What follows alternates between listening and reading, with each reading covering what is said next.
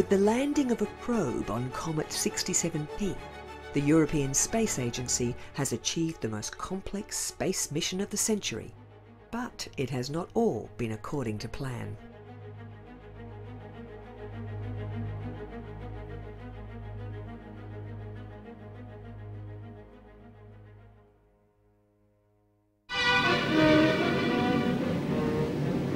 The early days of rocket technology were littered with spectacular failures.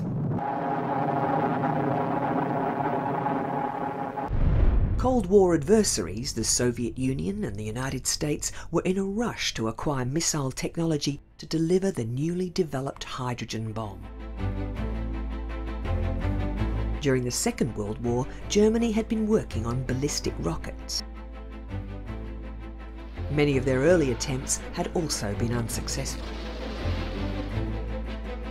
By October 1942, the German team, led by Wernher von Braun, had a workable prototype. When the weapons went into mass production, V-2 attacks were launched against Britain and Belgium.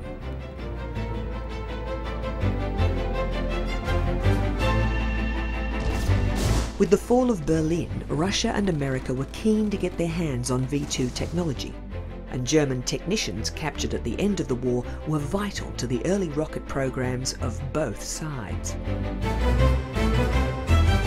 In the 1950s, the Soviet Union began work with clustered engines, and the R-7, the forerunner of today's Soyuz, emerged. The new R-7 featured 2 central stages flanked by 4 boosters, a configuration that's still used today. It could deliver a heavy thermonuclear warhead to a target in North America. And the R-7 was powerful enough to put a satellite into orbit.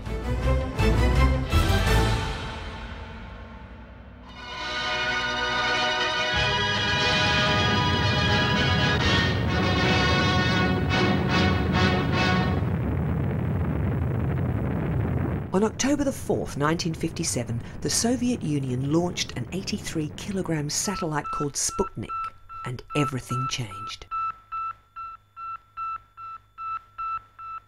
As it orbited, Sputnik transmitted a beep that could be picked up by radio as it passed overhead.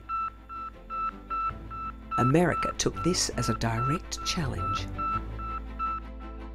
The US had 2 candidates close to launching a satellite: an Army team with its Jupiter C missile, headed by German V-2 engineer Wernher von Braun, and a naval team called Vanguard. Compared to the Army's Jupiter 1, Vanguard was largely unproven. But because the US was reluctant to rely upon von Braun and his German team, Vanguard was given the task of launching America's first satellite. However, the Russians had a new surprise. 1 month before Vanguard's launch date, and barely a month after Sputnik's flight, another R-7 was on the pad. This was the launch of Sputnik 2. And this time there was a passenger, a terrier called Laika.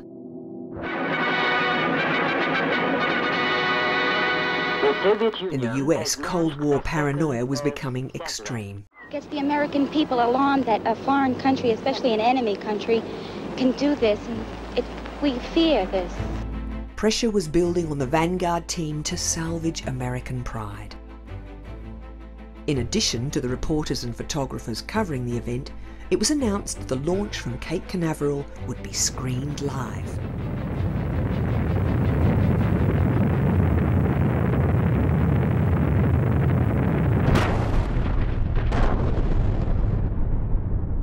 It was a national humiliation. And here, Pickering, Van Allen, von Braun. Von Braun's team was given the go-ahead. In weeks, the group developed a satellite named Explorer 1 that was a fraction the size of Sputnik. Unlike Sputnik, which just carried a radio transmitter, Explorer 1 contained a scientific payload. The Juno 1 was a modified Redstone rocket with a rotating upper stage, a simple technique devised by von Braun for doing away with a final stage guidance system. the four-stage Jupiter C in the tense period before time zero at 10:48 p.m.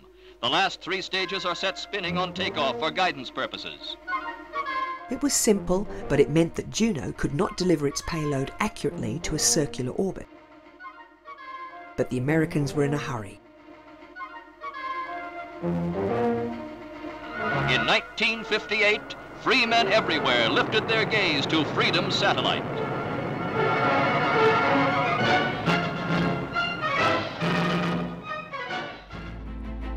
Later in 1958, President Eisenhower established a civilian-led space agency which absorbed much of the Army missile unit as well as the Vanguard program. It would be known as NASA. In 1959, NASA selected 7 astronauts for a manned space program, which only existed on paper. Russia also had selected a cosmonaut corps and was working to put the first man into orbit. The research, backed by huge engineering budgets, was becoming a proxy war between the superpowers, and so far the Soviet Union was winning. But NASA had inherited the X-15 program, a rocket-powered aircraft that was delivering valuable data about flight control at the boundaries of the atmosphere. The X-15 glided back to the ground without power, and the techniques gathered here were of benefit to NASA when the space shuttle was in development. One of the X-15's pilots would join NASA in its second intake of astronauts. His name was Neil Armstrong.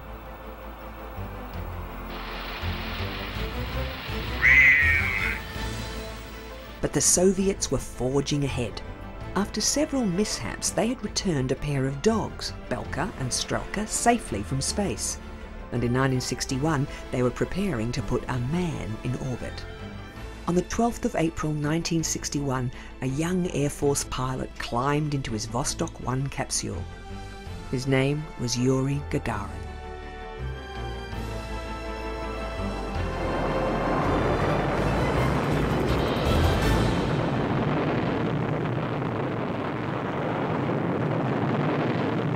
The first man in space. The Soviet Union had set the most prestigious record yet. The United States had a spacecraft, the Mercury capsule, but they needed a heavier booster to take it to orbit. Explorer 1 had been lifted by a Redstone derivative, and early unmanned Mercury flights would also use the Redstone. Alan Shepard was due to make America's first manned spaceflight atop a Redstone, but it would be a suborbital flight. The new, more powerful Atlas would take the first astronaut into orbit, and so far, neither launcher was performing reliably.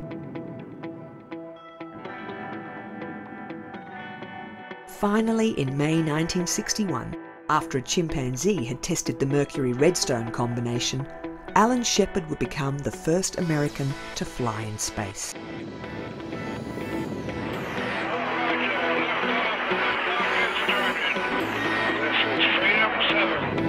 The flight lasted 15 minutes.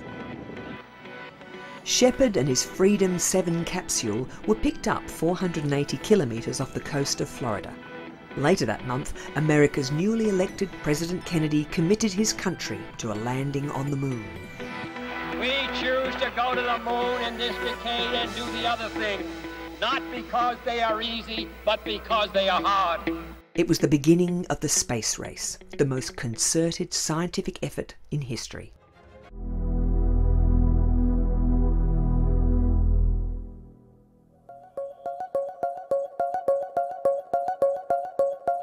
Since the 18th century, when William Herschel discovered Uranus, telescopes have been getting bigger.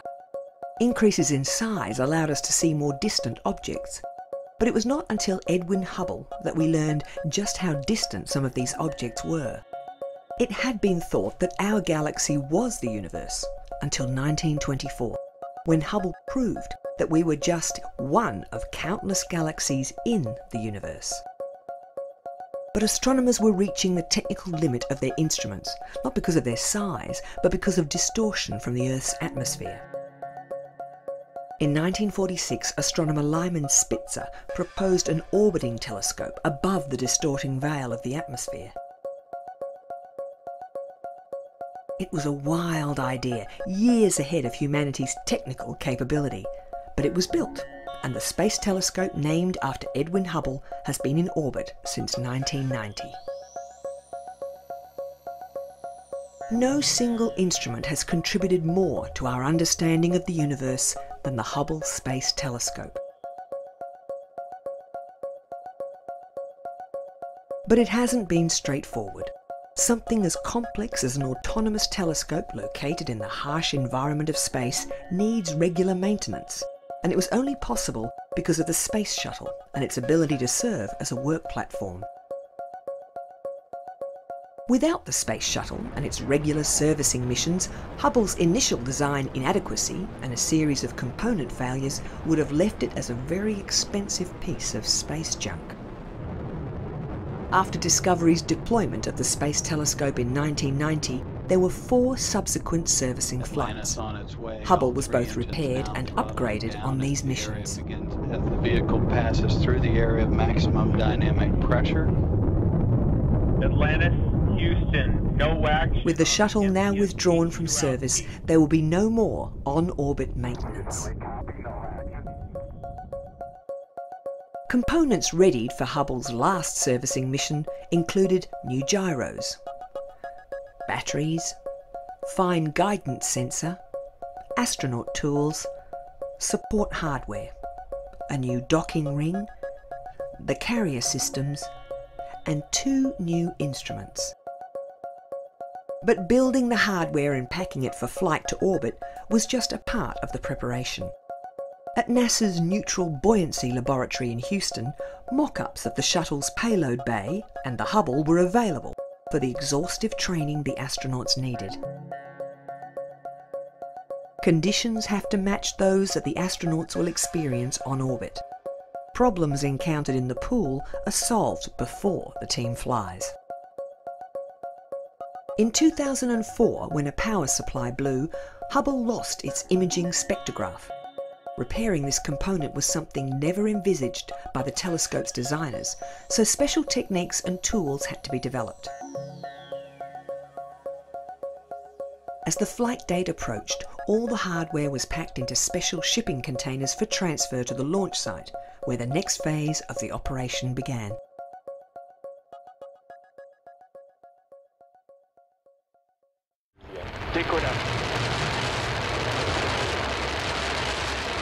On March 2nd, 2004, an Ariane 5 blasted off from Kourou in French Guiana. It carried the Rosetta probe, one of the most ambitious deep space missions yet launched. Recently, it was brought out of a 3-year hibernation. When I first heard the idea of Rosetta, I thought it would be extremely difficult. We've never flown a spacecraft to a comet. Its mission is to rendezvous with a comet, and it has had to travel a complex flight path to get there. Previous deep space probes have carried radioisotope power supplies, but Rosetta is designed with solar panels. It also carries a lander called Philae. The course Rosetta has followed has taken it past Mars and then back past Earth to gain assistance from the planet's gravitational fields. The probe skimmed past Mars at just 250 kilometres. Originally intended to meet comet Virtanen, launch delays meant a new comet had to be targeted.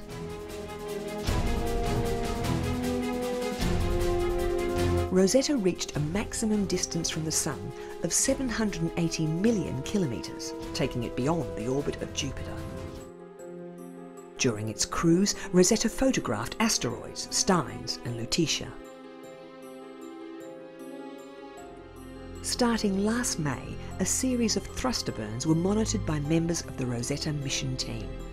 The first of 3 major burns took place, with Rosetta 500 million kilometres away. It used 218 kilograms of fuel and lasted 7 hours and 16 minutes. It brought Rosetta into phase with its target, comet Churyumov Gerasimenko. Over several months, 10 separate corrections were needed, and by August, the probe was roughly 100 kilometres from the comet. Soon, team members began seeing just what Comet 67P Churyumov-Gerasimenko looked like. These pictures are a computer-generated recreation based on the first images of the comet. As it's still a long way from the Sun, no tail has yet developed. It's only when you come closer to the Sun, this comet activity, this material starts to become active and it's outgassing, and then the cometary tail is formed, and this is what we normally see in the sky. Because the comet's mass is so small, Rosetta will have to be at a very low relative speed to orbit it. At the moment, the probe is carrying out a series of triangular manoeuvres to track with the comet.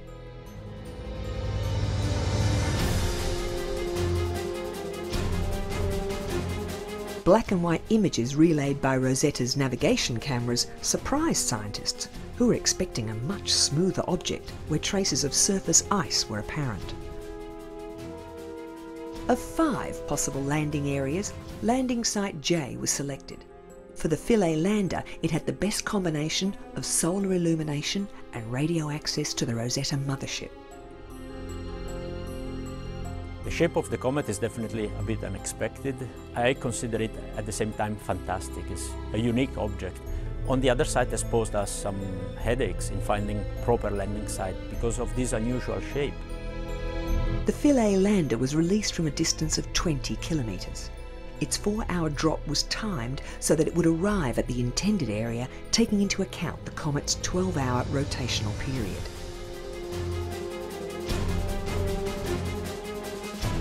Philae's 3 legs are tipped with small screws designed to anchor the craft on contact with the surface.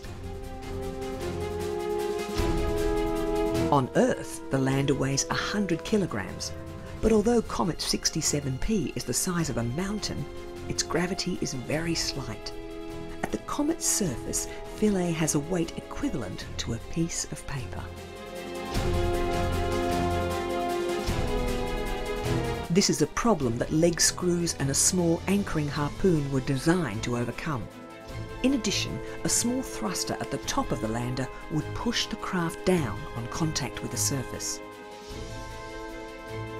This is how it was supposed to happen, but scientists, who had to wait for a message relayed via Rosetta, were confused.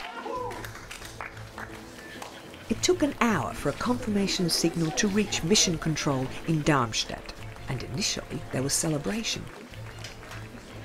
But after hours of analysis, it became apparent that the anchoring devices had all failed, and the probe had bounced back up to a height of 1 kilometre. After initial contact within 1 metre of the intended landing ellipse, Philae finally came to rest at the base of a cliff. It was functioning well and sent back images of its surrounds, including this picture of its foot wedged up against the cliff. This was not a good place, as the craft's solar panels will receive only limited sunlight. While its battery still had enough charge, the lander was asked to drill out a surface sample, analyse it and relay the results to the Rosetta mothercraft. This went smoothly, but Philae's batteries are now flat.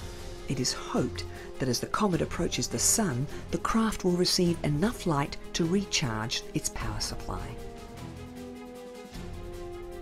Meanwhile, the Rosetta probe will continue to follow Comet 67P as it warms and develops its characteristic tail.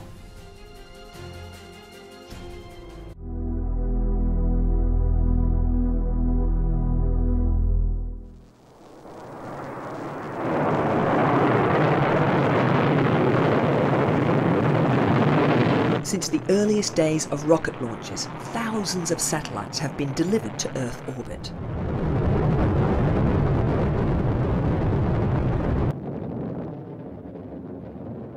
Today, an awareness of orbital debris means satellites at the end of their lives are set on a course that will see them burn up in the atmosphere. but many satellites remain aloft, and upper stages containing unburnt fuel will continue to drift, sometimes with alarming consequences.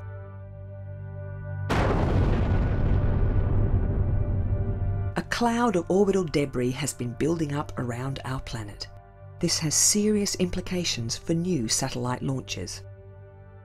ESA tracks the larger pieces of this orbital debris to see whether current satellites are in danger of collision. Ground stations are important in determining the orbital parameters of defunct satellites that can no longer communicate. Only 7% of monitored objects are functioning satellites.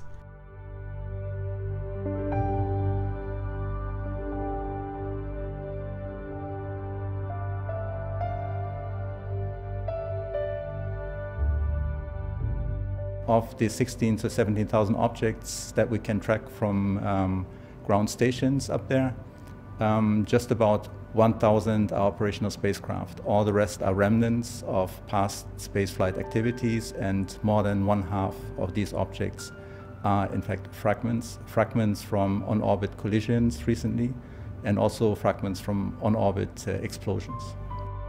Satellites at the greatest risk are those in north-south orbits, like the Earth observation satellites. The tracks of these craft converge at the poles, and this is where the highest likelihood of collision exists. There have already been 4 major collisions in low Earth orbit. The most serious impact was the one between an Iridium satellite and a defunct Cosmos satellite in February 2009. They collided at a relative speed of around 42,000 kilometers per hour, creating an additional 2,000 pieces of debris. This debris cloud has continued to spread across different polar orbits. According to international space law, responsibility for any debris or abandoned satellite remains with the owner. Regulations require new satellites to carry enough fuel to enter a decaying orbit at the end of their usable life. Schemes to de-orbit dangerous objects are being devised, but they are very expensive.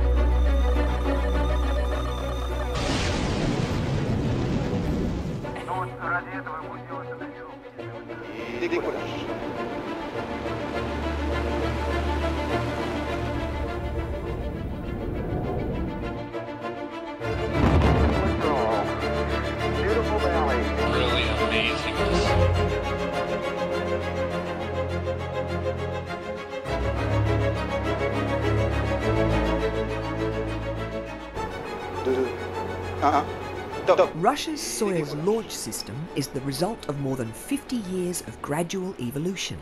It's the world's most reliable rocket, having flown more than 1,700 times, and commercial users love it.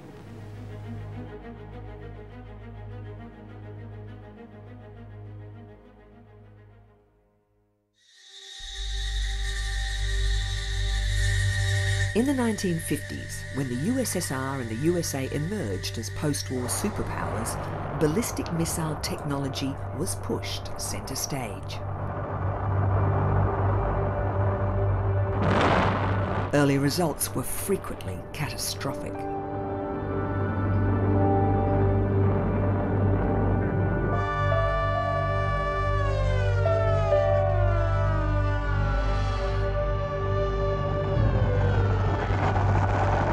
Because America could station missiles in Western Europe, they developed short-range weapons. But the Soviet Union had to develop the capability of delivering a heavy nuclear payload from Russia to the United States.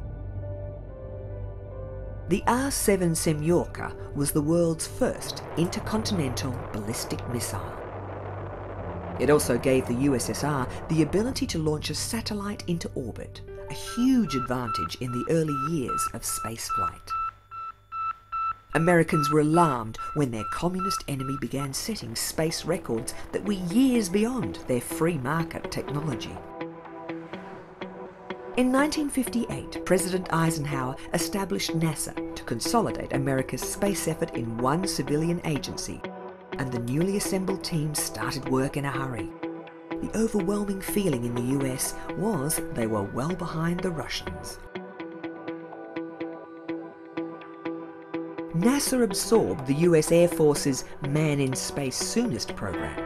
It was renamed Project Mercury.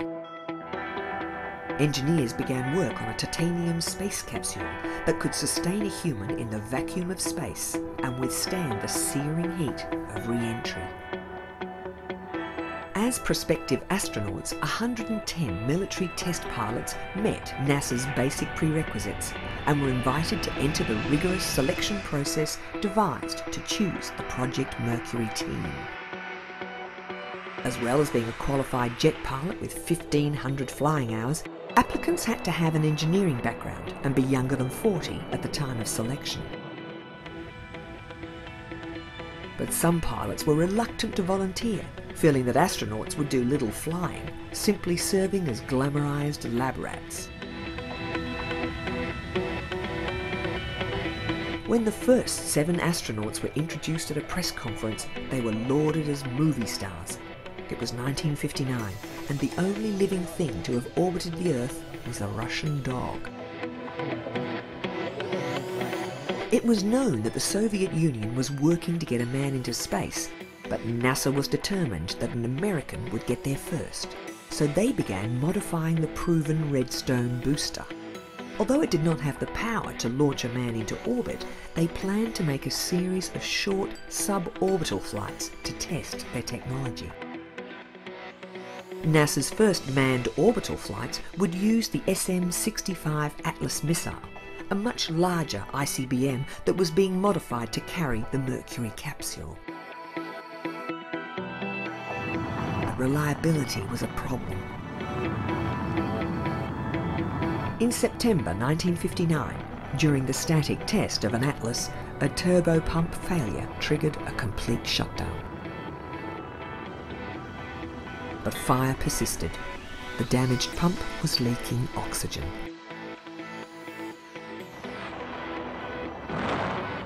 Damage to the pad took 7 months to repair. Because so many boosters were blowing up, an emergency escape system was developed. A tower atop the capsule housed a small but powerful solid fuel rocket that could pull the spacecraft clear of a catastrophic failure.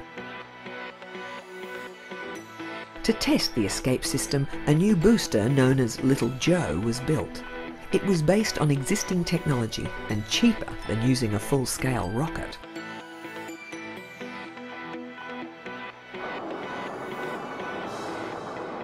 The escape tower was tested on the ground at maximum dynamic stress and at very high altitude. A complex sequence of events had to happen automatically to return the capsule safely to an ocean splashdown. This would give problems at a later stage of testing.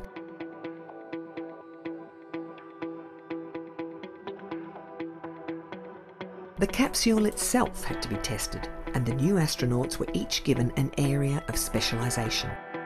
Engineers would get direct input from the people who would fly the Mercury spacecraft.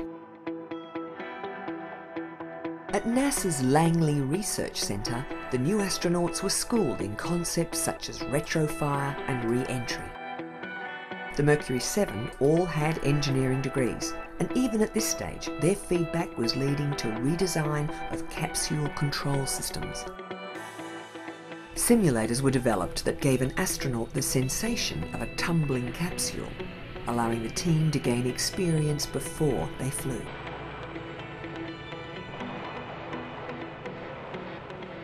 On special flights, they had a taste of zero gravity. Towards the end of 1960, the Mercury team was nearing full-scale flight tests.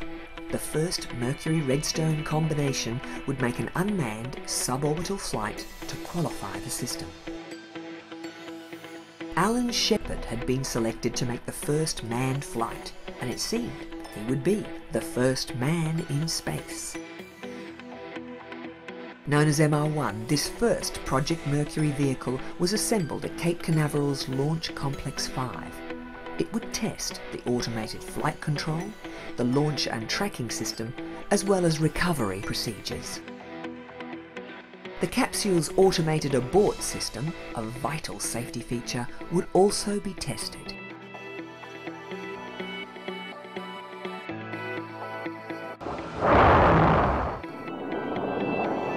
It would be known as the 4-inch flight. The booster engines abruptly stopped, and the escape tower was jettisoned as programmed at the end of the boost phase. This triggered the deployment of the parachutes, leaving the capsule in place atop the fully fueled Redstone. The problem had been caused when power plugs at the base of the Redstone disengaged in the wrong sequence. A technician had filed down a contact to make it fit. A new booster was flown in to replace the damaged one. The same capsule would be used for the second attempt, but it had to be refurbished. The electrical connections that had triggered the engine shutdown were redesigned, and the automated sequencing for jettisoning the escape tower had been rethought. Main engine cutoff could only trigger the release of the tower 137 seconds after liftoff.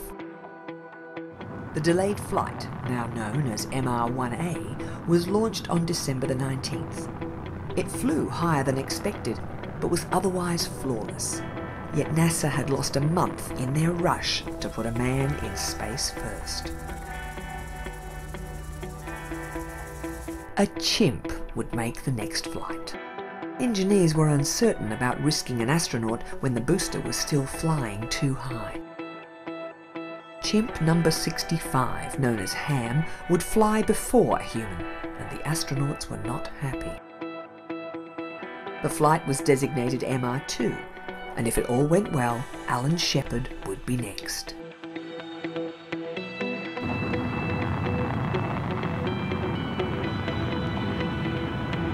But things did not go well.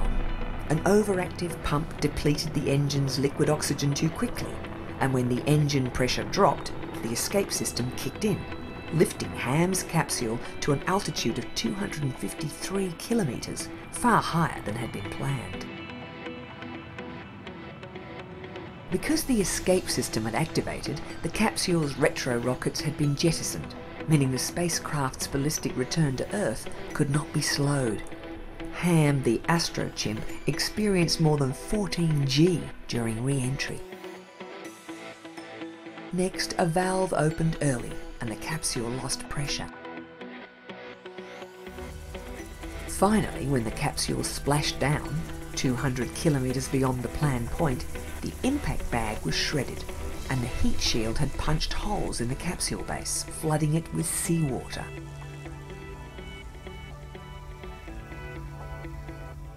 Ham had survived, protected inside the small compartment which functioned as his spacesuit, but debate about whether the system was ready to take an astronaut began.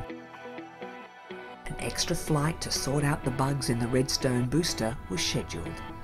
At the same time, NASA was preparing the much larger Atlas booster in readiness for orbital flights.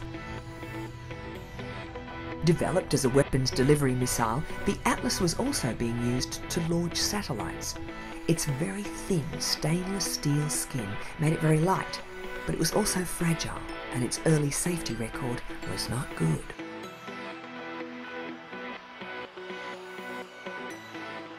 At its first launch, carrying a dummy Mercury capsule, the Atlas's thin skin buckled. It would be strengthened for all subsequent flights.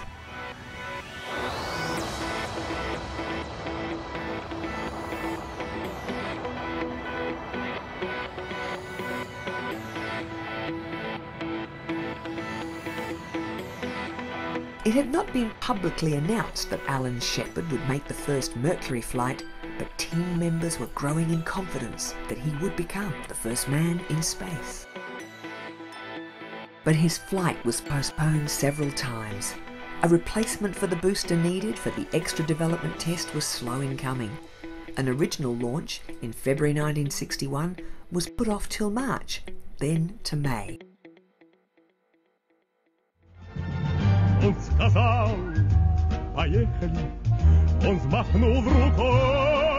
In April, the Soviet team had yet another surprise. After a heartfelt farewell, Colonel Yuri Gagarin prepared to enter his Vostok spacecraft. The flight and Gagarin's identity had been a closely guarded secret, with none of his cosmonaut colleagues being aware who was to make the first attempt. The craft would function automatically, with Yuri Gagarin needing to enter a code to unlock the controls should it be necessary.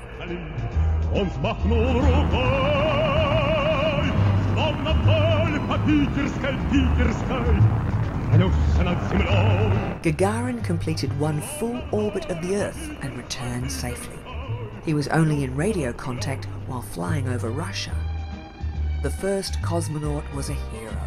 The first manned spaceflight captured the world's attention, and it surprised the Soviet Union as much as anyone. The smiling Gagarin became a huge asset to his country.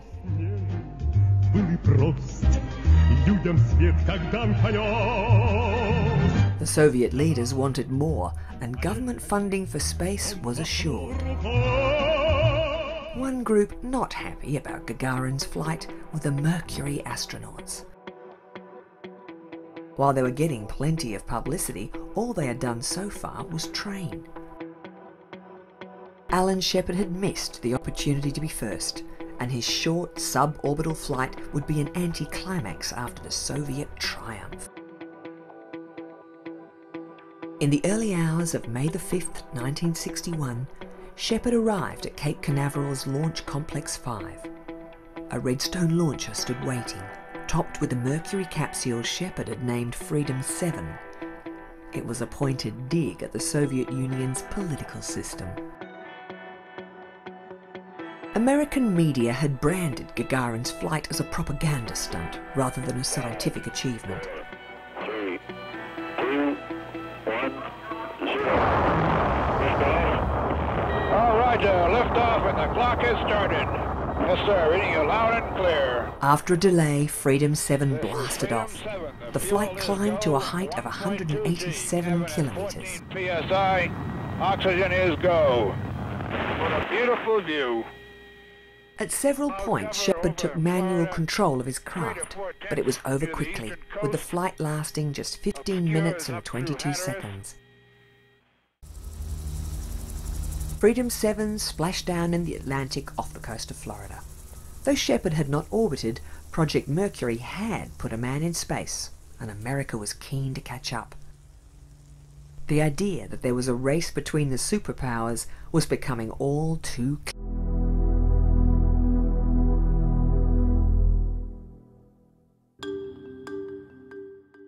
Launched in June 2003, ESA's Mars Express reached Mars in less than 7 months. It took advantage of the planet's closest pass by Earth in 60,000 years. It was the European Space Agency's first mission to the Red Planet, and it rose from the ashes of Russia's failed Mars 96 mission. Europe had made a major technical contribution to the Russian probe, but after a successful launch, the 4th stage failed to reignite, and Mars 96 burned up in the Earth's atmosphere. Though there is no outward similarity between the probes, Mars Express contains many of the same sensors and instrumentation as its Russian predecessor. Since its arrival at Mars, the probe has been imaging the Martian surface. Its instruments are designed to find out more about the planet's atmosphere and its geology, including evidence of surface water that may have existed in the past. Contour images of the surface reveal features that are familiar to us as having been caused by volcanic eruption, but all tectonic activity has ceased long ago. Mars shows signs of erosion too, yet the channels have long since dried.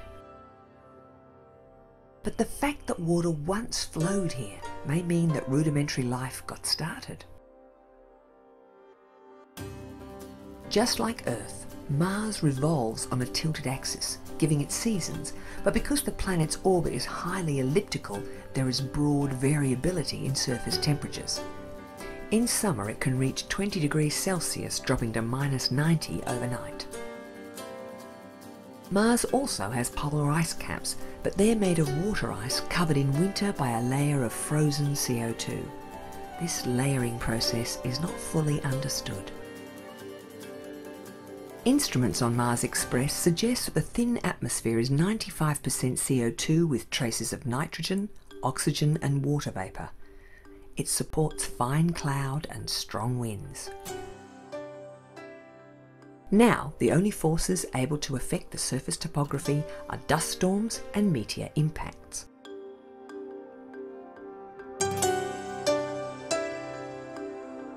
Mars Express is in an elliptical orbit around Mars at right angles to the orbit of Phobos, Mars's major moon. Recently, it made its closest approach to the tiny moon, which is too small to have a spherical shape.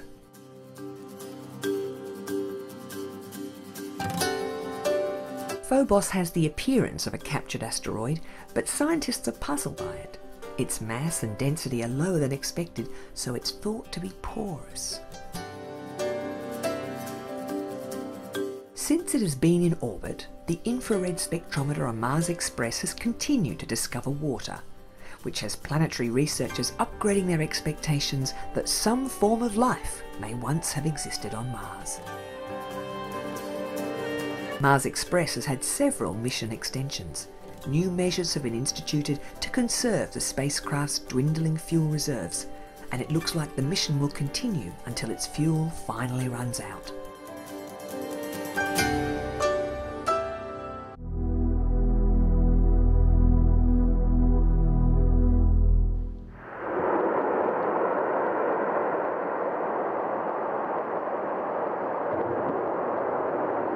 Russia's iconic Soyuz launcher at the Baikonur Cosmodrome.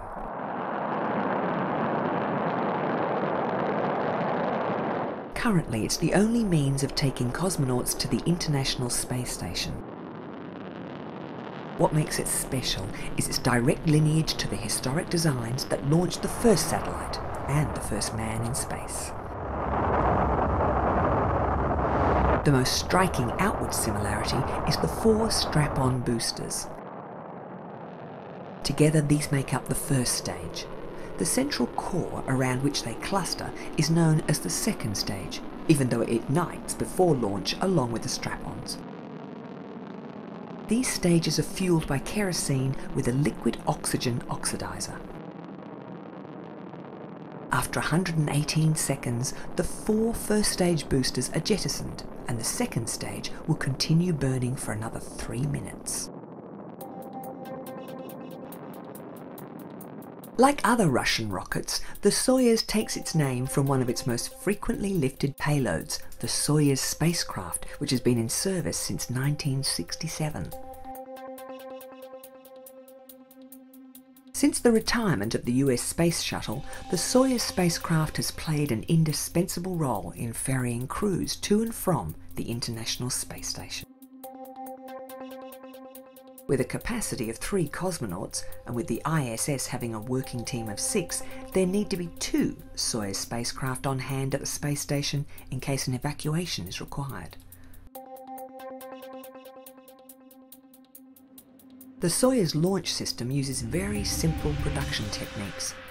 Unlike the American shuttle and the Saturn V's, the Soyuz is assembled horizontally, which saves a huge amount of extra manufacturing hardware and complexity. Final integration happens on a rail car and incorporates the lifting arm that will raise the rocket at the launch pad. The trip to the pad happens at a walking pace, and it is a Russian tradition that cosmonauts due to fly will witness the rollout. At the pad, hydraulics are used to raise the Soyuz to vertical, where it is suspended above the flame pit and supported by 4 counterweighted arms. Fueling and service gantries also surround the rocket. The gantries will be withdrawn before launch, leaving the unique tulip-shaped configuration. This was originally devised to add extra support to the waiting rocket, as the Baikonur launch site is known for its strong winds.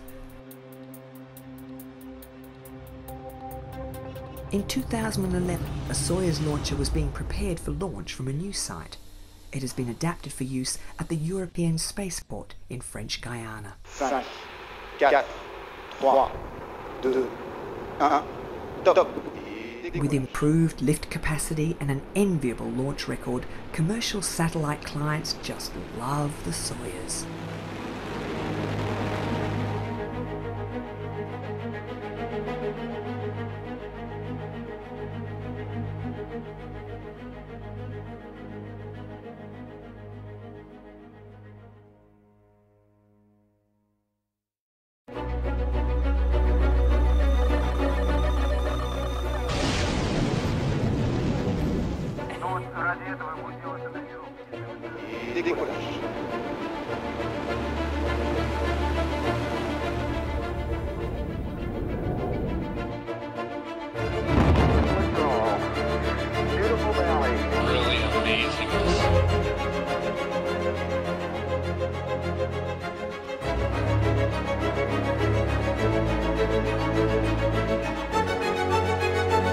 The International Space Station has been occupied since the year 2000. Its primary role is science, but just keeping it functioning is an immense task.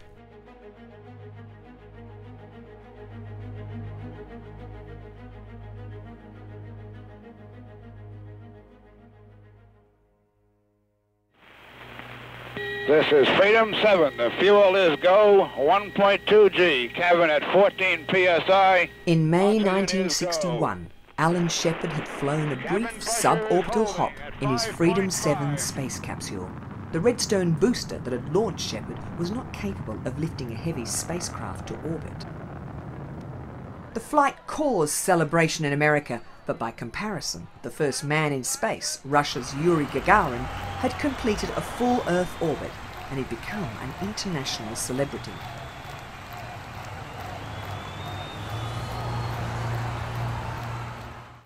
The newly formed American Space Agency, NASA, had been charged with closing the space technology gap with its communist adversary, the Soviet Union, and Project Mercury was the means for achieving this.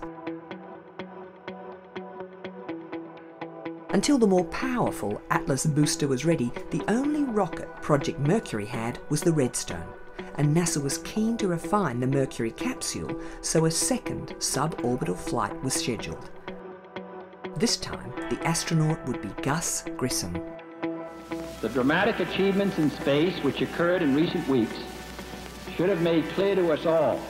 Less than 3 weeks after Shepard's flight, America's president made a decisive contribution. On the minds of men everywhere who are attempting to make a determination of which road they should take.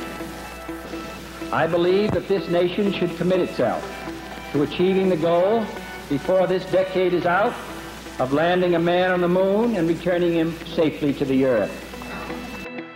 At NASA, the training program and the preparation for the second Mercury flight with astronaut Gus Grissom continued as scheduled. But administrators realised that their president's announcement would mean a rapid expansion of the space agency. New staff were hired and long-term contracts were negotiated.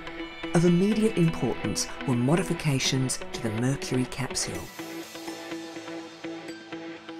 At the astronauts' request, a window was added and a new hatch using explosive bolts had been designed for quicker egress. 70 bolts held the hatch in place, but these now had an intentional weak point and a small explosive charge would blow off the hatch if required. Gus Grissom would be the first to fly with the new hatch.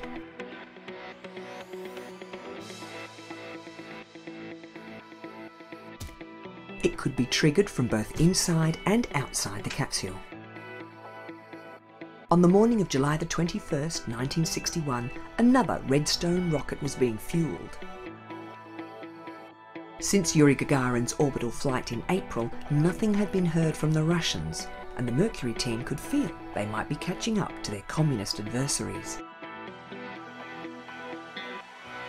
Weather had already caused this flight to be postponed 3 times. Grissom had named his Mercury capsule Liberty Bell 7. Confusingly, all Mercury spacecraft had the number 7 because there were 7 astronauts. This mission was similar to Alan Shepard's flight, lasting around 15 minutes, with most important events happening automatically. However, the thruster control system had been modified, but Grissom would have less than 3 minutes to test it. The launch tower rolled back after a half-hour delay. One of the hatch bolts was misaligned, and it took engineers some time to conclude that the remaining 69 bolts would be enough. 2, 1, 0. Liftoff. Roger, this is Liberty Bell 7. The clock is operating. Loud and clear. Testing the manual thruster control, Grissom found it more sluggish than the ground-based simulator. On changing to the new rate command control system, he found it worked well, but was heavy on fuel. I'm going to try this left yaw here. About all I can really see is clouds. All too quickly, he was preparing for re-entry on what had seemed a perfect flight. Aircraft in the landing area picked up a radio beacon that started when the capsule's parachutes deployed. Helicopters soon found Liberty Bell 7 floating right on target. Everything appeared normal. Inside the capsule, Grissom had released the safety catch on the hatch. Not long after, the explosive charge blew the hatch open and the craft began filling with water. Grissom had to jump clear, and the helicopter was struggling to lift the water-filled capsule clear of the waves. Warning lights in the chopper indicated the engine had been overtaxed and that failure was imminent. The pilot dumped the capsule, which sank beneath 5,000 metres of the Atlantic. Grissom had been struggling to stay afloat too, and he was winched to safety in a water-filled spacesuit.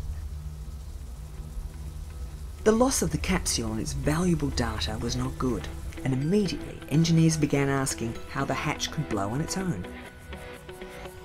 Grissom was adamant that the hatch had blown by itself. While he was still soaking wet, and with doctors trying to examine him, he took a congratulatory call from President Kennedy.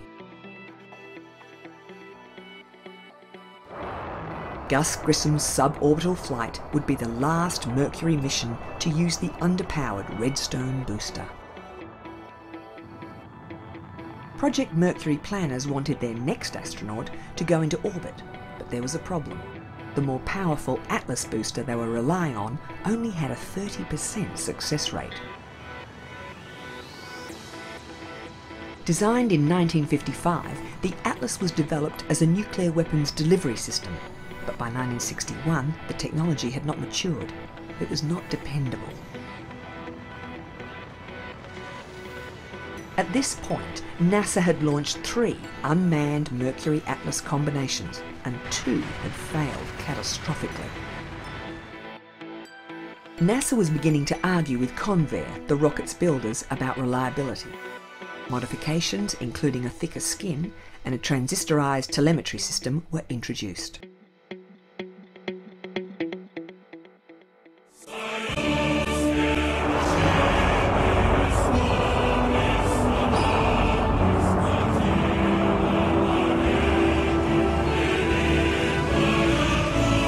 But then, the Soviet Union launched Vostok 2. Newspaper headlines tell the story. Herman Titov of Russia returns to Earth after orbiting the globe 17 times in a little more than 25 hours, covering 435,000 miles, which is more than twice the distance from the Earth to the Moon. An orbit by a U.S. astronaut is planned later this year. His name was Enos, and just as chimpanzee Ham had tested the first Mercury Redstone, Enos would test the Mercury Atlas. NASA gave all its really dangerous missions to chimpanzees. In November 1961, Enos blasted off.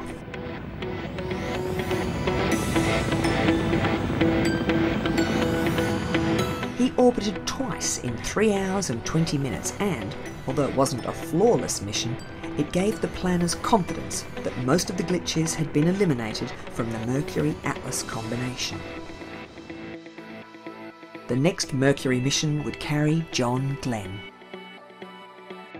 He would be America's first man to orbit the planet. The flight had been scheduled for January the 16th, 1962, but technical issues and then problems with the weather meant that the launch had been delayed till February the 20th.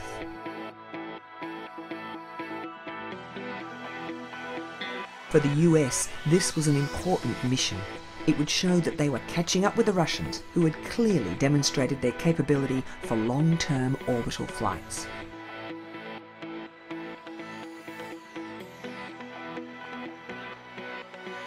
People had turned out along the beaches of Central Florida to watch the launch, and national pride was on the line.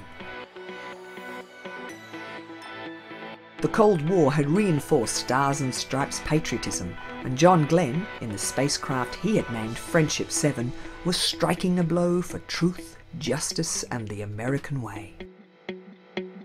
Godspeed, John Glenn.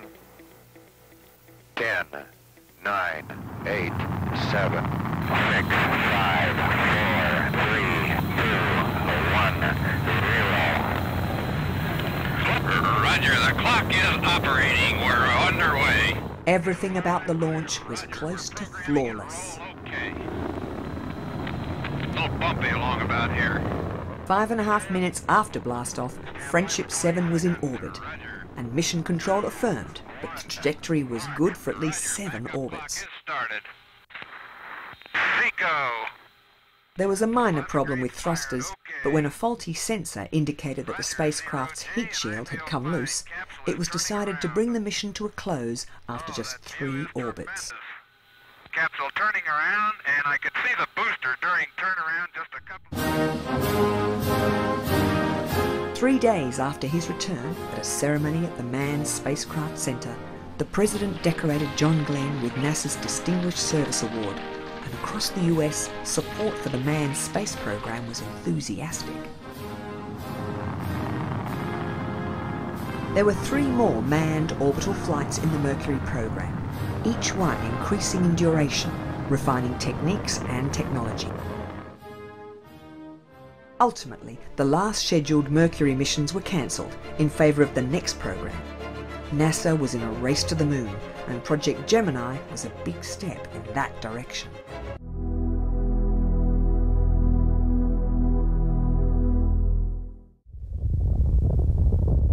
Since the beginning of rocket launches, engineers have used an array of cameras to monitor their craft's behaviour, and as rocket technology has developed, so have the cameras. A typical shuttle launch was monitored by 135 different cameras. Fixed cameras, shooting at 400 frames per second, capture both the solid fuel boosters and the rocket engines so that any anomalies can be scrutinised in detail after the launch. Other units surround the pad area to record the launch from every conceivable angle. In the period leading up to liftoff, when access to the launch complex is limited, the cameras play a vital role in continuous pre-flight inspections. Another group, called the Final Inspection Team, is equipped with handheld cameras. They have close access to the pad and launch gantry.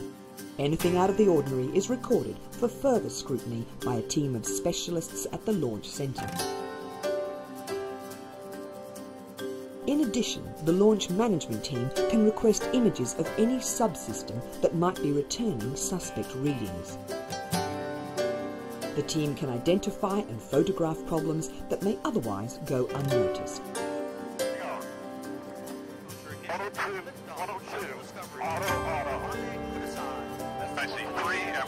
When a spacecraft leaves the ground, a different set of tracking cameras continue to record. There are 17 medium-range trackers near the perimeter of the launch zone and at least 21 long-range trackers. These telescopic units run both high-definition video and 35mm film. They're essentially radar-controlled with fine adjustment via a joystick so sensitive it can pick up the operator's heartbeat. On the 16th of January 2003, the Space Shuttle Columbia blasted off into a clear blue sky. 83 seconds after liftoff, a chunk of insulating foam broke off from the external tank, hitting the shuttle's left wing. It was picked up by 2 of the tracking cameras.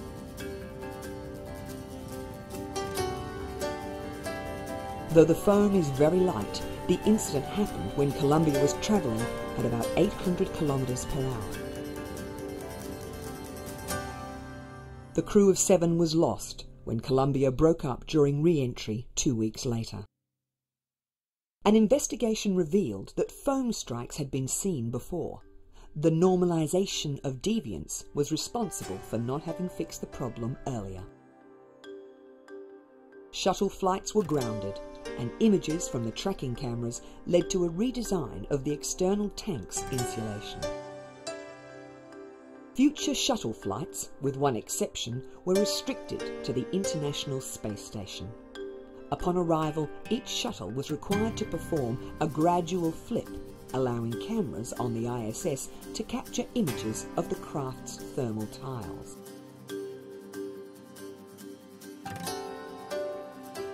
Any damage revealed would mean astronauts could wait at the station for a return to Earth on a later flight. But such precautions only revealed the vulnerabilities of the aging shuttle, and the fleet was retired in 2011, leaving the United States without a human-rated spacecraft.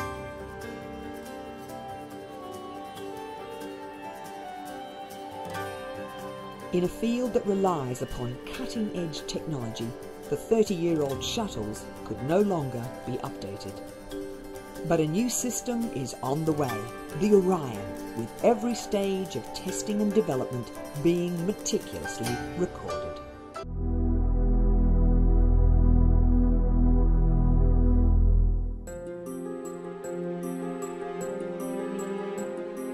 The International Space Station serves as a research and observation platform in the weightless environment of low Earth orbit. It has been continuously occupied since Expedition Crew 1 took up residence in the year 2000.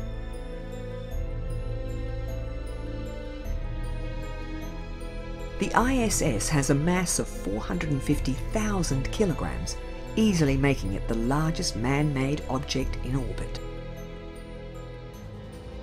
The space station had its origins in the Russian Mir 2.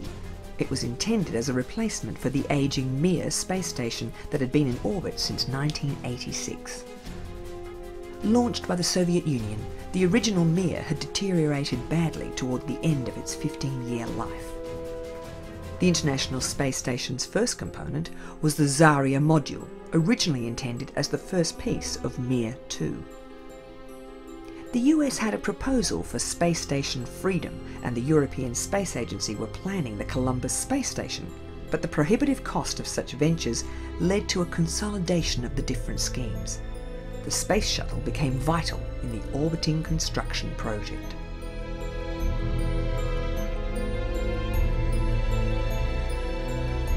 The second component was American. Known as the Unity module, it was added in 1998.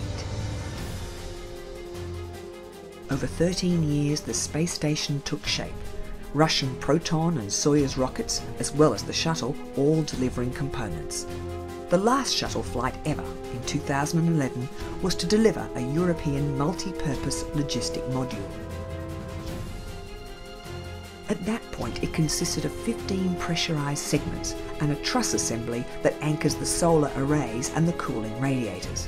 Even so, the ISS remains unfinished, with both a European robotic arm and a Russian multi-purpose laboratory still to be delivered. The Russian modules could all dock automatically, but a considerable amount of construction work was carried out by astronauts based in the station. Even after the building work finished, regular maintenance and running repairs require mission specialists to go outside. One of the last features to be added was the cupola, which includes the space station's largest window. Views are astounding. As the ISS travels over polar regions, the northern and southern auroras show as iridescent bands in the upper atmosphere. This is an indication of high solar activity, with the solar wind showering the Earth in charged particles. Generally, as the ISS is in a low Earth orbit, solar activity does not present a health hazard to the space station crew, as they are shielded by the Earth's magnetic field, which deflects all but the most intense ejections from the Sun. However, when solar flares are detected, the crew must shelter in the Russian orbital segment, which has shielding to protect against increased radiation. Even so, ISS crew members in one day receive as much radiation as a person on Earth will get in a year.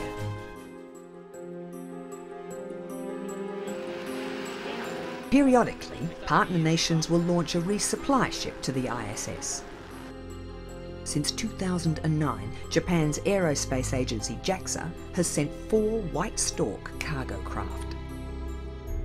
ESA has sent 5 automated transfer vehicles, which dock automatically and remain at the station for around 6 months.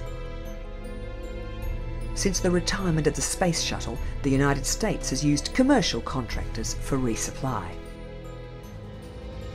Like the Japanese ship, SpaceX's Dragon cargo craft will come alongside and wait to be captured by the station's robotic arm. The most frequent visitor is the Russian workhorse, the Soyuz, used for ferrying crew members, and its cargo equivalent, the Progress. These also dock automatically. 2 Soyuz craft stay at the ISS for emergency evacuation. With the arrival of a new cargo craft, the ISS crew are kept busy unloading and stowing new provisions. Ultimately, the cargo capsule is filled with waste and jettisoned.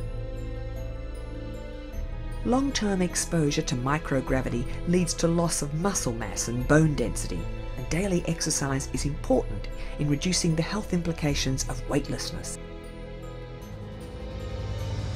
Outside routine duties in keeping the space station functioning, the astronauts' regular work is science.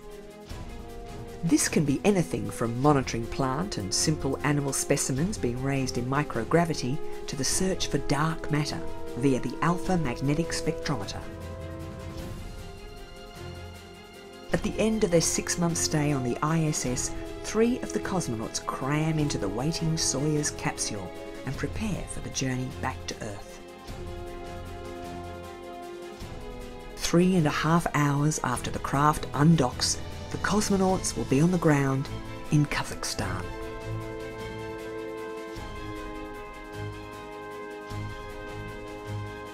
Major partners America and Russia cannot agree on funding for continued operations beyond 2020, which could mean the end of the orbiting laboratory.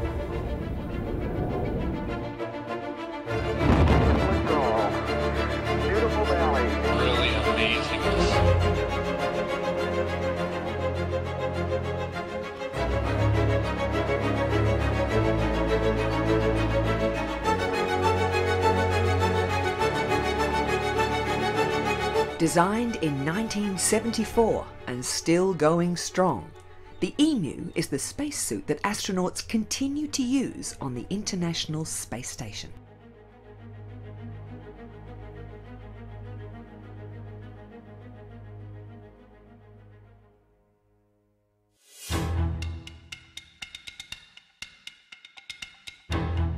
Gemini was the brief but intense interim program where NASA pioneered rendezvous manoeuvres needed for lunar missions.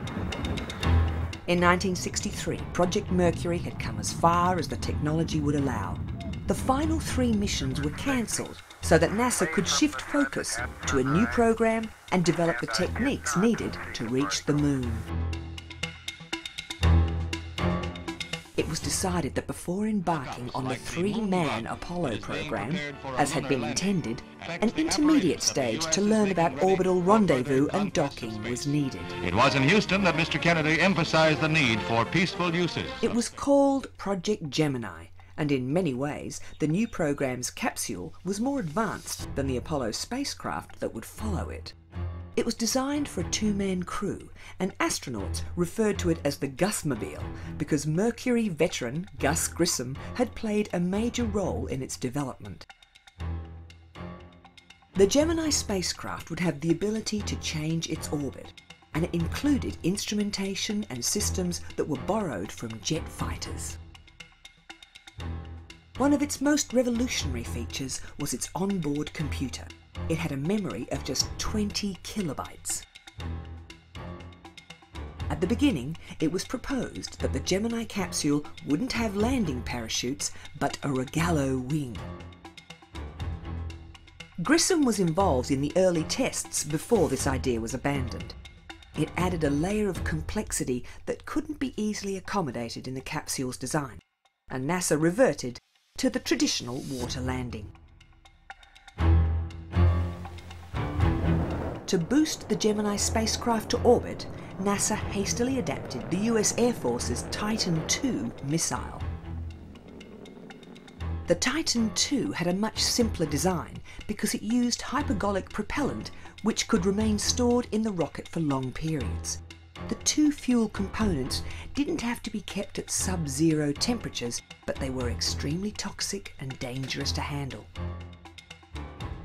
Designers understood that any launch mishap wouldn't cause the large explosions seen with liquid oxygen, so they dispensed with the launch escape system used in the Mercury program and equipped the Gemini capsule with ejector seats. Of the original Mercury 7 astronauts, only Grissom, Schirra and Cooper remained, with the rest having left NASA or having been suspended for medical reasons. To bolster its core of space pilots, NASA took in a second group of 9 astronauts in 1962 and another 14 the following year.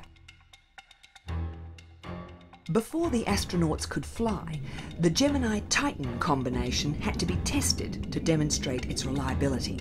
The booster was prone to rapid variations in thrust, known as pogo oscillations. Modifications were made to the rocket, and unmanned flights of Gemini 1 and 2 were made in 1964 and 1965.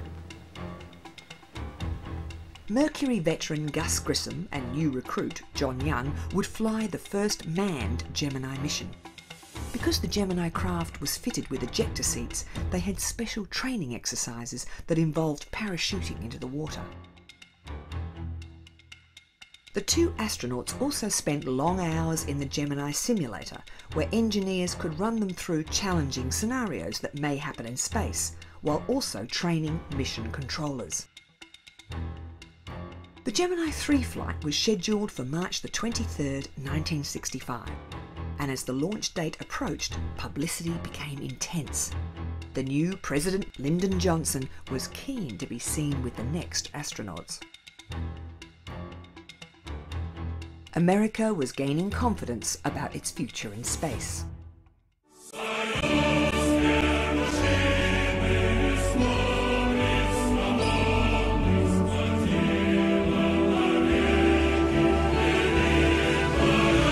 5 days before Gemini 3 was due to blast off, the Soviet Union launched a 2-man spacecraft.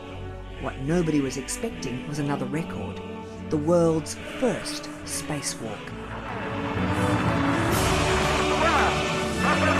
Cosmonaut Alexei Leonov left his Voskhod 2 capsule to float freely in space for 12 minutes.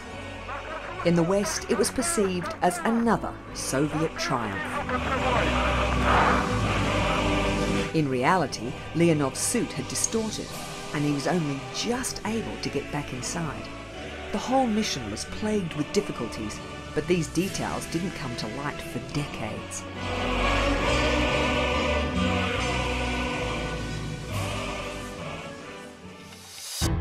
For America, Gemini 3 felt like a welcome return to space. It had been almost 2 years since a NASA astronaut had been in orbit. You're on your way, Molly Brown. It would be the first of 10 manned Gemini missions. American media was making the astronauts household names. Achievements of the new manoeuvrable craft in space included the first change in orbital shape and the first change in orbital plane. After just 3 orbits, Grissom and Young returned to Earth. During the Mercury program, astronauts had named their capsules. Grissom had named Gemini 3 Molly Brown, after the Broadway show The Unsinkable Molly Brown. NASA did not like this, as it was a reference to Grissom's Mercury capsule that had sunk to the bottom of the ocean. Barely 3 days after their return to Earth, Grissom and Young were at the White House, where President Johnson presented them with NASA's Distinguished Service Medal.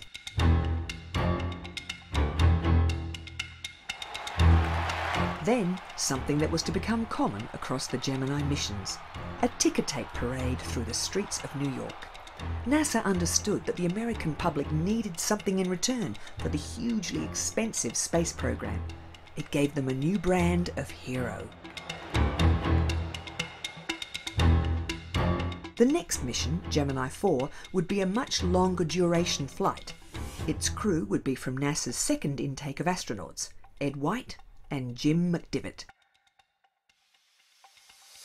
They had been in training for 3 years. White had been practicing with a special manoeuvring unit that he would use during NASA's first spacewalk. 3, 2, 1, 0. Gemini 4 blasted off on the 3rd of June 1965. After the previous flight had verified the spacecraft, this mission would work out how to use it. Soon after reaching orbit, the crew located the rocket's discarded second stage and tried to move towards it using visual cues only.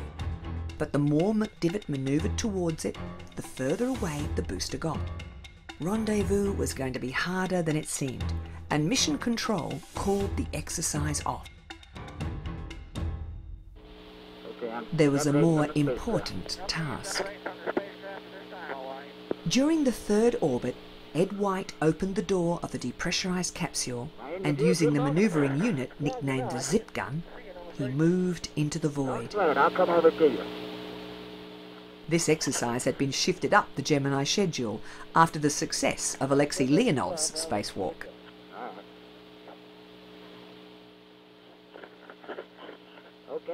Soon, a stray glove drifted from the capsule. It would continue in orbit for another month before burning up in the Earth's atmosphere. The spacewalk was successful, except for a small break in communications. The flight director says get back in. This is Jim. What, got any message for us? Jimmy 4, get back in. Okay. I don't know, we're coming over to the west there, and they want you to come back in now. Roger, we've been trying to talk to you for a while here. Another first for Gemini 4 was that the control centre had moved from Cape Canaveral to a new home in Houston. And because the mission was due to last 4 days, it was the first time that 3 separate 8-hour shifts had gone into operation. There had been a problem with the computer, and the hatch had been difficult to open and close, but as Gemini 4 re-entered the Earth's atmosphere, Mission Control regarded the flight as a success. But they now knew future missions would have to focus on orbital rendezvous. You ain't gonna do much about it from here, huh?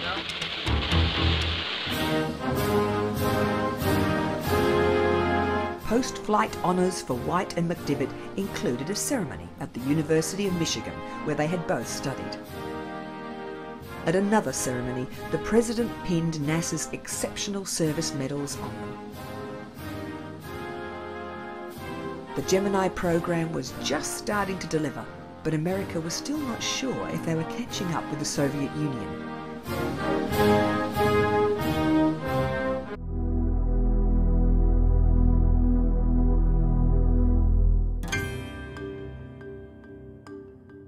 Venus is just over 43 million kilometres away. Early astronomers believed it to be similar to Earth. In 2005, ESA launched the Venus Express mission, and after 8 years of close observation, we now know a lot more about our planet's nearest neighbour. Surface temperatures on Venus are more than 450 degrees Celsius, and its atmospheric pressure is almost 100 times greater than here on Earth. You have clouds that are made up of sulfuric acid, in fact, so it's a very nasty place to be at. And that's one of the big questions on Venus. Why did Venus go that way, and why did we on the Earth go this way? The planet takes 243 Earth days to rotate on its own axis, and only 220 days to go around the Sun.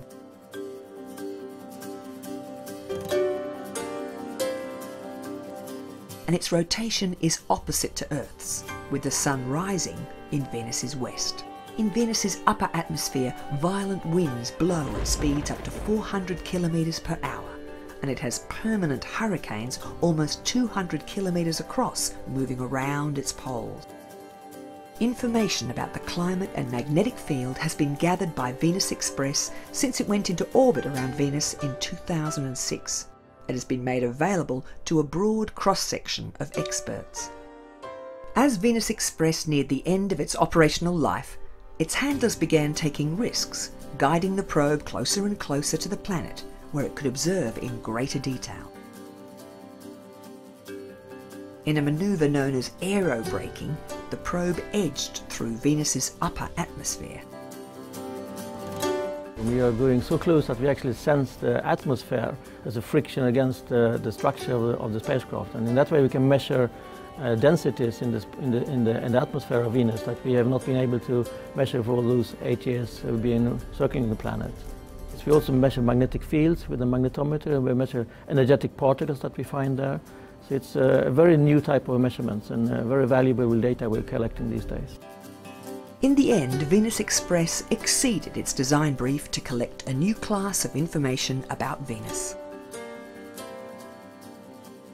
This helps us to understand the evolution of our solar system, and, with Venus being very close to the size of Earth, science is gaining an insight into Earth's possible future.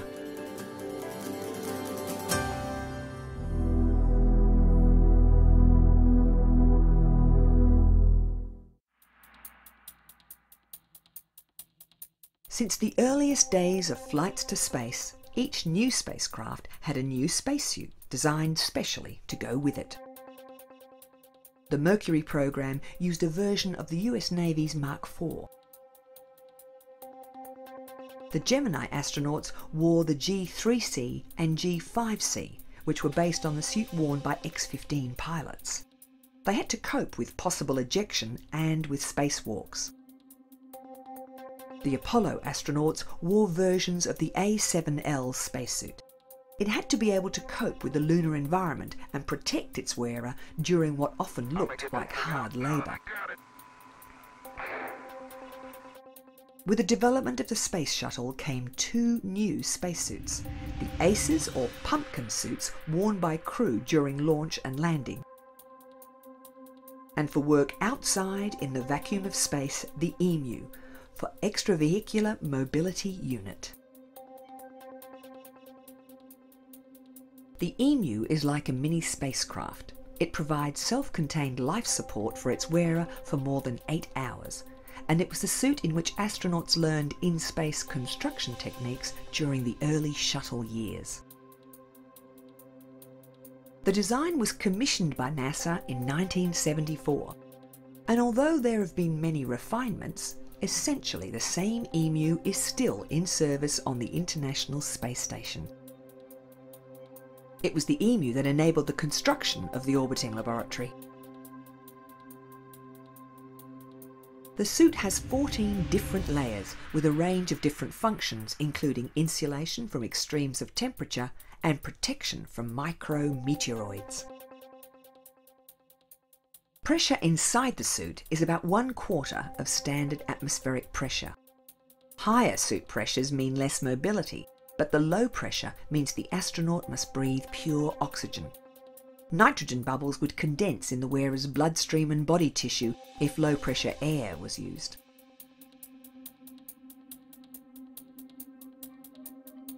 In preparation for a spacewalk, an astronaut must pre-breathe pure oxygen for several hours to purge his system of nitrogen, and this process starts before the astronaut begins getting into his suit. The upper part of the suit is a rigid shell made from fiberglass. It provides firm attachment for the life support backpack and a toolkit mounted at the chest.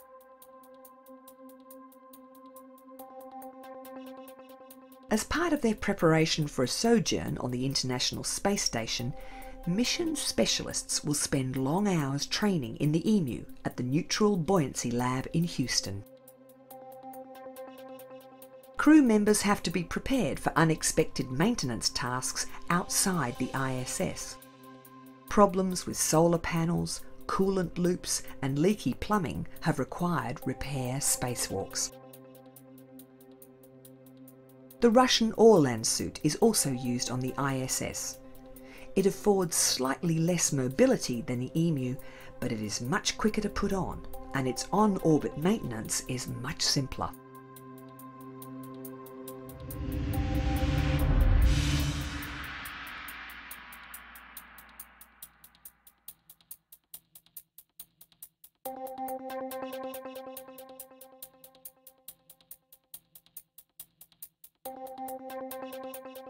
The EMU was designed to be serviced on the ground, but ISS crews have had to adapt and learn how to open up the suit to locate problems and fix them. For complex repairs, ground specialists have even prepared video instructions for the ISS crew to follow. Leak problem. Every time the suit is put on, it is checked for leaks. While small losses are expected, any significant leak must be repaired immediately. Shuttle astronaut and physician Michael Barrett had to locate and replace a damaged O-ring. The failure of such a small part could threaten a whole mission. A new Z-series spacesuit is being developed, but evaluations will not be complete until at least 2020, so the familiar EMU will remain in service for a while yet. The 1970s vintage suit that built the ISS and kept the Hubble Space Telescope working deserves its big reputation.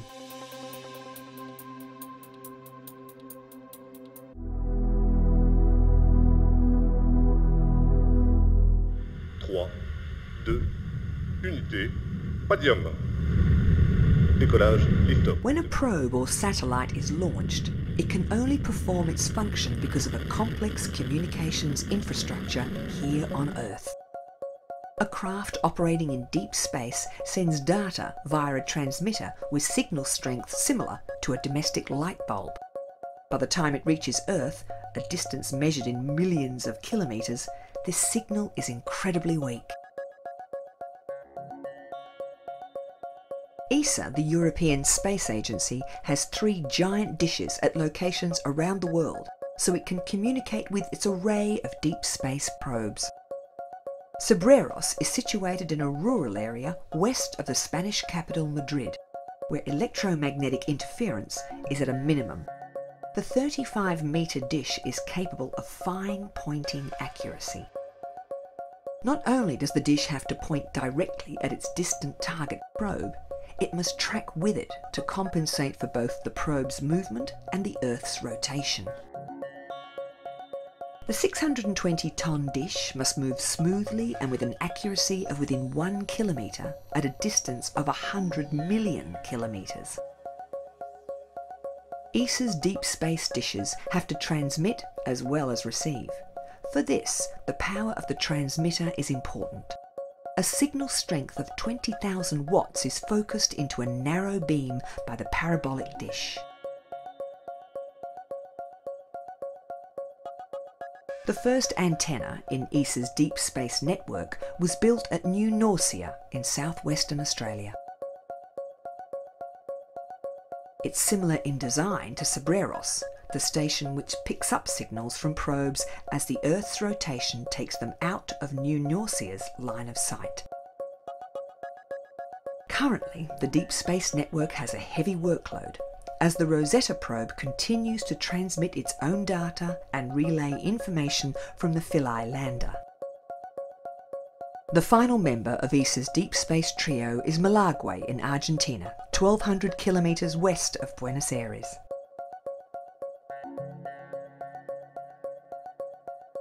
This is the system's newest antenna, having been finished less than 2 years ago. It completes the network's coverage of the sky in any direction at any time. The 3 deep space dishes are coordinated from ESOC, the European Space Operations Centre in Darmstadt, Germany.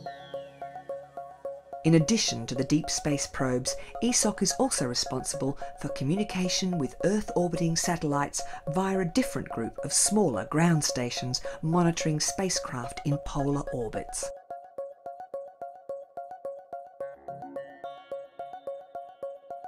For more than 45 years, the Centre has provided the link between Earth and a variety of research spacecraft. Currently, the network is controlling 13 different long-term missions.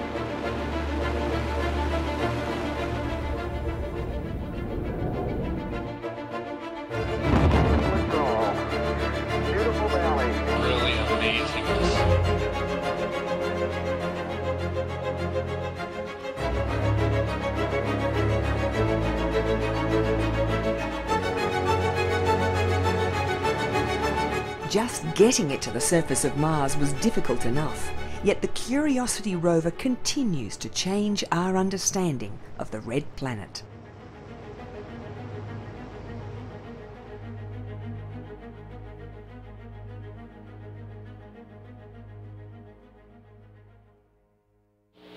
Okay, I'm out. Okay, he's out. He's close free. Okay, I put a little roll in, took it right out. Gemini was NASA's hastily conceived bridging program, designed to perfect techniques needed for a lunar landing. Gemini 4 saw astronaut Ed White leave his capsule and walk in space, but the spacecraft's attempt to rendezvous with its booster had been a failure. Gemini 5 had set an American endurance record of close to 8 days, but its rendezvous exercise had failed as well. On the morning of October the 25th, 1965, 2 rockets stood awaiting launch at Cape Canaveral. While astronauts Wally Schirra and Tom Stafford prepared for blastoff on Gemini 6, a special Atlas Agena target vehicle stood waiting on Pad 14. Because rendezvous and docking was integral to its moon landing strategy, NASA had commissioned the Agena docking module. It would be carried to orbit atop an Atlas booster.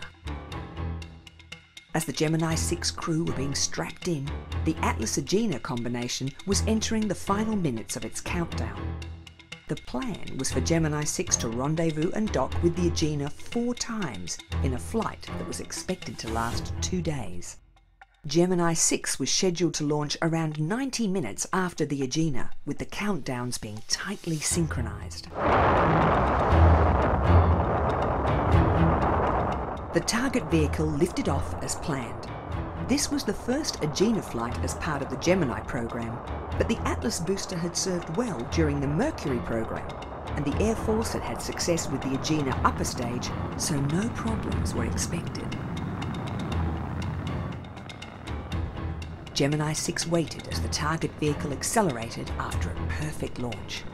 But minutes later, as the upper stage separated, all telemetry was lost and tracking radar detected 5 separate pieces. The Gemini mission was now pointless, and the launch was cancelled with Schirra and Stafford leaving their spacecraft. There was debate about what to do next. Scheduling for the Gemini program had been tight, with roughly 1 new launch every 6 weeks. There was no replacement Agena ready to launch before the next flight, Gemini 7.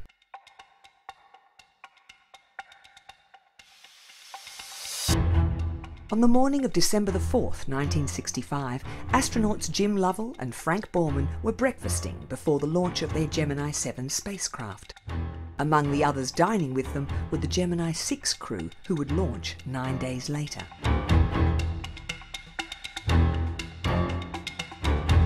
Gemini 7 was to be the longest duration flight yet, and for comfort during almost 14 days in orbit, the crew were wearing new lightweight spacesuits.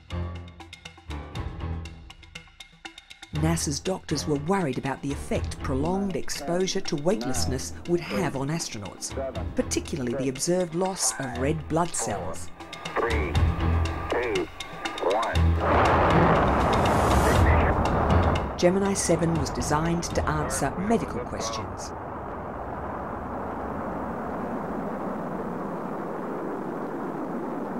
It launched on schedule, before Gemini 6, which had been renamed Gemini 6A. We're on our way, Frank. It had taken NASA more than 60 days to prepare for a new launch.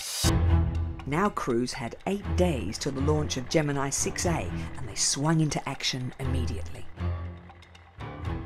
As soon as they reached orbit, the Gemini 7 crew turned their craft and began tracking with its upper stage. Gemini 4 attempted this, but it failed due to an insufficient knowledge of orbital mechanics.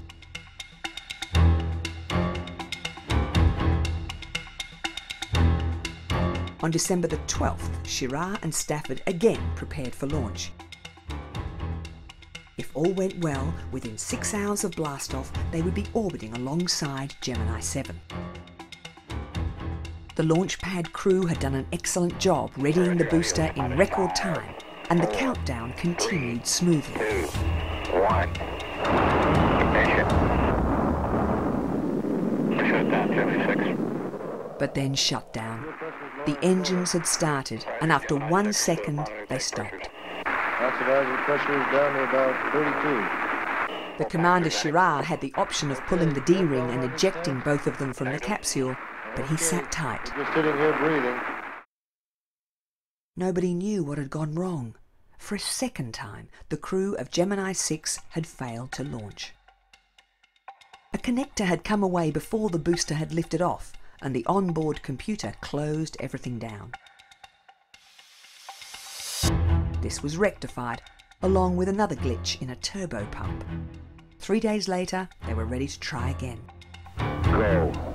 5, 4, 3, 2, 1.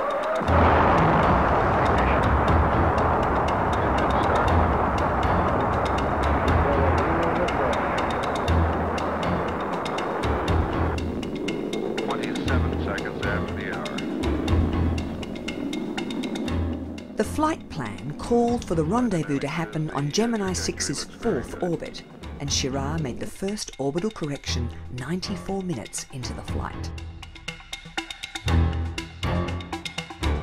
Gemini 7 would remain passive, with all orbital adjustments being made by Gemini 6. After 3 hours, slightly more than 400 kilometres separated the two craft. and Gemini 7 was picked up by Schirra and Stafford on radar.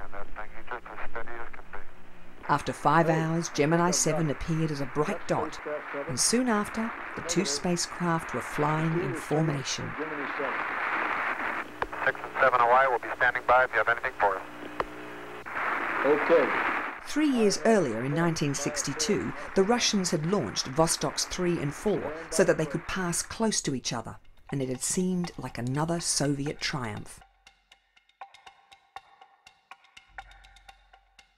With the rendezvous of Gemini 6 and 7, the Americans realised that the Vostoks had accomplished 2 well-timed launches, a very different achievement to the precision on-orbit changes they had accomplished. For more than 4 hours, the two spacecraft flew side by side, sometimes coming as close as 30 centimetres. It gave NASA confidence in its rendezvous technique, but there had not been a docking as had originally been intended when the target had been the Agena. After slightly more than a day in orbit, Gemini 6 re-entered the Earth's atmosphere and was picked up in the Atlantic Ocean.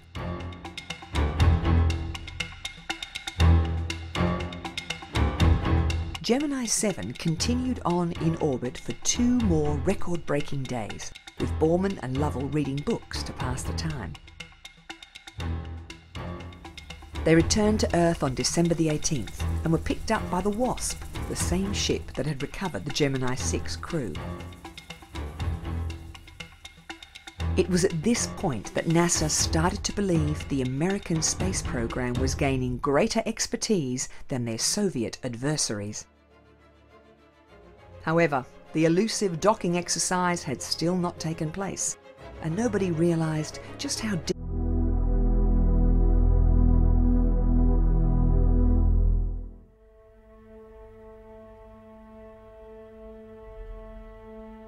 When the Cassini probe reached Saturn, staff at the JPL Operations Center watched eagerly for confirmation that it had carried out its orbital insertion instructions.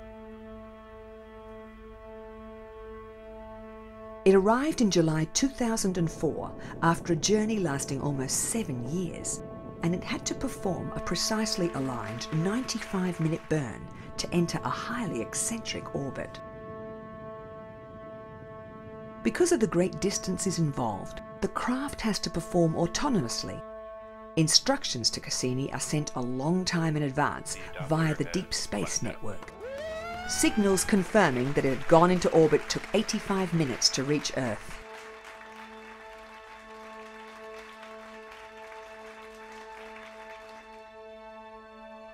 After 6 months orbiting Saturn, Cassini approached Titan, Saturn's biggest moon.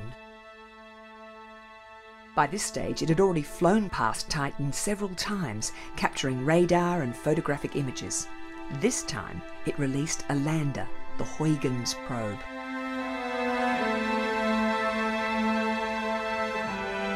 Titan is so large, it holds a thick atmosphere, so Huygens was equipped with a heat shield and a parachute. As it was floating down towards the surface, the lander began taking photographs and analysing the atmosphere's constituent gases. It made the first soft landing in the outer solar system, and although it performed well, relaying data back to Cassini, only one of the orbiter's recorders was on. Half of the images were lost. We now know that Titan has lakes on its surface, lakes of liquid methane. The Cassini probe has been active for more than 10 years, and during that time, it's helped us learn about the strange behaviour of Saturn. At first, it seemed that the northern and southern hemispheres of the gas giant were rotating at different rates, but it now appears that the wind speeds in the south are faster. Cassini's looping orbit is regularly modified so that it can pass close by features that mission specialists want to study. Another Saturnian moon, Enceladus, surprised observers. It is 1/10 the size of Titan, yet it appears to hold a thin atmosphere of water vapour.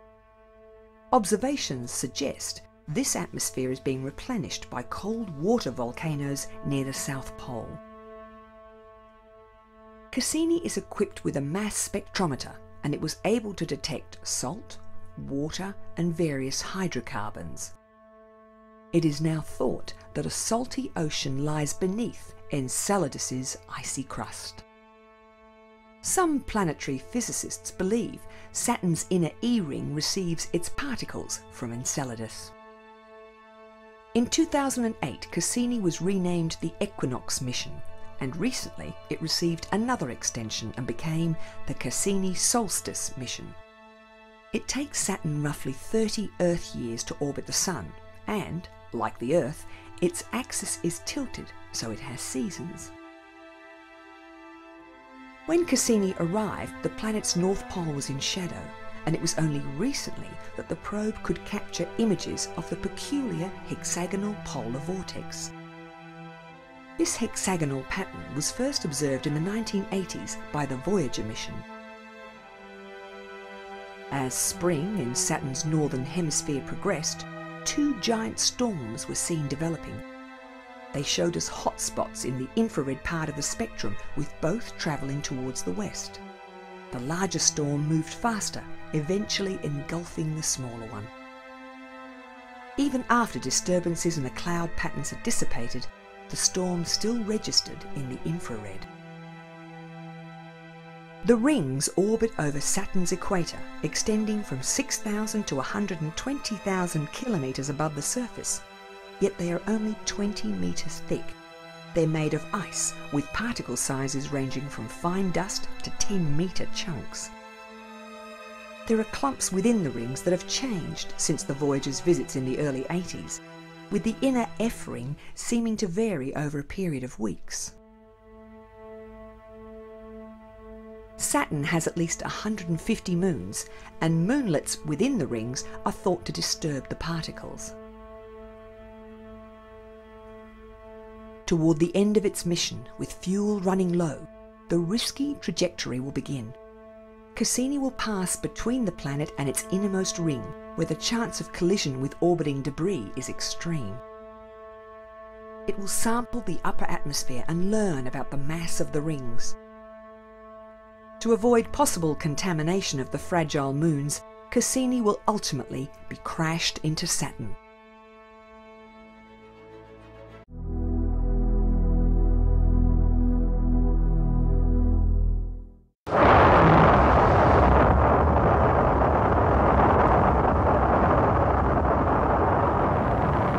In 2005, the Mars Reconnaissance Orbiter was headed to what were becoming the crowded skies above the Red Planet.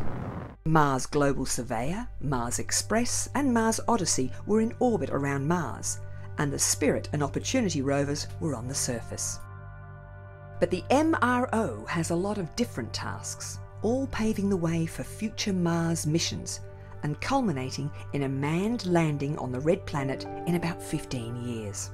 It has been mapping Mars in fine detail, and this information has already been used to select a landing site for the Phoenix lander. The orbiter is also collecting detailed information about the weather patterns on Mars. While it continued to transmit a clearer picture of the planet, back on Earth, a new rover was taking shape. A rover like none before, and one that would work very closely with the MRO. Lockheed Martin, under the supervision of NASA's Jet Propulsion Laboratory, was building a rover the size of a small car. Unlike previous rovers, it wouldn't use solar panels for its power. It's equipped with a radioisotope thermoelectric generator with a minimum lifespan of 14 years. Known as Curiosity, the rover has a range of cameras and chemical analysis tools, as well as a robotic arm and radiation detector. Before it could fly, Curiosity had to be tested at extreme temperatures and vibration. Towards the end of 2011, Curiosity, fixed into its entry, descent and landing module, was packed into the nose cone of an Atlas V. Because of the proximity of Mars, the launch window was extremely narrow. 3, 2, 1. Main engine start, 0, and liftoff.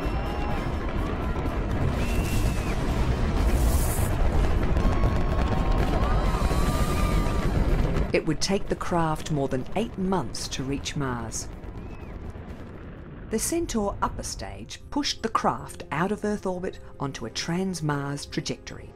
Before they separated, the Curiosity package was set rotating for stability.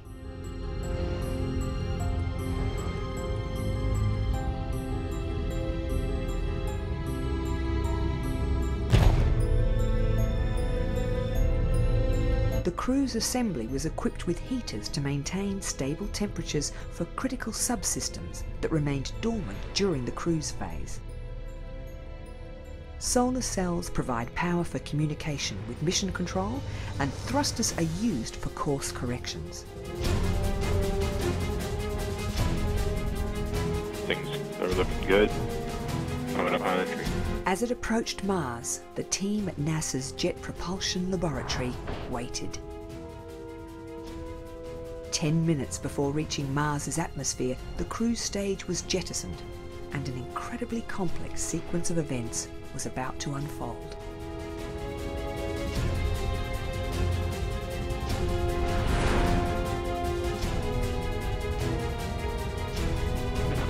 As it entered the atmosphere, it was travelling at about 20,000 kilometres per hour, and the first stage of deceleration began.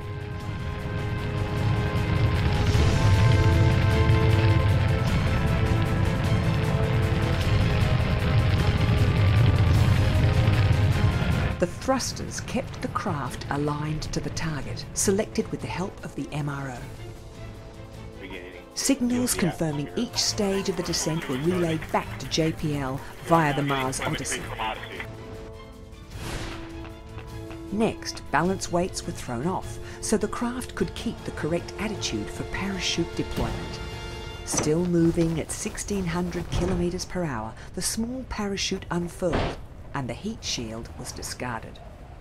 From orbit, the MRO captured this image of the descent stage.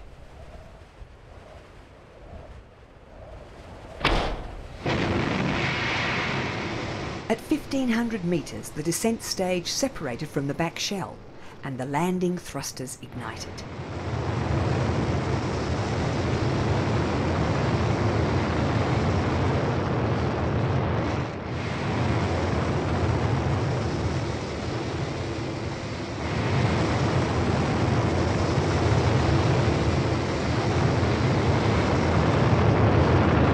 A radar altimeter monitored both the craft's height and its speed. At a height of 20 metres and now moving at 3 kilometres per hour, the rover was lowered on cables and the wheels deployed.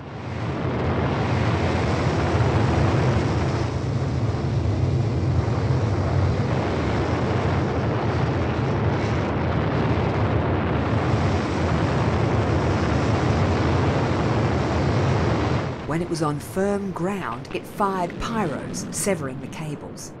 The sky crane technique was used so that dust and debris stirred up by the rockets couldn't damage the rover. Touchdown confirmed. We're safe on Mars.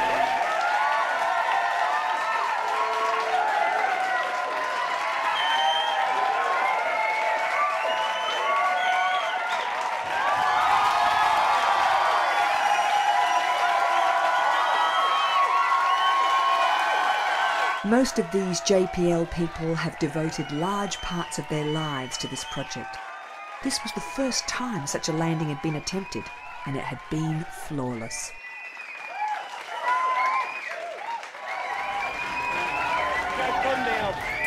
Almost immediately, an image was relayed back.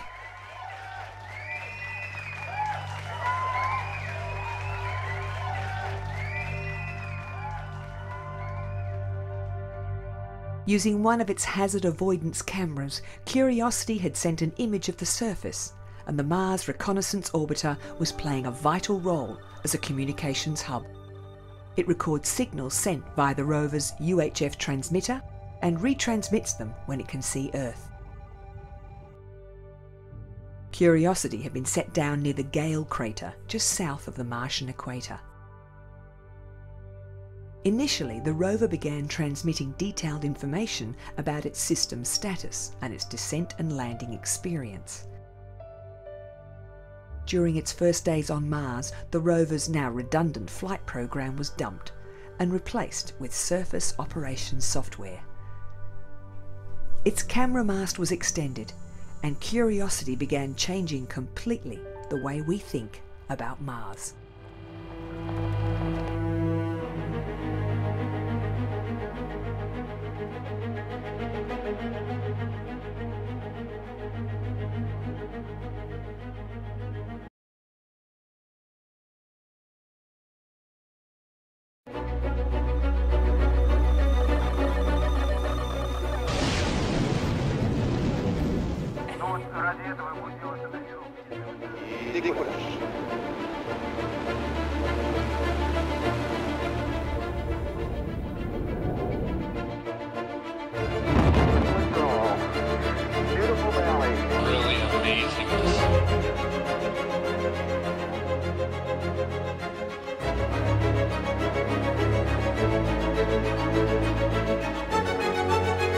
The Earth's magnetic field is weakening and the magnetic poles are drifting.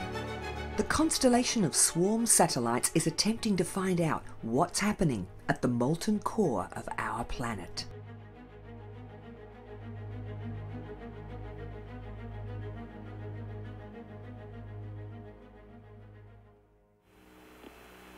Gemini 7, are you able to see in the windows of 6 very easily and vice versa? The combined Gemini 6 and 7 missions had flown in formation, but an original objective for two craft to join together in orbit, a process known as docking, could not be attempted because Gemini 6's Agena target vehicle had exploded just after launch. We can very clearly see the horizon scanners operating.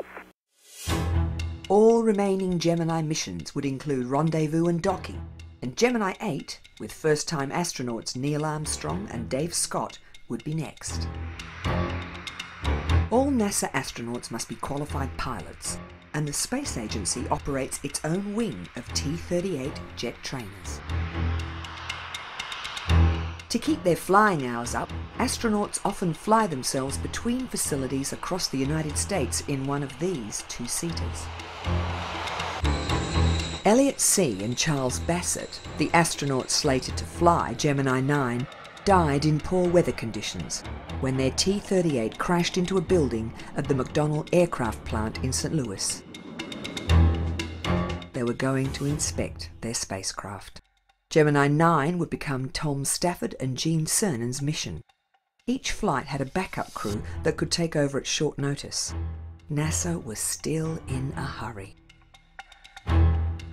On March the 16th, 1966, Gemini 8 waited on Launch Pad 19, while an Agena target vehicle waited on Pad 14. The Agena would launch 95 minutes before the Gemini craft, and the two would dock about 6 hours after launch. But docking was not the only aim of the Gemini 8 mission. Dave Scott was due to make America's second spacewalk. There had been setbacks in the Gemini program, and this flight was aimed at catching up. As Armstrong and Scott were being strapped into their craft, the Agena was in the final seconds of its countdown. 2, 1, 0.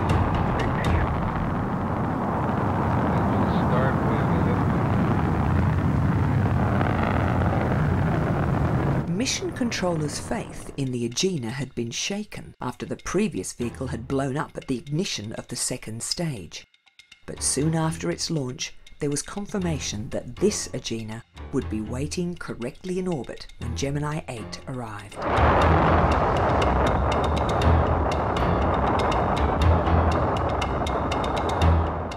The Agena was supposed to be controllable from the ground or from the spacecraft, but because there had been difficulty in receiving information from the target craft, Mission Control still had doubts about the Agena's attitude control system. Prior to docking, the crew were warned to turn the Agena's system off if it gave trouble.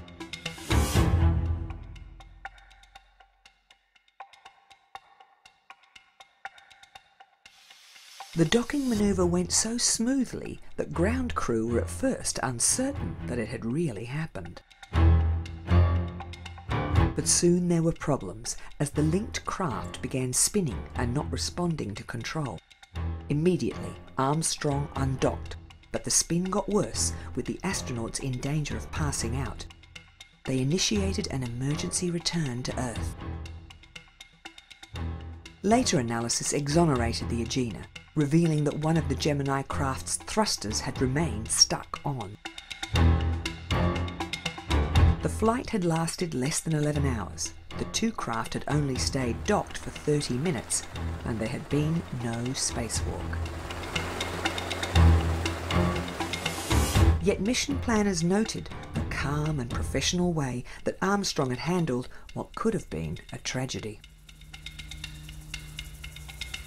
Armstrong and Scott splashed down in the Pacific near Japan, the only Gemini craft not to land in the Atlantic.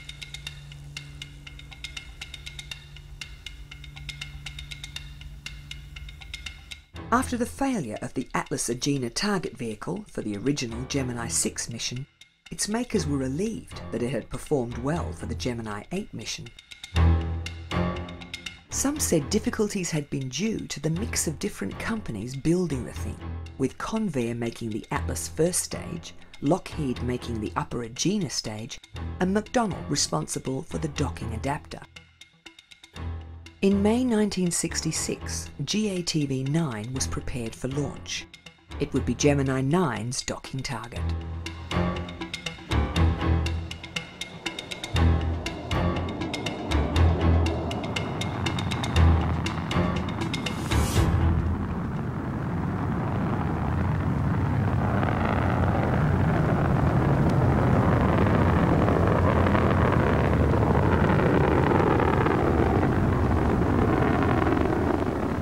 The first 2 minutes went perfectly, but after that, a short caused the right booster engine to gimbal hard over. The rocket flipped and headed back toward the ocean where it crashed. Convair accepted responsibility. As with Gemini 6, this left 2 astronauts sitting in a fully fueled Titan with nowhere to go. Tom Stafford, who'd been involved in 2 on-pad aborts with Gemini 6, and now this with Gemini 9, was nicknamed the Mayor of Pad 19. But this time a standby docking vehicle was available.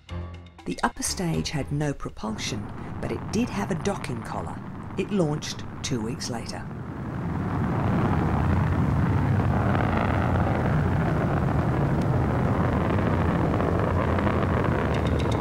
Gemini 9, now renamed Gemini 9A, was to follow shortly. But 3 minutes before the scheduled blast-off, ground computers lost contact with the Gemini computers. With only a 40-second window, the launch was scrubbed.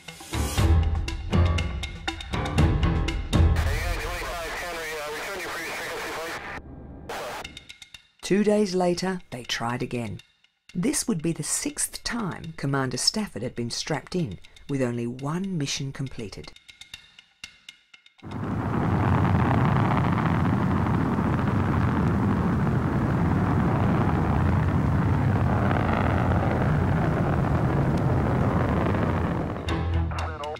Stafford and Cernan quickly caught up with their orbiting target, but something else had gone wrong. Looks like an angry alligator out here rotating around. The protective shroud had not come away.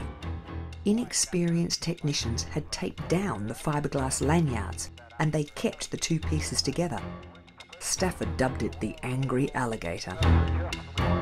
Engineers on the ground desperately sought a solution, but there was just too much risk to the astronauts. There would be no docking on this mission. Next, Cernan left the capsule. He was to test a new manoeuvring unit, but his heart rate rose so alarmingly that the doctors ordered him back inside. He was overheating and his helmet had fogged. John Young would command the next mission, Gemini 10. His partner would be Michael Collins, making his first flight. He was also due to make the next spacewalk, and was training in a cradle floating on air. This was to give him practice using the zip gun, but so far the spacewalks were presenting unexpected difficulties due to overexertion. This looked relaxing. 2, 1. The Gemini flights were starting to conform to a pattern, with an Agena target vehicle launching 100 minutes before the manned spacecraft. This time there were no launch delays. The astronauts had a busy schedule, having to make up for the shortcomings of the 2 previous flights. The Agena was waiting for them exactly as intended. Rendezvous was now becoming routine. Young and Collins caught up with it, and after almost 6 hours they had docked. Gemini 10 used an 80-second burst from the Agena's engine to boost them to a higher orbit, where they visited an Agena from the Gemini 8 flight. Their rendezvous and docking exercises had gone well, but activity outside the spacecraft had still been difficult, with the inflated spacesuit limiting movement and important equipment being lost. On the following Gemini 11 flight, Richard Gordon also had great difficulty performing effectively outside the craft. NASA came up with a new training technique, one that they use to this day. Scuba diving had been seen as good training for fitness and regular breathing. Now they'd built a mock-up of the Gemini-Agena combination in a high school swimming pool in Baltimore.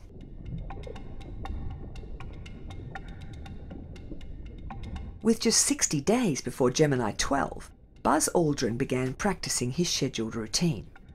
In addition to his spacesuit, he carried 28 kilograms of lead to give him a neutral buoyancy. A clip-on tether was designed to solve the problem that previous astronauts had had just staying in one place. Detailed feedback from Aldrin helped engineers position handholds to make extravehicular activity, EVA, more precise. November the 11th, 1966, and the pad crew were all there for the final Gemini mission. Commander James Lovell and his pilot Buzz Aldrin arrived at their rocket with placards on their backs saying, "The End." Many of the team, wishing them farewell, had spent years on this project. There had been a suggestion that Gemini 12 should be delayed to coincide with the first launch in the Apollo series, but delays with the new spacecraft and its giant booster made this unfeasible.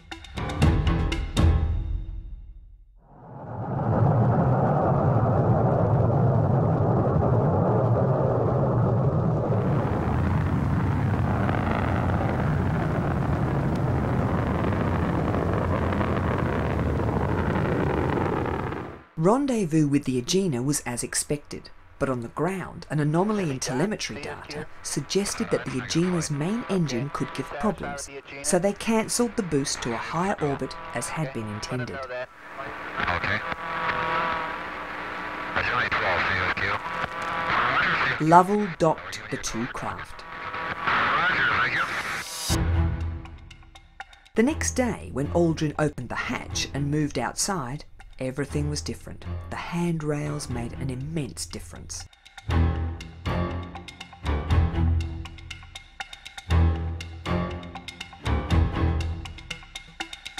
The gradual and deliberate way Aldrin moved gave no problems with exertion or overheating. He easily completed all his tasks, including attaching a tether between the Gemini and the Agena.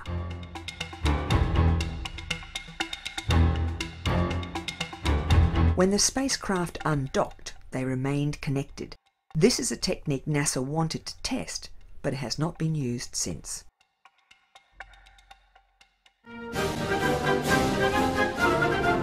Project Gemini had ended on a high note.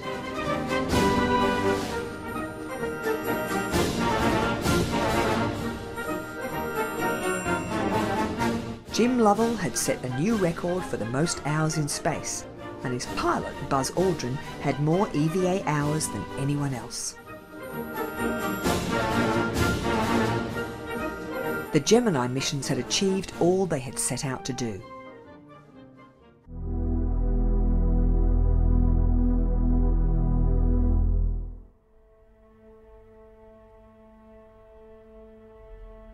August the 6th, 2012, and NASA's Curiosity rover is safely on the surface of Mars.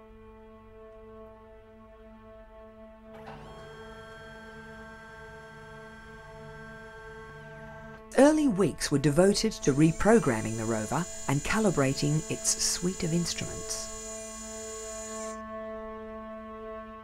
The rover had landed in Gale Crater, a scar left after a meteor impact more than 3 billion years ago. Gale Crater had been chosen because it shows signs that water had once been present. Curiosity is focused on water and its effect on the early years of the red planet, particularly whether it could have supported life.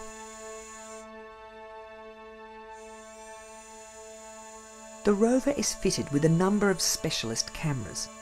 On the central mast are 2 cameras that provide images in true colour, and their sensitivity extends beyond the visual spectrum. One camera has a 15-degree field of view, while the other provides a narrower 5-degree view. Both have 8 GB of flash memory. Curiosity has 2 computers. They coordinate the radio transmissions back to Earth, either directly via the X-band transmitter or with UHF via the Mars orbiters. Relay via the orbiters is preferable as it gives a higher data rate. Also on the rover's mast are 2 black and white navigation cameras designed to deliver a 3D view for ground crew plotting the path the rover will take. Curiosity's first major destination was Mount Sharp, rising 5,500 metres above the crater floor. But it took around 2 years to get there, as the terrain is littered with features that the planetary investigators want to examine. The rover is capable of navigating autonomously, but it still relies on instructions from NASA's Jet Propulsion Laboratory to set short-range destinations. The images, backed up by chemical analysis, show unequivocally that water was once present at this site.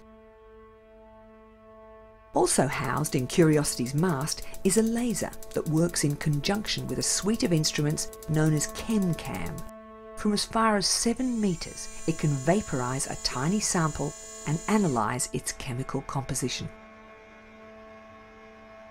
If a rock bears closer examination, a drill at the end of the rover's robotic arm can extract a sample. The arm also has an X-ray spectrometer and an imager able to capture pictures down to microscopic detail.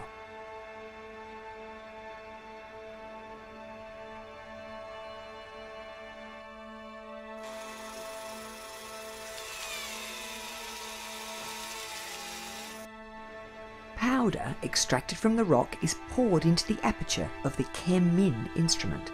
Using X-rays, the instrument can identify the mineral content of the rock. The first samples that Curiosity tested revealed sulfur, nitrogen, hydrogen, oxygen, phosphorus and carbon. Yet there have been problems. Just months into its mission, the primary computer went into safe mode. Using the backup computer, it took JPL staff 3 days to restore the system. And Curiosity's light metal wheels are starting to show signs of damage. Some of the rocks are both so jagged and firmly fixed into the Martian soil that the rover drivers are having to think more carefully about the paths they select. The rover has 2 radiation detectors, and information from these suggests that a manned mission to the Red Planet would not be unduly troubled by excessive levels of radiation. The next phase of Curiosity's assignment will see it climb the slopes of Mount Sharp. Mission specialists are excited about the different strata of rock they expect to find.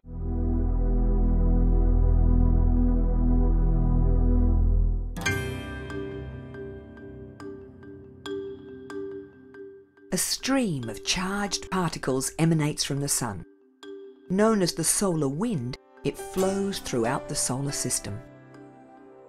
During extreme solar activity, coronal mass ejections bombard the planets. The Earth is largely protected by its magnetic field, but at polar regions, where the magnetic field lines converge, charged particles can spiral down and interact with the upper atmosphere, manifesting as auroras. We know from the Earth's geological record that the poles flip unpredictably from between 100,000 to 50 million years, and over the past 150 years, the Earth's magnetic field has declined in intensity by about 15%. To find out more about our planet's fluctuating magnetic field, the European Space Agency launched a trio of magnetic observation satellites known as SWARM. The 3 identical satellites measure both the strength and direction of the Earth's magnetic field as it continues to evolve. An hour after launch, they each deployed a magnetometer positioned at the end of a boom to isolate it from any stray fields generated by the satellite's electronics. Called Alpha, Bravo and Charlie, the trio were accurately delivered to north-south orbits at a height of 490 kilometres. The oscillations of the boom would take several minutes to stabilise. Over time, Alpha and Charlie will follow the same path, and their orbits will be allowed to decay. Bravo will maintain its launch altitude, but it's gradually drifting to a different orbital plane. This will allow researchers to gain a 3-dimensional view of the magnetosphere. Though most of the Earth's magnetic field is generated by movement within the molten iron core, some magnetism is retained in areas of rock, and saltwater currents in the oceans also contribute. The SWARM satellites will enable researchers to build a dynamic map of the planet's interior. They want to understand why the magnetic field is diminishing and why the Earth's magnetic poles are drifting. 780,000 years ago, the magnetic poles flipped, and researchers want to know whether the present fluctuations are symptoms of the approach of another field reversal. A weak area in the magnetosphere above the South Atlantic allows the solar wind to penetrate to lower altitudes. More satellites fail passing above this region than at any other place. The knowledge gained from SWARM has implications beyond sensitive electronics. Continued weakening of the magnetic field will allow more solar radiation to reach the Earth's surface, with implications for all living things.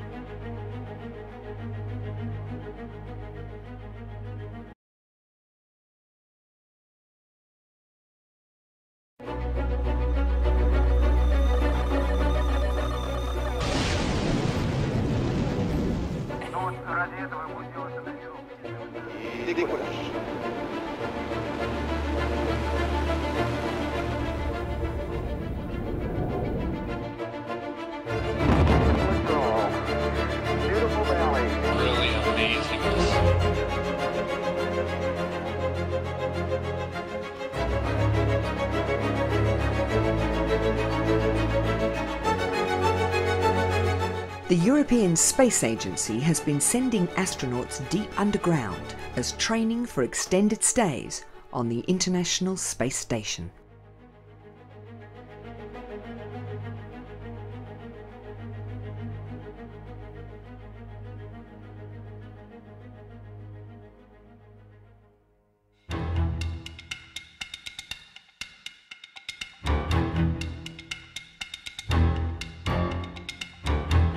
In the early 60s, during the Mercury program, the United States began developing a giant booster capable of carrying a crew of 3 to the moon.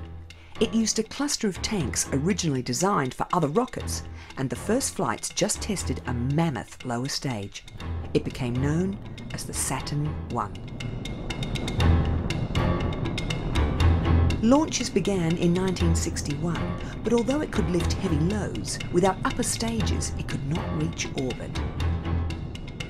Engineers were expecting the usual teething problems with the big new rocket, but there were none. Every launch went as planned. At the same time, the new, much larger Apollo spacecraft was being developed. The initial Block 1 version was designed when NASA still envisioned the capsule with a large descent and return module would land directly on the Moon.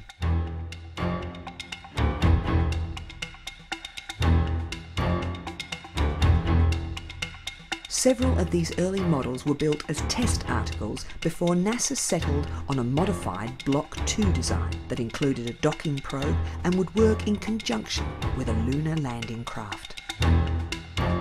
Like previous American spacecraft, the Apollo capsule was designed to land in the ocean. Every situation was rigorously tested, and sometimes the value of these tests was glaringly obvious.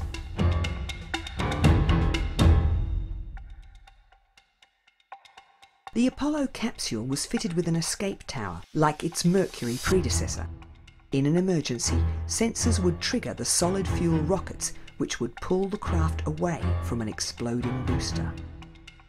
This was tested from a specially designed Little Joe rocket.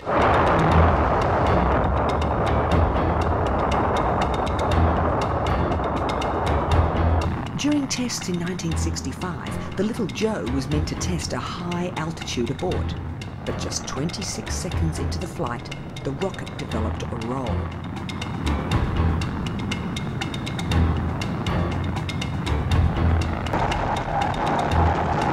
It was a genuine emergency, and the system had worked perfectly.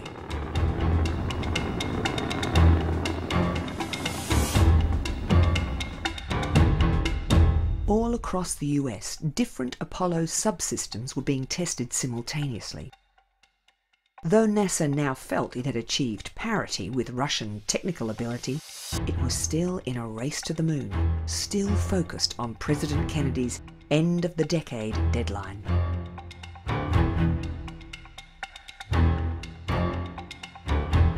It was a masterly feat of organisation. NASA enjoyed generous funding and popular support, with the United States going through a space-led technical revolution, and astronauts rivaling movie stars as figures of public adulation. By February 1966, a Saturn 1B was ready for an unmanned all-up test. This was a new technique for NASA. All-up testing meant testing a range of new systems in the one flight. 6, 5, if all went well, it would save a lot of time. Engine sequence start. 1, 0, launch commit. We have a liftoff. All engines building up thrust. Moving out.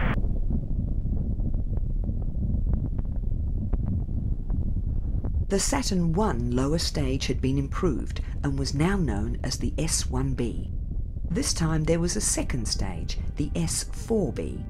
The combination would lift a Block 1 version of the Apollo spacecraft for its first flight. The capsule splashed down in the Atlantic 37 minutes after launch. The mission was generally a success, though there were engine difficulties, and wiring problems led to a loss of steering control and distortions in telemetry data. The focus now shifted to the first manned flight. Gus Grissom, one of the original Mercury 7 astronauts, Ed White, the first American to walk in space, and first-timer Roger Chaffee would crew an old-style Block 1 Apollo capsule in a mission scheduled for February 1967. Grissom had done valuable work in the development of the Gemini spacecraft, and he'd commanded the first Gemini mission. He'd taken on a similar role with the new Apollo command module, but he was becoming frustrated. He was concerned about the lag between changes made to the command module and the corresponding alterations to the simulators. The amount of flammable material that was in the crew compartment was also raised several times. While the booster technology was progressing steadily, the sheer complexity of the spacecraft was seeing it slip behind schedule. NASA was finding numerous deficiencies with the quality delivered by contractor North American Aviation. Another aspect of the astronauts' work involved an ever-expanding commitment to the mass media. Since its inception, NASA had decided that its activities would all be open to public scrutiny, in contrast to America's Cold War adversary, the Soviet Union, which chose to shroud its space program in secrecy. NASA's Public Affairs Office employed journalists who understood what working journalists needed, yet it was clear that the astronauts found photo calls a distraction. Regular press days were held in the lead-up to the mission. As the launch day approached, training in simulators shifted to testing of the spacecraft itself, sometimes in a vacuum chamber and sometimes as it sat atop its booster. One of these procedures, known as a plugs-out test, was to evaluate the Apollo capsule's function while it was disconnected from launch control, operating independently on its own power. There was no fuel in the spacecraft or in the booster, and all the pyros and explosive bolts were disabled, so this was regarded as a very safe situation. All other parameters would be the same as in a live countdown and launch. The astronauts would breathe pure oxygen at slightly above atmospheric pressure. This early version of the capsule had an old-style hatch that opened inwards. It would be held in place by the internal pressure. Later manned missions would have a different outward opening hatch. For hours, the simulated countdown stopped and restarted, but at 6:30, a spark triggered a flash fire. In the pure oxygen environment, it consumed the capsule, killing the 3 astronauts in seconds.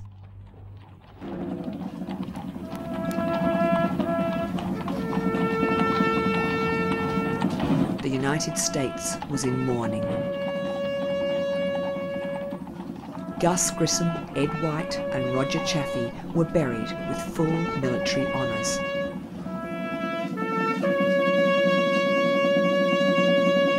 Many at NASA had been dreading this kind of outcome. In a speech to colleagues at Mission Control, Flight Director Gene Kranz said, "We were too gung-ho about the schedule, and we locked out all of the problems we saw each day in our work."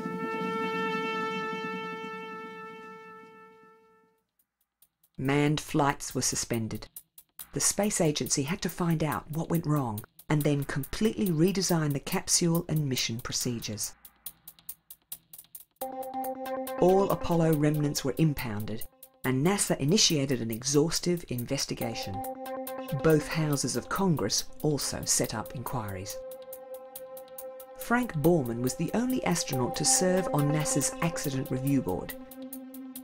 He was one of the few astronauts to serve as commander on his first mission, Gemini 7, and he'd been selected to command the 3rd manned Apollo mission, but there was a cloud over the whole program. Ultimately, Borman's testimony before a House committee helped convince Congress that the manned Apollo program was safe to resume operations. Outside the inquiries, NASA tried to maintain its focus.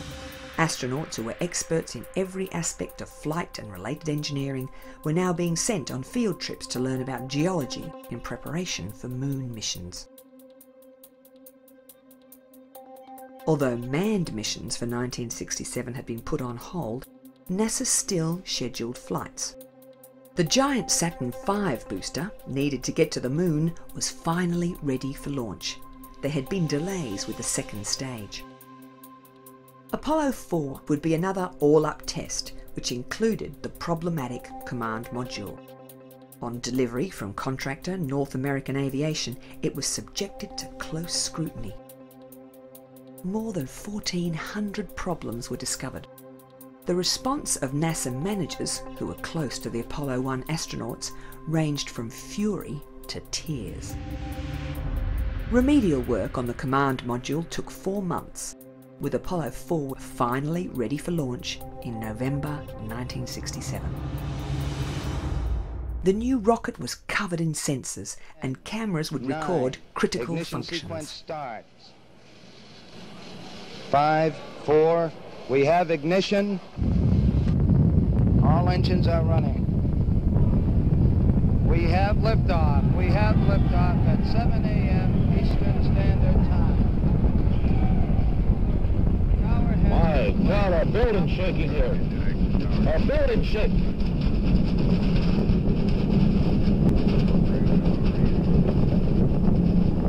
The floor is terrific. The building's shaking. This big glass window is shaking. We're holding it with our hands. Look at that rocket go into the clouds at 3,000 feet.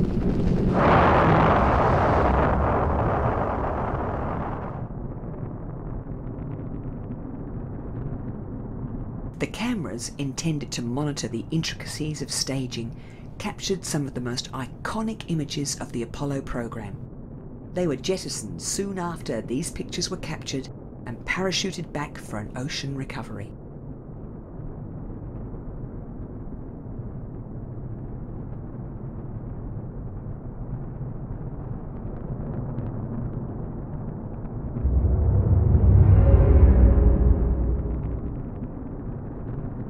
At this point, nobody knew whether President Kennedy's goal of a lunar landing by the end of the decade was achievable, and the Apollo 1 tragedy was making a lot of Americans have second thoughts about the race to the moon.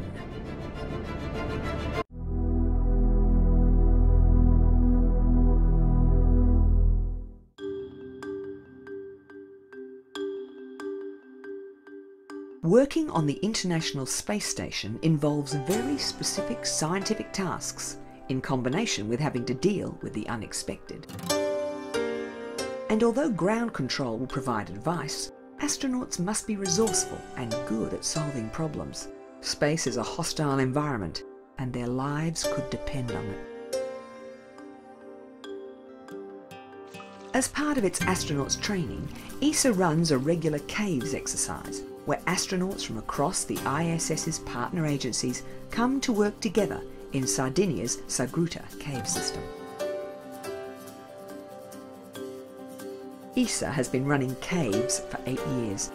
It's a convoluted acronym of Cooperative Adventure for Valuing and Exercising Human Behaviour and Performance Skills.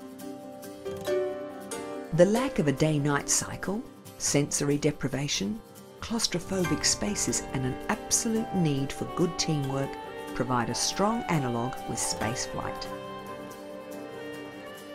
Each new group meets for a training program that is also a multicultural team-building exercise. Experienced cavers brief the astronauts on what they can expect.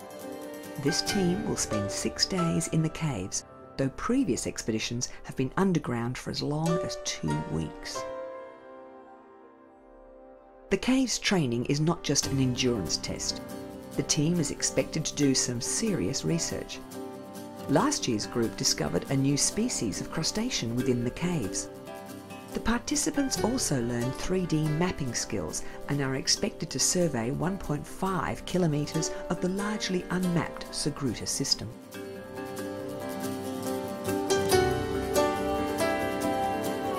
Before their long underground expedition, the astronauts visit several small caves to familiarise themselves with the routines. In orbit, they are the arms and legs of the extended science team on the ground, and a similar plan is followed here. The group will be measuring carbon dioxide and radon levels, as well as taking microbiological samples. These detailed scientific measurements are carried out according to strict guidelines.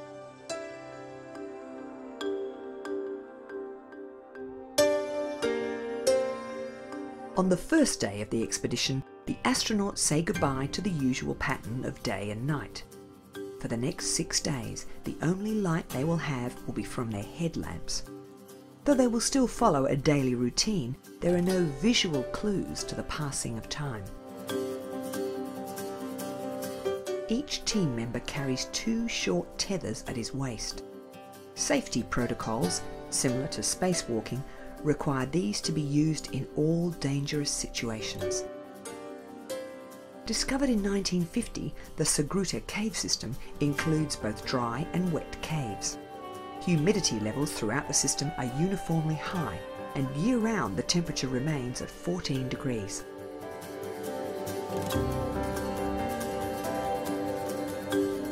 The team spend several hours making their way to a central gallery where they set up a base camp that will serve as their centre of operations.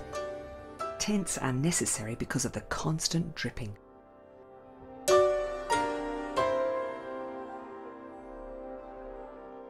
The ready availability of water makes this a good campsite. Here, the technical instructors delegate all planning and decision-making authority to the team's elected leader. The daily routine is organised around timelines. Just like teams on the International Space Station, every day's activity is planned in advance. The group explored 2 branches of the cave system, going past an area named Lake Baikal and continuing on into galleries that had not been seen before. They were looking for a forward campsite, but could find nowhere suitable. The next day, the team donned their wetsuits. They would explore a riverine area mapped by the previous expedition. Since a test course in 2008, more and more situations similar to spaceflight have been introduced underground.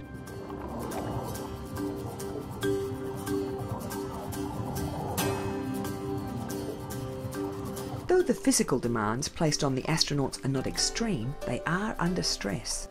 The lack of light makes movement and equipment handling more difficult, and the absence of a day-night cycle distorts the perception of time.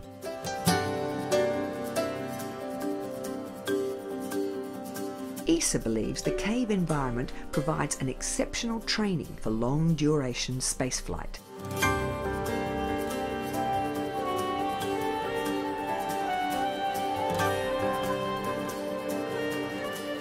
At a cavern called the Ballroom, the group have reached the limits of the map. They press on into an uncharted region where they discover 2 huge new galleries. Just as in space, making an accurate photographic record is an important part of the documentation. They decide they'd like to establish a forward camp here, but before they can, mission protocols say they must inform cave control. Making radio contact through more than 100 metres of solid rock is impossible, but they have a type of digital telephone that transmits using the conductivity of the wet ground.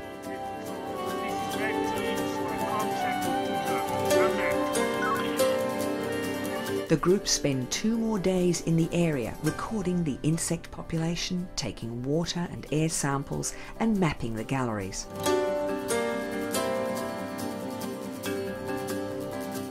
Finally, it was back to the surface where hot showers and cooked meals were waiting. But before they return home, the final phase of the operation has to be completed. All the research work must be written up and presented.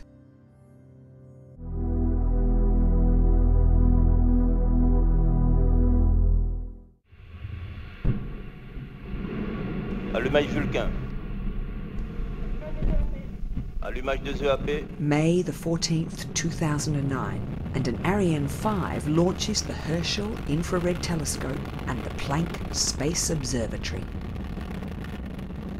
Planck was headed to a Lagrangian orbit around a point 1.5 million kilometres beyond the Earth. Its job was to map variations in the cosmic microwave background, or CMB, the remaining echoes of the Big Bang at the beginning of the universe. To do this, it had to be sensitive to differences in temperature across the sky, down to millionths of a degree. While it was operational, its detectors had to be refrigerated to 1/10 of a degree above absolute zero, making it the coldest object in space. As it scanned the skies, it slewed with a high degree of precision, enabling it to make a three-dimensional map of the universe across 9 different wavelengths. When the CMB was first observed in 1965, it was seen as uniform in every direction. Instruments that could detect its minute variations did not exist.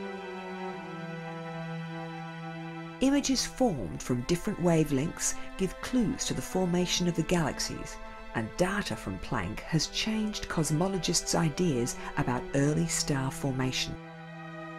Evidence now suggests the first stars ignited 140 million years later than had previously been thought. As the early universe cooled, light flooded the skies. As the universe continued to expand, this light faded, yet the CMB persists, providing an image of the universe in its infancy. Not only is the accuracy of information from Planck allowing cosmologists to recalibrate the timeline of the universe, it's prompting revision of the theory of inflation that doesn't fit the picture revealed by the probe. Planck was decommissioned in October 2013, when the depletion of its helium coolant rendered it inoperable.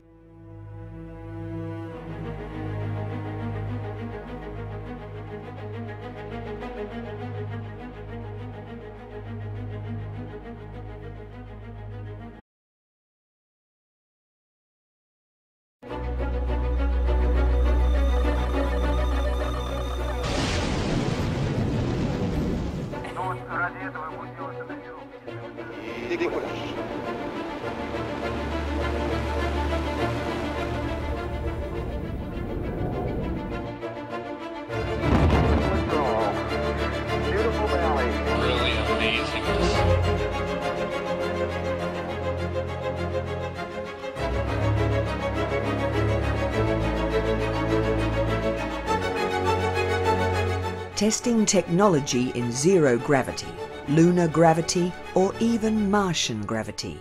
Techniques pioneered for the early space program find widespread uses in modern research.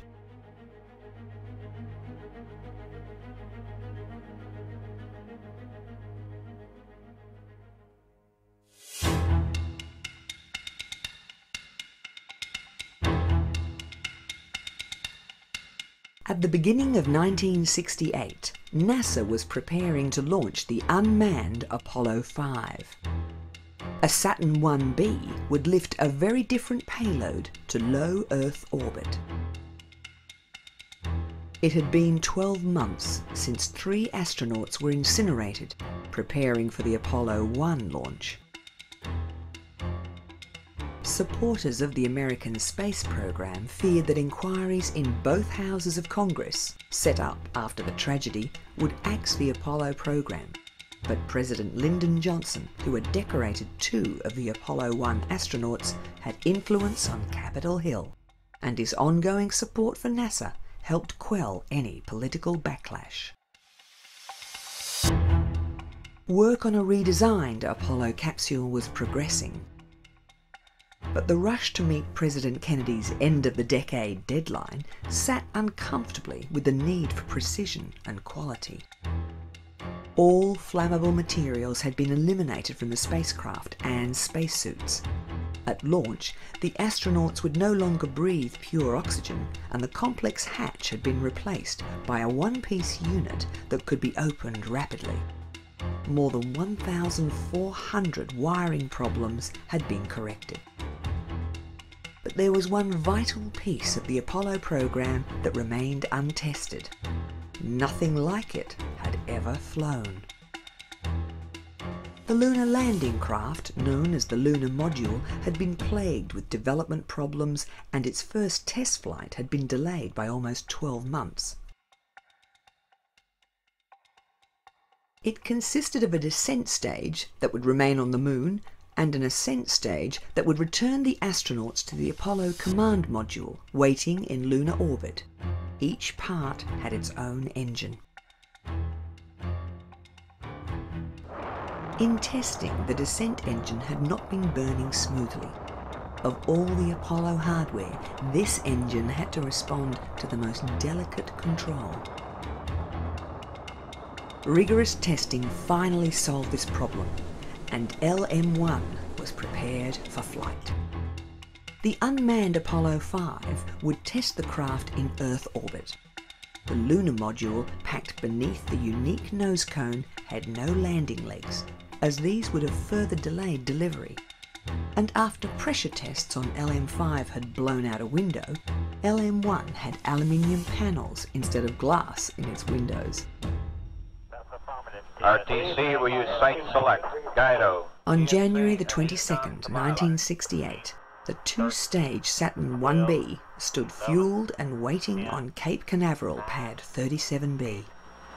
7, 6, 5, 4, 3, ignition detected.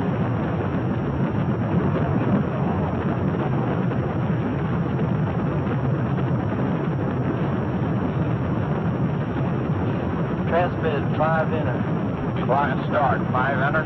Thrust okay. Affirmative. Program 11. Okay, TLK P11. Roll pitch start. Roll in pitch. This mission would be judged entirely on telemetry, on the electronic flow from sensors monitoring every system in the booster and the lunar module. At the end of the flight, nothing would return to Earth. Cutoff plus 50. NASA needed to know how the lunar module's descent and ascent engines would function in space. A software problem shut down a descent engine burn after only 4 seconds, but Mission Control were able to reprogram it. After 11 hours, all systems had been checked and the mission declared a success. Astronauts would only have one opportunity to fly the craft, and 2 different types of simulator were developed for training. The Lunar Landing Research Facility at Langley exposed astronauts to the kind of decisions they would have to make during the last 50 metres of their descent to the lunar surface. But this was a bit like a carnival ride, and the astronauts preferred the free-flying simulator known as the Lunar Landing Research Vehicle, or LLRV. It was nicknamed the Flying Bedstead. A gimbal jet engine provided partial lift that helped the craft behave as though it was under the influence of lunar gravity. The rest of the lift and the control came from throttleable rockets, similar to those in the lunar module. Just like any other aircraft, it had to be thoroughly tested, and NASA test pilot Joe Walker made the first series of flights in 1964. It could take off and fly using the jet engine and then be switched to sim mode when it would behave like the lunar module. In 1967, Neil Armstrong was the first astronaut to fly the prototype. The following year he flew a modified version with cockpit walls that limited his view to something like he'd seen through the lunar module window. When switched into sim mode, the response to pilot control became sluggish, as close as experts could make it to the way the lunar module would behave in lunar gravity. Later, astronauts would call the LLRV the unsung hero of the Apollo program, but NASA administrators were having second thoughts. It would not be the last crash. Of 5 LLRVs and its derivatives, only one was left at the end of the Apollo program.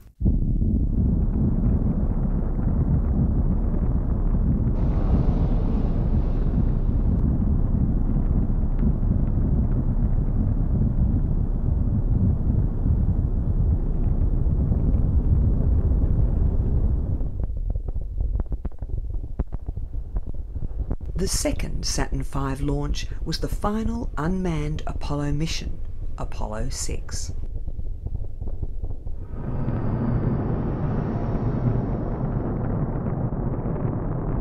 Mission objectives included monitoring the amount of vibration a fully loaded Saturn V would experience.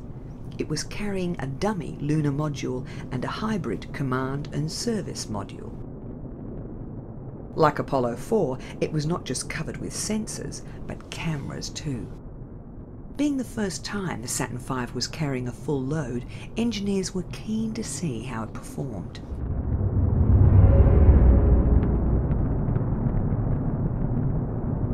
There were problems.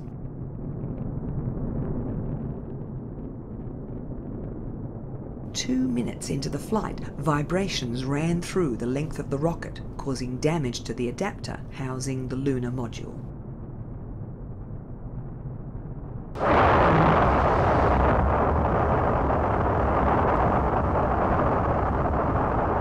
When the second stage took over, two of its engines cut out early, affecting the final orbit. The third stage had to burn longer to compensate.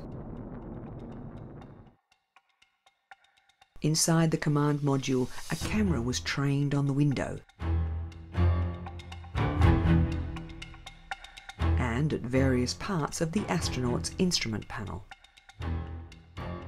After 3 orbits, the upper stage failed to reignite as commanded. NASA wanted to test the capsule in a high-altitude, high-speed re-entry, so the command and service module separated from the upper stage and used its own engine to boost it to a higher orbit for a faster re-entry.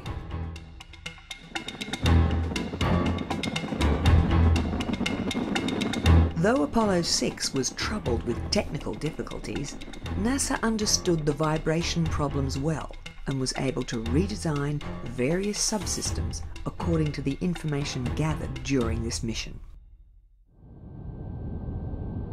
Finally, NASA was ready to launch another manned mission, and by October 1968, Apollo 7 stood ready for launch. It had a completely redesigned command module, and the astronauts would wear a completely new spacesuit. After the Apollo 1 fire, the new A7L suit was fire-resistant with an outer layer of Teflon-coated beta fabric. A one-piece fishbowl helmet that did away with the need for a visor and a visor seal was fitted to the shoulders, allowing head movement and providing superior visibility. On the morning of October the 11th, 1968, 3 astronauts were prepared for the Apollo program's first manned flight. It would be the program's last Saturn 1B mission and would not carry a lunar module. Veteran of the Mercury and Gemini programs Wally Schirra and 2 first-time astronauts, Don Isley and Walter Cunningham, would be NASA's first astronauts to fly in almost 2 years. 4, 3, 2, we have ignition. Commit liftoff. We have liftoff. This is launch control. We have cleared the tower. Roger, tower clear. 12 seconds out and the roll program has commenced. The bigger Apollo capsule provided a more comfortable environment necessary for long-duration flights that were required to get to the moon. The crew could take off or put on their bulky spacesuits as required, and they didn't have to remain in their couches, as in the Mercury and Gemini spacecraft. Soon after reaching orbit, the command and service module separated from the S-4B upper stage. On a moon mission, this would normally house the lunar module. One of the 4 adapter panels had not opened fully. On subsequent flights, these would separate completely from the upper stage. The spacecraft turned around and practiced docking using a visual reference target that would usually be mounted on the lunar module. Not long into the mission, Schirra came down with a cold, and in the confines of the capsule, it quickly spread to the other 2. In zero gravity, the nasal congestion was not clearing in the same way it would on Earth, and the crew were very uncomfortable. Eating became a sore point with the astronauts. Though the food had improved since the earlier space missions, the freeze-dried and bite-sized rehydratable meals fell short of what they considered acceptable. The demands on this mission were considerable. Tense interchanges between the sick astronauts and mission control were not uncommon. They had to fire the service module engine no less than 8 times. Public relations reached new heights on the mission. A series of TV broadcasts from the capsule were watched around the world. At one point, Schirra refused to switch on the TV equipment because the schedule was too crowded and the crew had not eaten.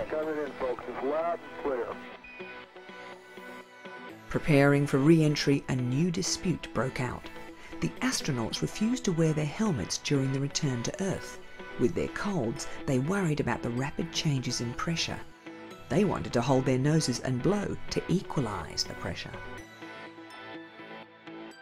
Aboard the carrier Essex, the Apollo 7 astronauts were treated as returning heroes, but they did not receive the usual NASA honours, and Schirra, Isley and Cunningham never flew again.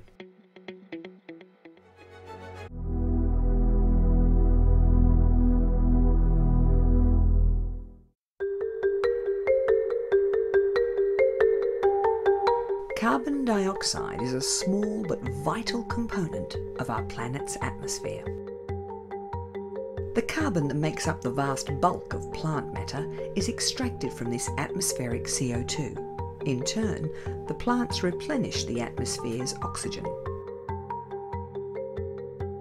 All animal life breathes this oxygen and exhales CO2. This is called the carbon cycle. Our modern industrial societies rely on oxygen as well, and by burning coal and petroleum products, we produce the energy that powers our affluent lifestyles. This process produces carbon dioxide too.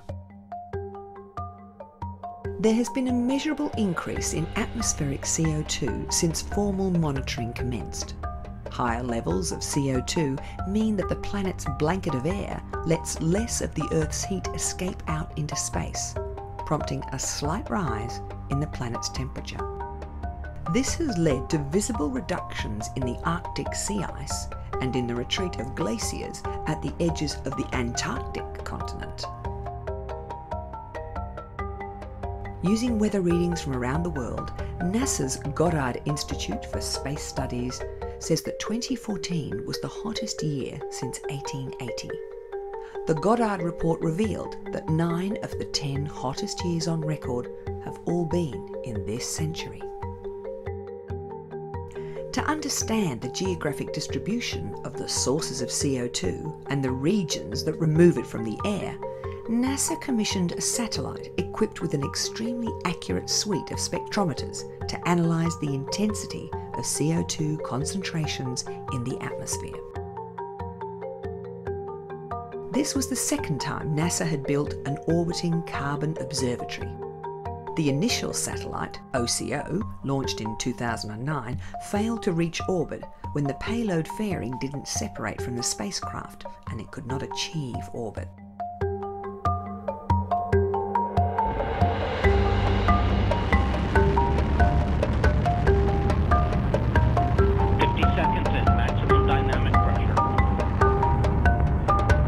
A duplicate orbiting carbon observatory, known as OCO2, successfully went into polar orbit in July 2014.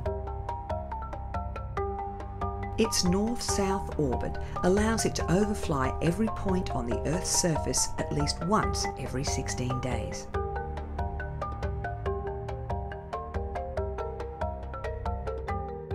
It makes measurements in 3 different modes. Nadir mode samples the atmosphere directly below it, giving a global picture of the swirling concentrations of CO2. This map from Goddard was compiled using ground-based measurements. Data from OCO2 will deliver far greater detail.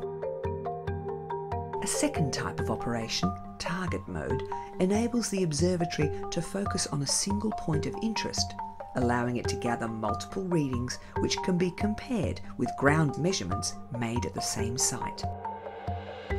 The third, glint mode, sees the satellite sample close to the point on the Earth's surface that directly reflects the sun's rays. This further enhances the spectrometer's sensitivity, especially when sampling over the oceans. And OCO2 can detect oxygen concentrations, which will give a clear indication of the growth rates of plants and their ability to act as carbon sinks.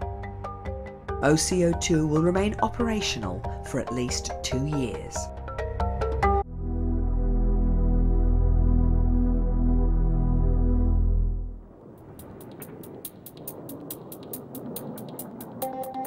In the early 1950s, NASA's predecessor, the National Advisory Committee for Aeronautics, carried out in-flight zero-gravity tests.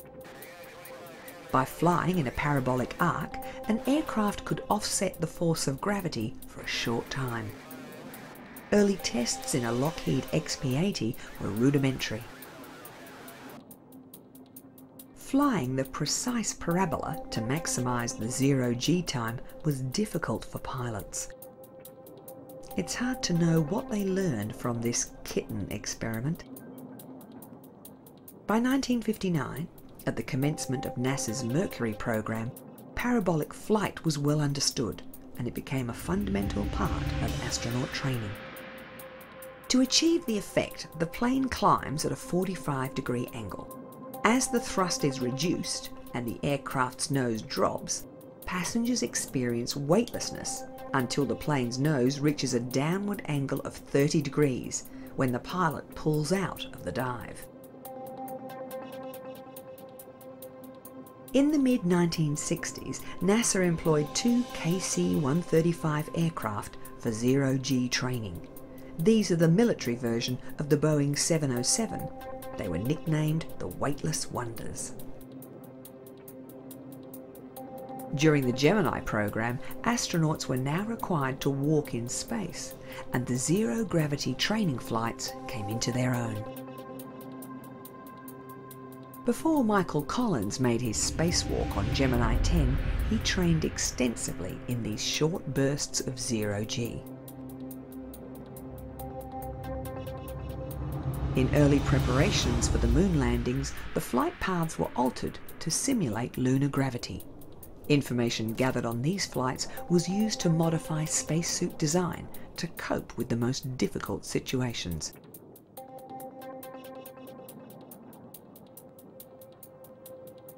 Other scenarios worried NASA planners too.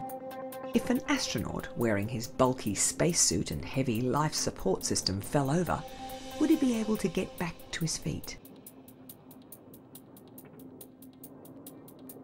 The aircraft, flying a shallower parabola, was able to simulate lunar gravity for longer durations than for zero-G. Russia's Ilyushin IL-76 serves as the largest zero-gravity aircraft. Today, such planes are used for far more than training astronauts. They serve as microgravity laboratories, where equipment is tested and experiments are undertaken. Operators are even offering zero-gravity joyrides. The European Space Agency, in partnership with CNES, has 6 zero-G campaigns each year flying out of Mérignac Airport in the south of France. The A300 aircraft used for these flights is soon to be replaced by an A310. The rear of the aircraft, known as the free floating area, is padded and fitted with handrails. It is equipped with fixed benches for technical and biological experiments, which are the prime reason for the flights. Recently, the International Space Station began using a 3D printer. To make certain that it would function properly in microgravity, it was first tested aboard this zero-G flight. Human physiology, fluid mechanics, biology, combustion and basic physics are among the most studied disciplines.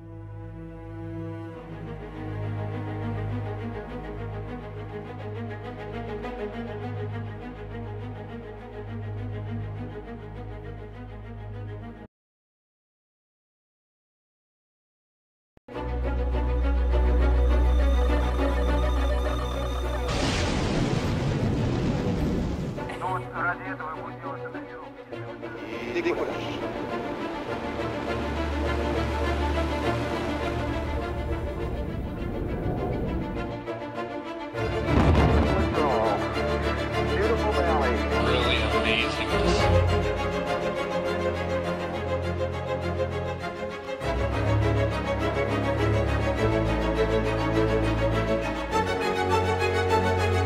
By the end of the 1960s, NASA was prepared to send astronauts beyond Earth orbit, pushing hard to reach the moon, but they were taking risks that today would be unthinkable.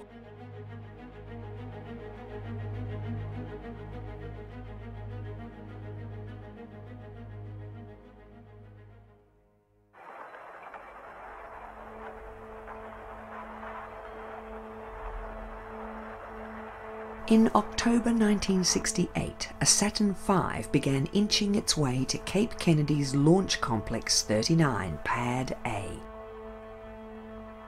There had been 2 previous Saturn V launches, but this one, Apollo 8, would be the first to carry a crew. Originally intended as a manned test of the lunar module in Earth orbit, flight objectives were radically readjusted when a lunar module could not be ready in time. The flight crew was changed too. Jim Lovell was the command module pilot.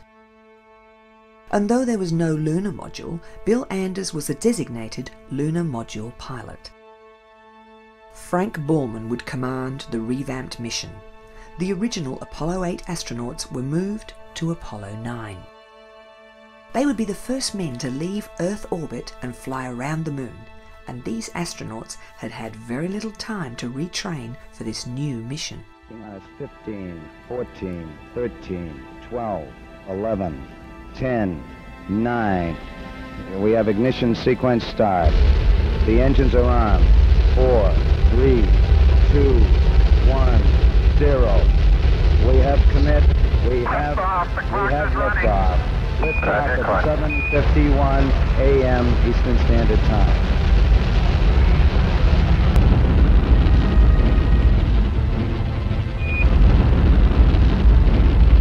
We have cleared the tower. On the previous Saturn V, harmonic vibration had caused the early shutdown of 2 engines. Action taken to rectify the problem saw a flawless launch for Apollo 8. 11.5 minutes after launch, the spacecraft, still attached to the upper stage, achieved orbit, with both the ground staff and space crew entering an intense period of system checking. This was a risky mission. A less public reason it had been brought forward came from the CIA. Intelligence suggested that Russia was preparing a lunar orbital mission. Apollo 8, Houston. Go ahead, Houston. Apollo 8, you are go for TLI, over. Roger, understand, we're go for TLI. TLI, Trans-Lunar Injection. Soon after, the S-4B upper stage fired, pushing Apollo 8 out of Earth orbit toward the moon.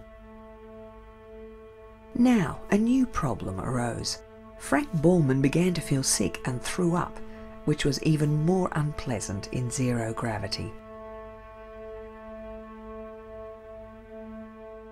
Because of the attitude of the spacecraft, they could not see the moon, but through the round window they began seeing more and more of the Earth.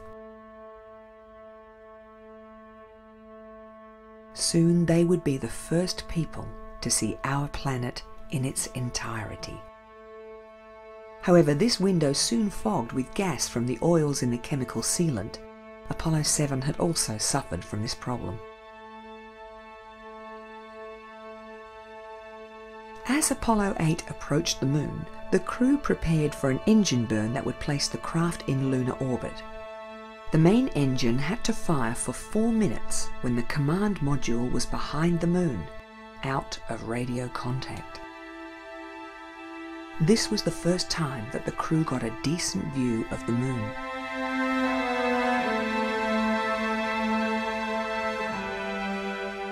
William Anders prepared to photograph the lunar surface. An important part of the mission was to document areas such as the Sea of Tranquility in preparation for future lunar landings. Then on the fourth orbit, they saw something astounding. Oh my God, look at that picture over there. There's the Earth coming up. Wow, is that pretty? After this mission, it was often said that they went to the moon and discovered the Earth. You got a color film, Jim? Hand me a roll of color, quick. Oh man, that's great. Where is it? Quick. After 10 orbits of the moon, Apollo 8 fired its main engine and began its return to Earth. Just grab me a color. A color exterior. Hurry up. During its cruise back, Bill Anders captured more pictures of the Earth. The Apollo 8 astronauts returned as heroes. Their flight around the moon had put NASA's space effort back on the front pages. But it was the end of 1968, and there was only 1 year left to reach the moon within President Kennedy's deadline. Just 2 months later, Russell Schweickart, Dave Scott, and Commander Jim McDivitt were preparing for the next Apollo mission. Apollo 9 would be the first test of the complete Apollo system. Till now, the lunar module had made only one flight when it was tested without a crew. This would be the first time 2 spacecraft had been launched together.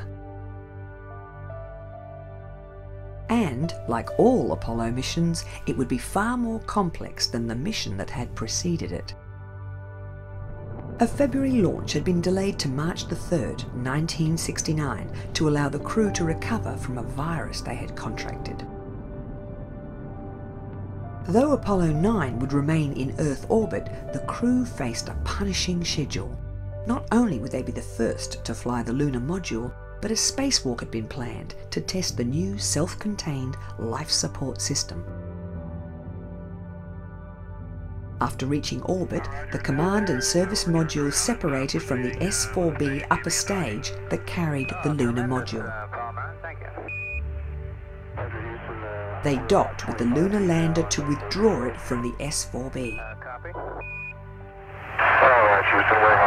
After separation, Apollo 9 backed away to a safe distance, and ground control sent the discarded stage on a course towards the Sun. The next few days were spent in manoeuvres, with the main engine being fired 5 times, changing the orbit in preparation for testing of the lunar module and to simulate mid-course corrections that would be needed on a trip to the moon. The crew had removed the hatches and probes to clear the connecting tunnel between the command module and the lunar module that had been named Gumdrop and Spider. These were the first NASA craft to be named since Gemini 3's Molly Brown. Every aspect of the linked spacecraft was closely monitored in mission control. Soon, McDivitt and Schweickart would fly in a machine that had no capability of returning to the ground, and nothing could go wrong. In case something did go wrong, and the 2 craft could not dock again, a spacewalk had been planned to test an outside transfer between Spider and Gumdrop. This was the Apollo program's first spacewalk, and Rusty Schweickart was only connected by a nylon tether. All his oxygen and electrical power came from the portable life support system he wore on his back.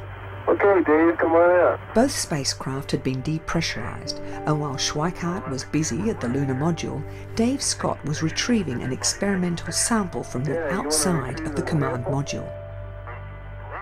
This spacewalk was cut short because Schweickart was suffering from space sickness. Okay, we're nice and stable with respect to you. The next day, Spider and Gumdrop separated for the first time. It's a nice looking machine. So is yours. Using its descent engine, Spider, the lunar module, withdrew to a distance of around 150 kilometers. The next time Dave Scott in the command module saw the lunar module, it had jettisoned its lower descent stage. All engine tests for both stages had worked well, and NASA was developing confidence in their new moon craft. Before redocking with the command module, McDivitt and Schweikart did a complex series of pirouettes to allow Scott to inspect Spider from every angle.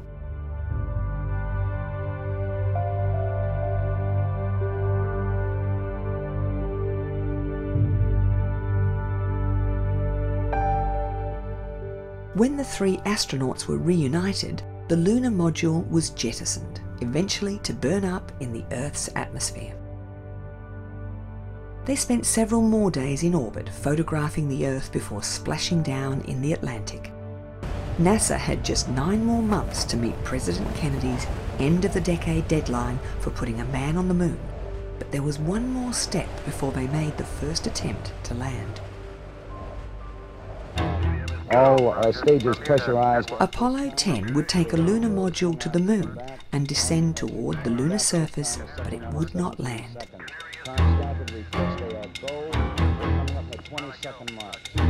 In keeping with NASA's very tight schedule, it had a long list of questions to answer, and the mission would have the most experienced crew of any Apollo mission so far.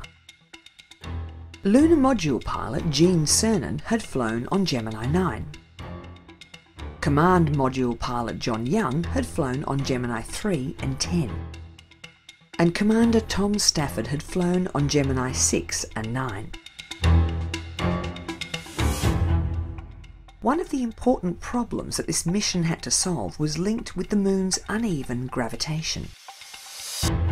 Previous manned and unmanned lunar orbital missions had discovered that variable concentrations of mass within the moon had caused lunar orbits to be erratic. NASA needed to map these irregularities to fully understand how their spacecraft would perform in lunar orbit. 9. We have ignition sequence start. Engines on 5, 4, 3, 2. All engines running. Launch commit. Liftoff. We have liftoff 49 minutes past the hour.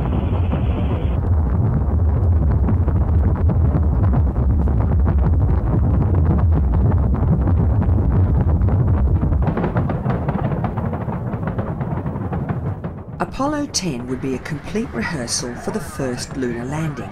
It would be the second Apollo craft to leave Earth orbit. Docking with and extraction of the lunar module, which had been the major focus of previous missions, was becoming commonplace. Okay, it's looking real stable to us. We show you closing finally. Roger. Snap, snap, and we're there. Got 2 grays. Roger. Apollo 10 was the first spacecraft to make colour television transmissions, and they pulled in audiences of around 1 billion. Do whatever he says. As in the previous mission, Apollo 10 had 2 spacecraft each needing a different call sign. The astronauts had elected to call the mothership Charlie Brown and the lunar module Snoopy after the popular Peanuts cartoon strip of the time. After this, the space crews were asked to choose names that had a little more gravitas.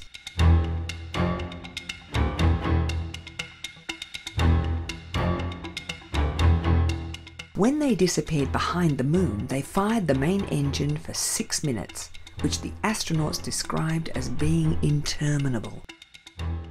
The craft went into lunar orbit as planned, and 6 hours later, Stafford and Cernan entered Snoopy to prepare it for descent toward the lunar surface. It was teeming with weightless flakes of mylar insulation that had come loose when the connecting tunnel had pressurized. This caused itching for the rest of the flight. But there were more problems. Charlie Brown, Houston, we're concerned about this yaw bias in the LEM and apparent slippage of the docking ring. We'd like you to disable... The lunar module was more than 3 degrees out of alignment with the command module, and air pressure in the tunnel between the 2 craft could not be released. Houston was worried that undocking now could damage the latches that held them together. Engineers on the ground decided that anything less than 6 degrees was not a problem, and Snoopy was given the all clear to undock.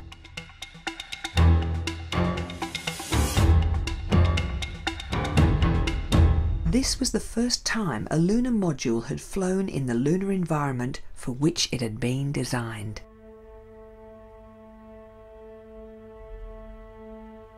Mission planners were concerned that Stafford and Cernan might try to seize the opportunity to make an unauthorized landing, so Snoopy had been short-fueled. If they did land, they could not get back. For the next 8 hours, John Young would be alone in Charlie Brown. Houston, Charlie Brown, how do you read on high gate, over?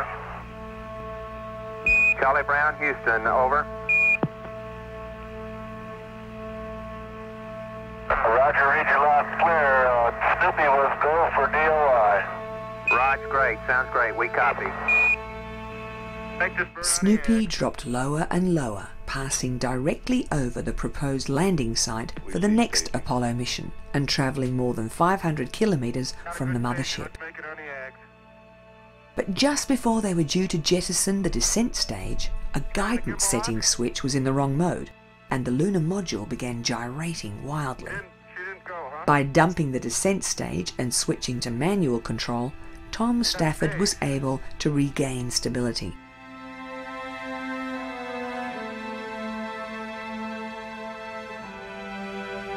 Charlie, how was the stage? Good, huh? Wait till that thing blinks.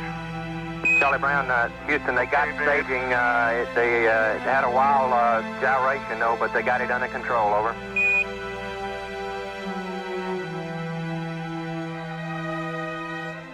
The rendezvous went according to plan, and Apollo 10 remained in lunar orbit for another 29 hours, mapping anomalies in the lunar gravity before returning to the Earth. But even as they were near the Moon, another Saturn V had been rolled out to the launch pad. Apollo 11 was being prepared for the first attempt at a landing on the Moon.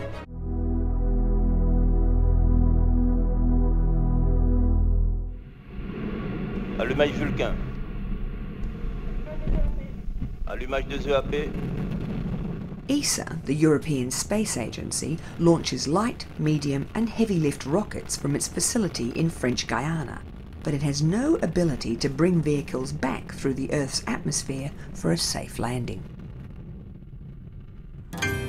The Intermediate Experimental Vehicle, or IXV, is being developed so that ESA can master the techniques of controlled re-entry from low Earth orbit. The IXV uses the lifting body concept in combination with ceramic and carbon fibre thermal protection. Though this is a more complex technique than the common ablative heat shield made of plastic resin that dissipates heat as it vaporizes, ESA wants to test a vehicle that offers greater control for more accuracy in landing. The concept vehicle will function autonomously. It is equipped with thrusters to maintain the correct attitude before it reaches the Earth's atmosphere. As it descends to 120 kilometres, the IXV encounters the upper levels of the atmosphere. At this point, it is travelling at a speed approaching 27,000 kilometres per hour. Two flat actuators keep the craft correctly aligned during this part of the re-entry. There are unanswered questions about this part of the journey where the oxygen and nitrogen molecules in the air become a high-temperature plasma that does not obey the usual rules of aerodynamics. At an altitude of 26 kilometres, the craft will have slowed to 1,600 kilometres per hour, where the first of a series of supersonic parachutes is deployed. Though this technology is well understood, ESA still had to perform drop tests in the Mediterranean of a dummy IXV to see how their craft would behave. In mid-2014, the craft was prepared for its flight from the European spaceport in Kourou. The IXV was covered in more than 300 sensors to monitor its behaviour during all phases of its 2-hour flight. 4, 3, 2, 1, top. Allumage P80, décollage. it will be 6 months before the technical data has been fully understood and can be used in the design of a larger re-entry vehicle.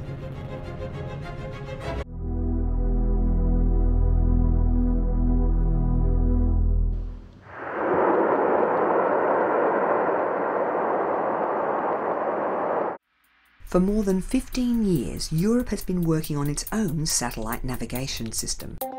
Called Galileo, the system is intended as a civilian global location service as an alternative to the American GPS, which has military applications. This means average GPS users can have their service downgraded without notice. An in-orbit validation phase using 4 satellites was recently completed, and new additions are being launched regularly until a constellation of 30 satellites is in service. Satellites 5 and 6, known as Dorisa and Malena, were sent up on August 21st, 2014, aboard a Soyuz launcher. Initially, everything seemed to have gone well, but a design flaw in the frigate upper stage allowed fuel lines to freeze during the extended cruise, and the satellites were delivered to elliptical rather than circular orbits. It took a while just to find where Dorisa and Malena were, and then ground staff began the detailed calculations involved in bringing the satellites back to usable positions. The low end of the orbit took both satellites through the Van Allen radiation belts, endangering the sensitive navigational electronics. Using the satellite's own maneuvering thrusters, they were brought into usable circular orbits. After exhaustive systems checks, Dorisa and Malena were given a clean bill of health and, though their positions are not ideal, they will still be able to contribute to the Galileo constellation's function. Soon the next 2 satellites, Adam and Anastasia, will go into orbit, although their launch has been delayed by a thorough review of the Soyuz and its frigate upper stage. It has been determined that the proximity of a cold helium line to the fuel line caused the freezing problem in the frigate.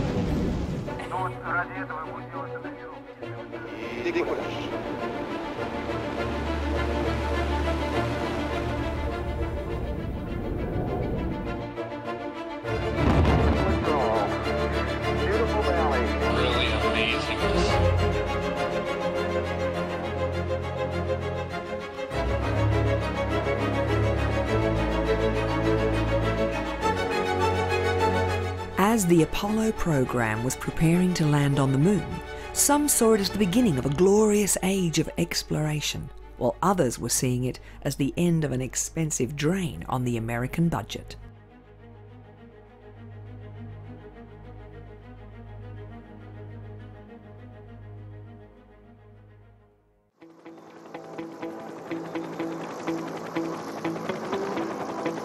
Early on July the 16th, 1969, vast numbers were gathering along the beaches of central Florida to witness history. The American people had been preparing for this moment for almost a decade since the late President Kennedy had responded to the Soviet Union's early superiority in space technology by setting a trip to the moon as a national goal.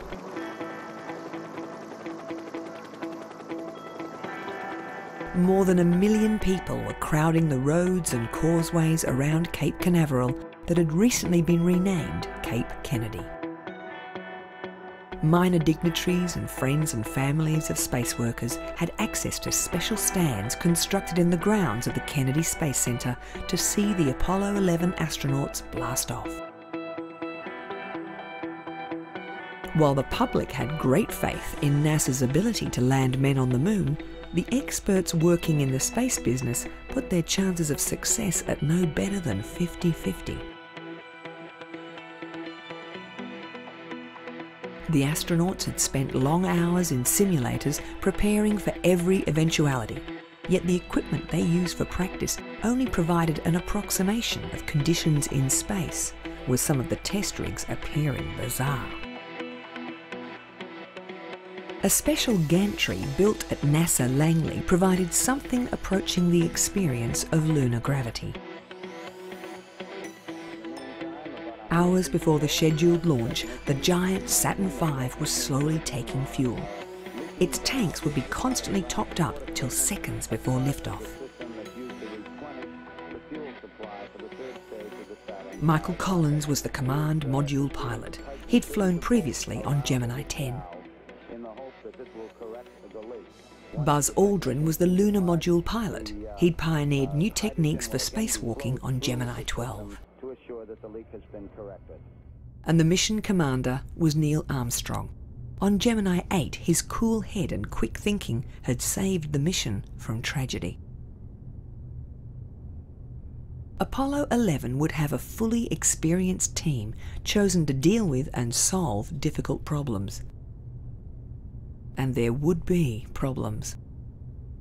Every NASA mission had built on the experience of previous missions, but there was always a point when they entered unknown territory, and the pressure to reach the moon before the end of 1969 had been unrelenting. We're going to the moon together. But American people were supremely confident, and launch parties were held across the country.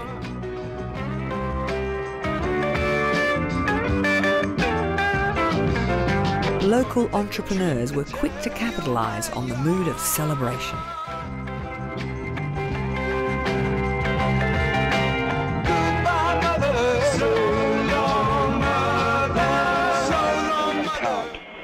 The swing arm now coming back as our countdown continues.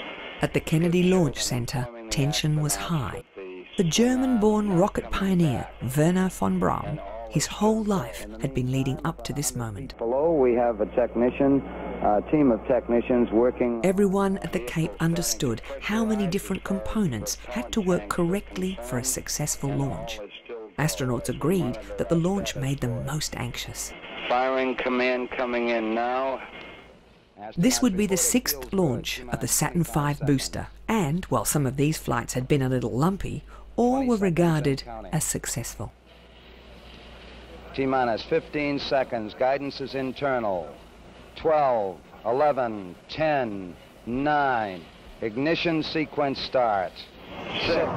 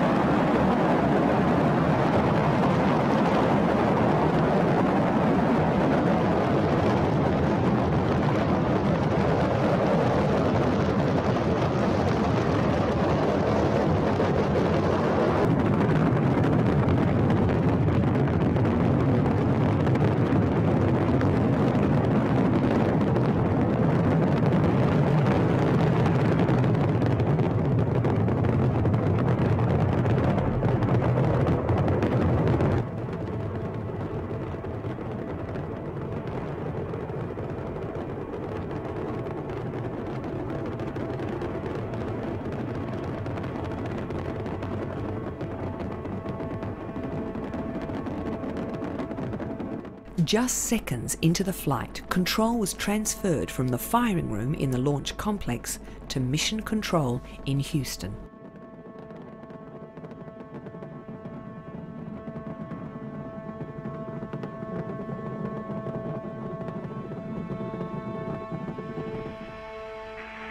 Apollo 11, this is Houston, radio check over. 12 minutes after launch, Apollo 11 was in low Earth orbit. Apart from a slightly rough ride with the third stage, everything had been routine. 5x2, very weak. Can you give us a status report, please? Trans-lunar injection and docking with the lunar module were now practices that had been done many times before, and they too were achieved with little fuss. Oh, well, it's clear out, Mike, and we understand that you are docked. The cruise to the moon and lunar orbit had been done twice before, and flight manuals and checklists had all been rewritten with the benefit of previous experience. The Apollo system had been designed so that all the navigation information and engine burns could be made autonomously by the crew, but radio ranging techniques had improved so rapidly that mission control was now giving all instructions. However, the crew still used the onboard technology to determine their position in case of a communications problem. Command module pilots took pride in the accuracy of their navigation.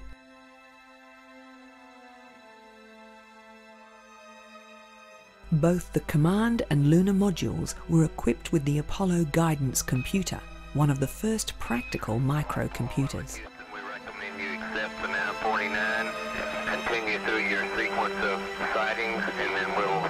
For most computations, there was a manual workaround, but for the complex flight path required for the lunar module to land on the moon, the flight computer was essential. The trunnion angle 47, something to be a little high. Stand by. Now in lunar orbit, the crew of Apollo 11 would lose radio contact every time they passed behind the moon. 44 over. Yeah, right here.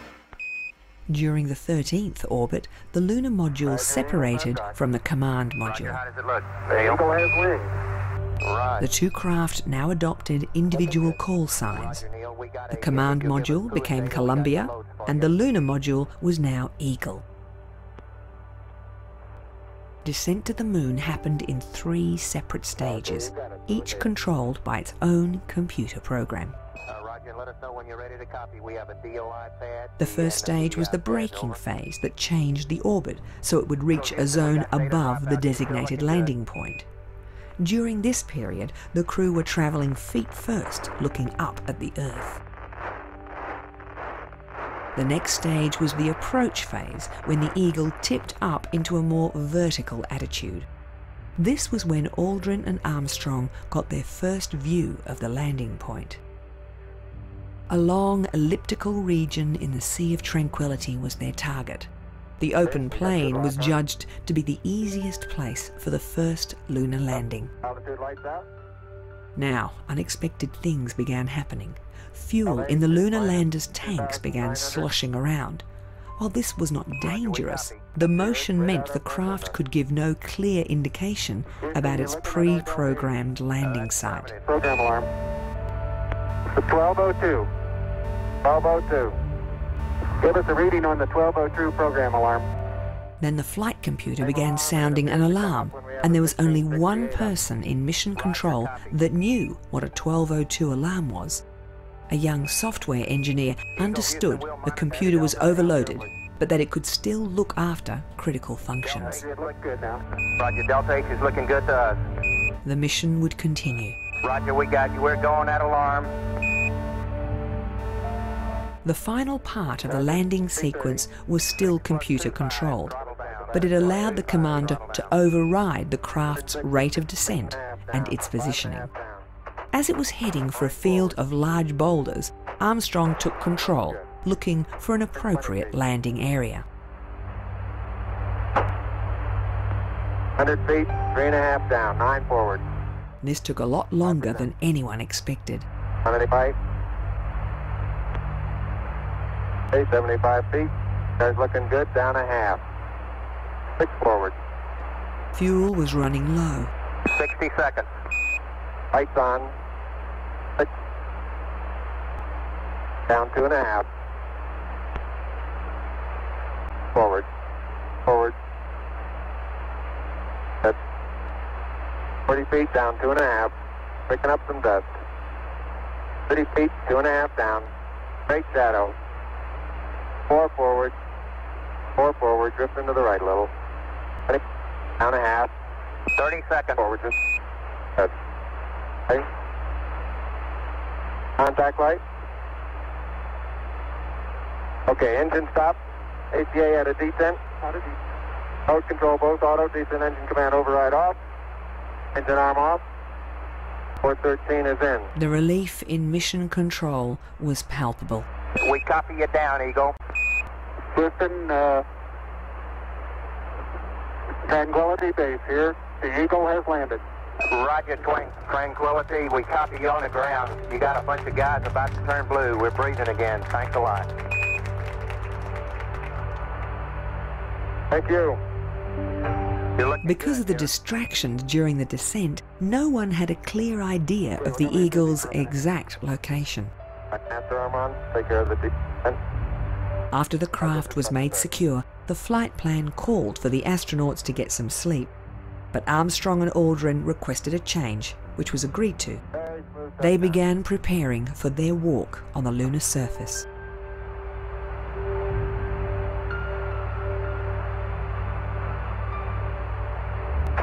Around 7 hours later, Armstrong was climbing down the ladder. Depressed in the surface about 1 or 2 inches. A black and white TV camera was now activated, and around the world, 600 million people were watching. That's one small step for man, one giant leap for mankind. This was something new. No one had thought that history would be televised with the world as witness.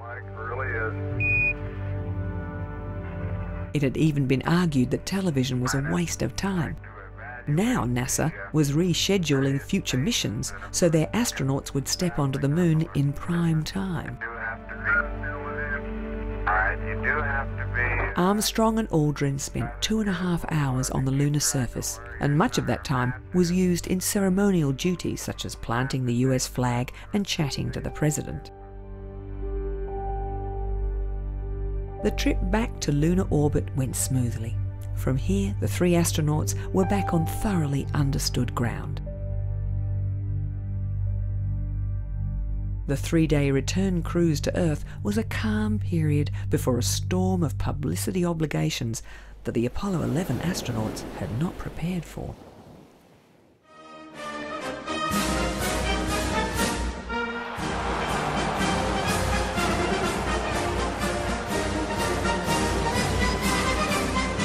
Armstrong, Aldrin and Collins were feted in ticker-tape parades across the United States and then across the world.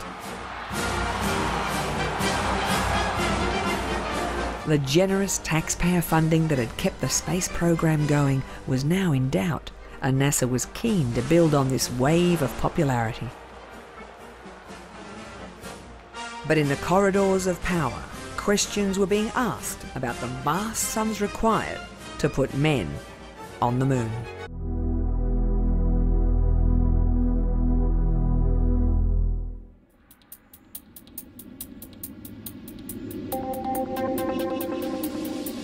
With the last landing of the shuttle fleet in 2011, the United States, a major contributor to the International Space Station, was reliant upon Russia to ferry astronauts to and from the orbiting laboratory.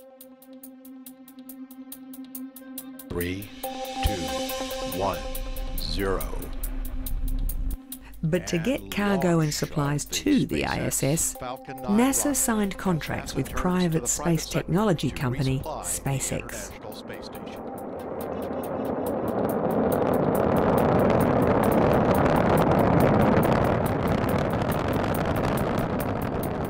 SpaceX's cargo capsule, known as Dragon, has regularly been delivering hardware and consumables to orbit since 2012. Dragon can also return from orbit. It's a stepping stone to the company's Dragon version 2 crew capsule that will be able to take astronauts to and from space. Due to make its first manned flight in 2 years, the Dragon takes advantage of new materials and technologies to cut the cost of spaceflight. Its return through the atmosphere will make use of an ablative heat shield, and the current generation of Dragons return via conventional parachute technology. But the new capsule will use propulsive deceleration technology to make a pinpoint landing, enabling it to be reused.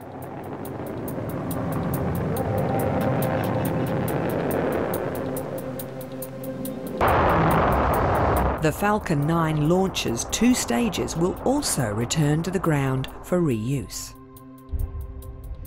A Grasshopper technology demonstrator made its first flight in 2012.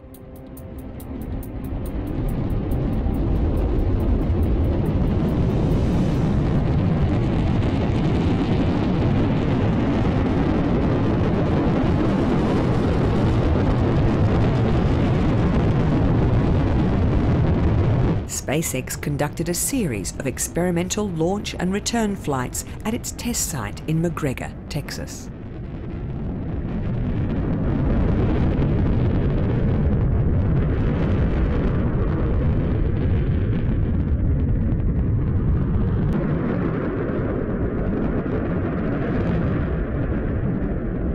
The vehicle made 8 successful flights to refine the autonomous return technique.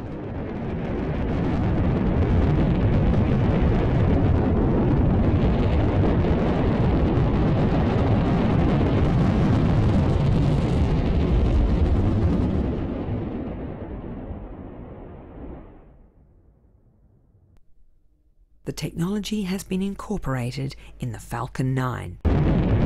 After launching a cargo craft, the booster's first stage attempts to return to an ocean platform.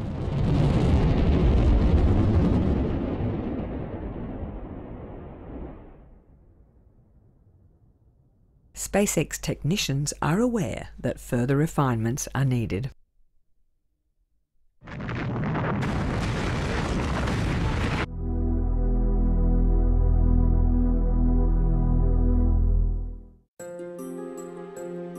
In 2006, the European Space Agency began work on a unique star mapper that became known as Gaia. Designed to orbit the Sun at a point 1.5 million kilometres beyond Earth, it will rotate, scanning our local galaxy to accurately gather positional information about the neighbouring stars. 2 different telescopes feed images to the probe's very large high-definition camera. Over its 5-year operational period, Gaia will rescan the same areas 70 times. As it orbits the Sun, its positional change will enable it to observe parallax differences from which accurate star distances can be determined. In addition to position and distance information, Gaia will collect 2 different types of spectral data. One will help determine the stellar object's speed, and the other will indicate the object's chemical makeup.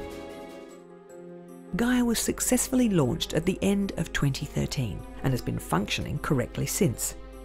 Its pointing and positioning are achieved by cold nitrogen thrusters that do not compromise the satellite's thermal integrity. Gaia's data link with Earth can handle 3 megabits per second, and it will be fed back to ESA's most sensitive ground stations at Sobreros, Spain, and New Norcia in Western Australia.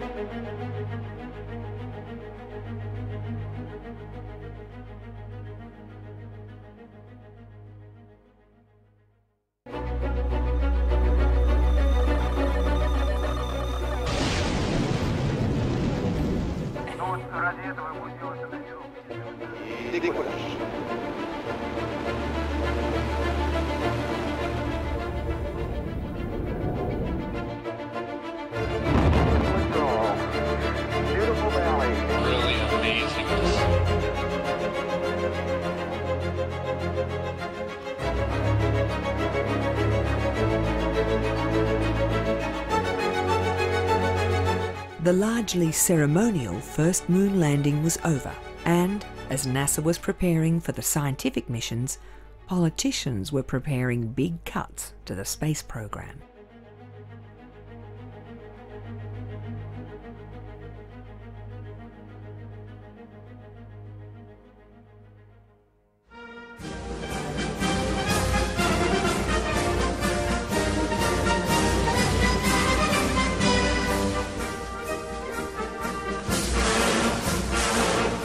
Toward the end of the 1960s, America finally had something to celebrate. Armstrong, Aldrin and Collins had returned safely from the moon.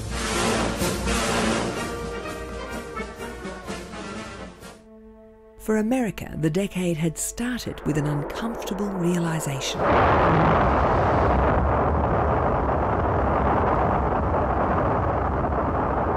Cold War adversary, the Soviet Union, had a commanding lead in space technology.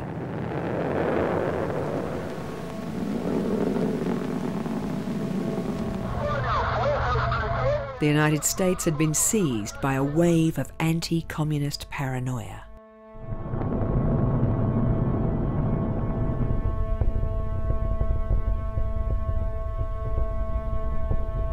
Nine years and $17 billion later, Apollo 11 had planted the US flag on the surface of the moon. First set foot upon the moon, July 1969, AD. It came in peace for all mankind. Around the planet, 600 million people had watched on TV. The world's population was watching history, and they knew it. Tranquility Base, this is Houston. Can we get both of you on the camera for a minute, please? At beaches and rivers in central Florida, 1 million Americans had turned out to see the launch of Apollo 11.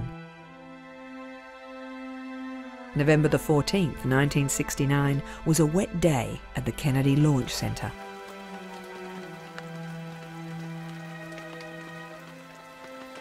Numbers that turned out to watch the launch of Apollo 12 had dropped by 2/3. After the huge viewing numbers attracted by Apollo 11, NASA upgraded all aspects of the television coverage for the remaining moon landings. Pete Conrad would command the mission with rookie Alan Bean and command module pilot Dick Gordon. Their destination, the Ocean of Storms, just near the landing site of Surveyor 3, the unmanned craft that had touched down 2 years earlier. 6, 5, 4, 3, 2, 1, 0. All engines running. Commit. Liftoff. We have liftoff. 11:22 a.m. Eastern Standard Time. The driving rain was not seen as a problem. Although high winds could delay a launch, the Saturn V was an all-weather vehicle, and the wet conditions were not a factor. Roger, clear the tower. I got a pitch and a roll program, and this baby is really going. Roger, Pete.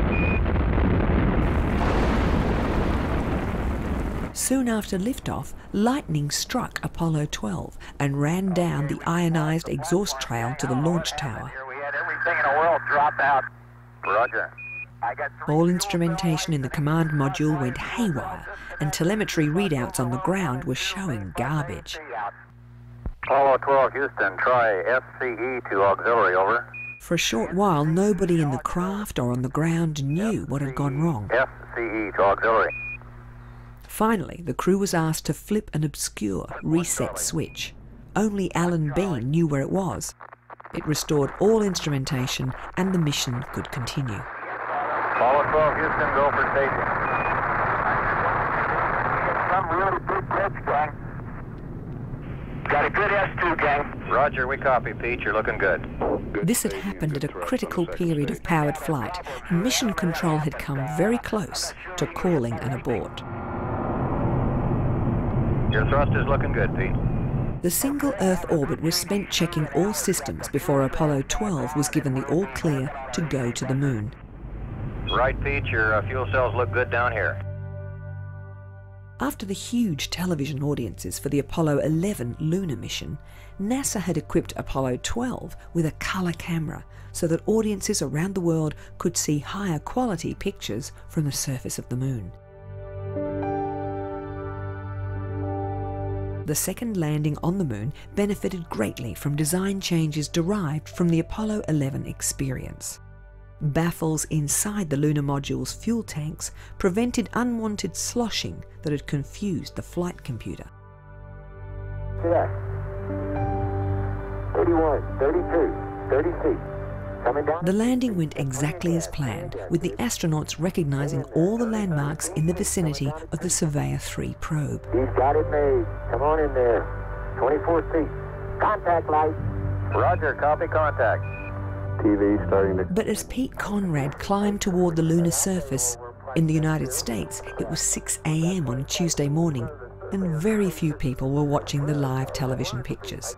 I bet you when I get down to the bottom of the ladder, I can see the surveyor. Viewer ratings were important for NASA. They knew keeping the American taxpayer on side was an important part of convincing politicians that the space agency's generous funding should be maintained. I'm going to step off the pad, Mark. As Alan Bean joined Conrad on the lunar surface, he grabbed the TV camera to relocate it and inadvertently pointed it at the sun. Yeah, pull the head closed here. Okay. Don't lock it. Okay, you're right at the edge of the... They were the last live Apollo 12 TV pictures from the moon. The pinpoint landing, the much longer stay on the moon, and the larger volume of return samples all made Apollo 12 a technical success. But NASA had wanted to keep the American public engaged with the space program, and the only pictures anyone saw were short film grabs. Americans were losing interest in space. After the return of Apollo 12, there were still 8 more Saturn V launch vehicles in production, enough to stretch as far as Apollo 20. But in January 1970, Apollo 20 was cancelled, and soon the planned Apollo 18 and 19 missions were also scrapped. As NASA was preparing to reap the benefits of space engineering and lunar research, the program was being curtailed. Things would change slightly for Apollo 13. NASA rescheduled the mission's lunar activity to coincide with prime viewing time across the United States. This would cost TV networks money, and they were not happy. Commander Jim Lovell had flown around the moon as command module pilot on Apollo 8. This would be his 4th spaceflight. His colleagues were both first-time astronauts. The lunar module pilot was Fred Hayes, but the third member of the team had come from the backup crew just 3 days before launch. Command module pilot Jack Swigert replaced the original crew member Ken Mattingly, who had been exposed to German measles. Mattingly watched the launch from Mission Control in Houston. 9, 8, ignition sequence has started. 6, 5, 4, 3, 2, 1, 0. We have commit and we have liftoff at 2:13. Its objective on the moon was the Fra Mauro Highlands, named after the adjacent Fra Mauro crater. And it has cleared the tower. Booster then board out was way early. During powered flight, a second stage engine cut out early. The remaining units burned for slightly longer to compensate, but this was no major problem. Not right now, flight. All the other engines are go. Okay, Joe, I'm pointing over toward Jack, and it's pretty... Translunar injection happened smoothly, and the crew soon pulled out their colour TV camera to entertain the people back on Earth. But apart from the people in Mission Control, no one was watching. The TV networks failed to broadcast the transmissions sent from Apollo 13.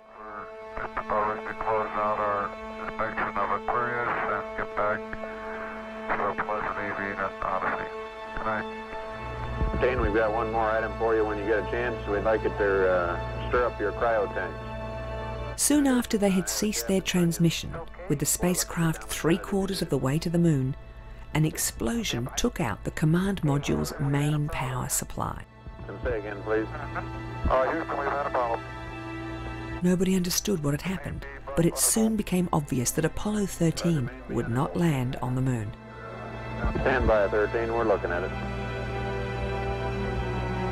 Jack, Aquarius, With the command module effectively dead, the lunar lander now became the astronaut's sole source of power. Its descent engine would be used for all course corrections.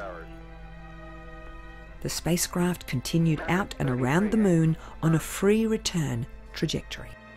That's an Atlantic landing site.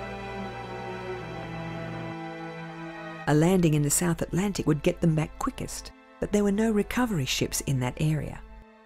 Before Apollo 13 disappeared behind the moon, ground staff began recalculating the burn that would return the craft to the Pacific Ocean.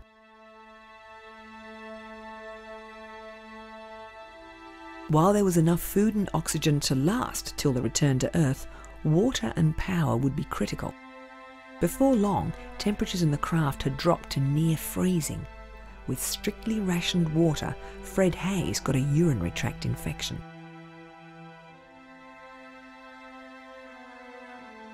The plan was to restore power to the command module using the re-entry batteries just before they hit the Earth's atmosphere.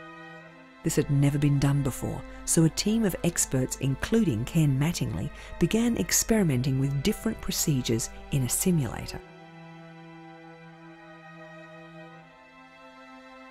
NASA's space program was back in the headlines, but not for the reasons they wanted. Simulations of the power-up sequence were complicated because condensation, caused by the low temperatures in the command module, threatened to short out the electrical system. But finally a procedure was radioed to the crew.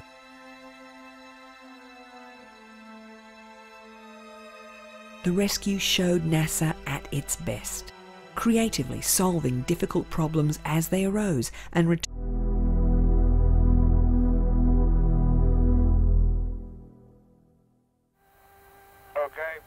Roger, sufficient. Thank you. Cameras and Alan Shepard was NASA's first man in space. Though his Mercury capsule, Freedom 7, had only flown for 15 minutes, he was destined to become an important part of America's space program. In 1964, he was diagnosed with Meniere's disease and suspended from all flight activities. He spent the Gemini program as chief of the astronaut office. After corrective surgery, he was restored to flight duty and eventually was made commander of Apollo 14. His command module pilot was Stuart Roosa, and the lunar module pilot was Ed Mitchell. Apollo 14's objective was Fra Mauro, the same area in the lunar highlands that had been targeted by the aborted Apollo 13. It would be the last of the H-type missions that carried no vehicle. 5, 4, 3, 2, 1, 0. Launch commit. Liftoff. We have liftoff on Apollo 14. 3 minutes past the hour. Finally, after almost 10 years, Alan Shepard was back in space. Not long after Apollo 14 reached orbit, his space flight time had doubled. Like all previous Apollo missions, it would be more complex than the one that preceded it. And like all Apollo missions, there would be problems. Docking with the lunar module should have been routine, but on this occasion, the mechanism would not lock. After 5 attempts, there was still no success.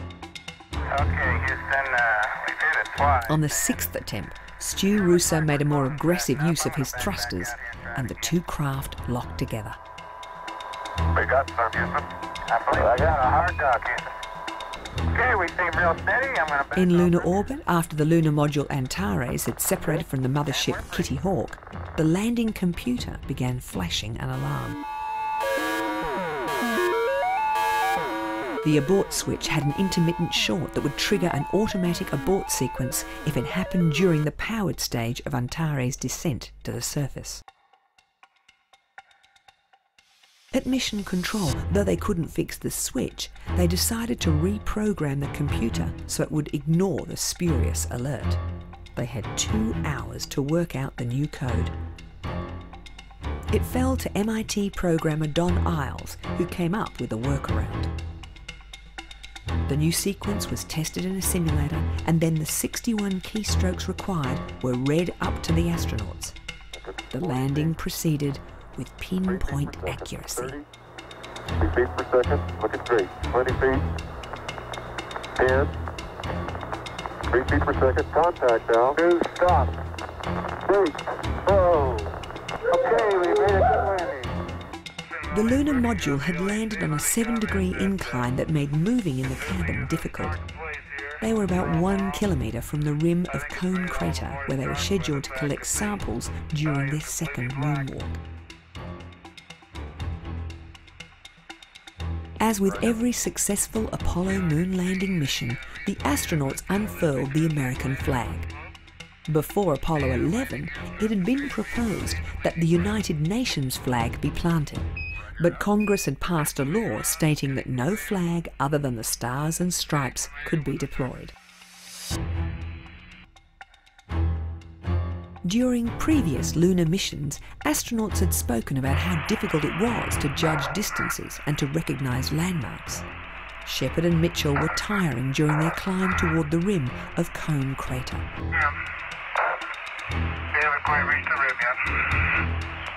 Doctors at Mission Control monitoring their heart rates became concerned. They were ordered to return without realising they were only 20 metres from their objective.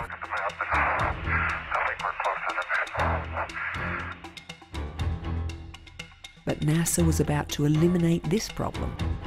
Apollo astronauts were training with a new piece of hardware. All remaining missions would be able to travel 10 times further from the lunar module using the new lunar rover. Geology was the main feature of the remaining Apollo missions. Preliminary analysis was showing that the moon had once been molten with rocks containing no trace of water. Dave Scott would command Apollo 15. Jim Irwin was the lunar module pilot. This would be his first spaceflight. Al Worden was the command module pilot. Apollo 15 was also his first spaceflight. Refinements in the design of the Saturn V launch vehicle and improvements in the targeting and trajectory parameters meant that a heavier version of the lunar module could now reach the moon, carrying heavier loads. Liftoff. We have liftoff at 9:34 a.m. Eastern Daylight Time.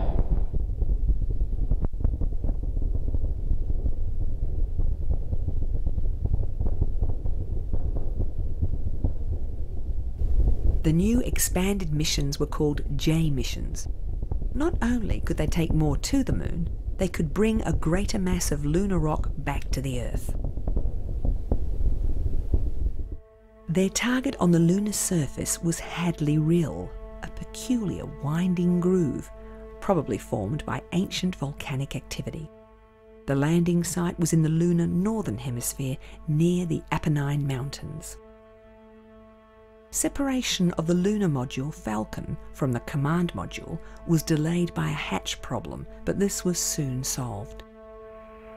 -1. Landing techniques were now so refined that Scott was easily able to compensate for an early 6-kilometre aberration and set Falcon down for another pinpoint landing. Okay, Houston, the Falcon is on the plane at Hadley.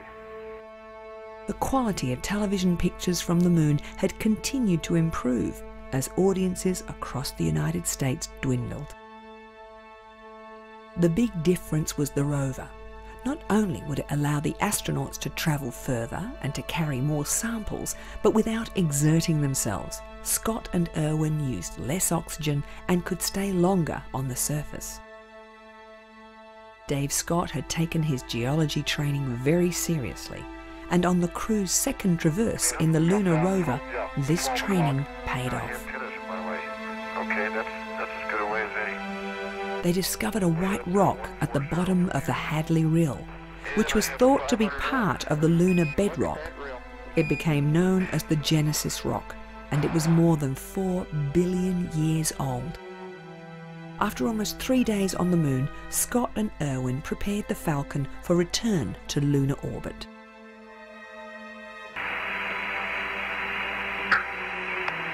Good liftoff, automatic. There had only been a few minor glitches during the earlier parts of the mission, and rendezvous, docking and the cruise back to Earth continued to remain problem-free. During the final descent, the remaining highly corrosive fuel from the capsule's thrusters was dumped, but this time it caused the collapse of one of the craft's 3 parachutes. Further damage would have been catastrophic.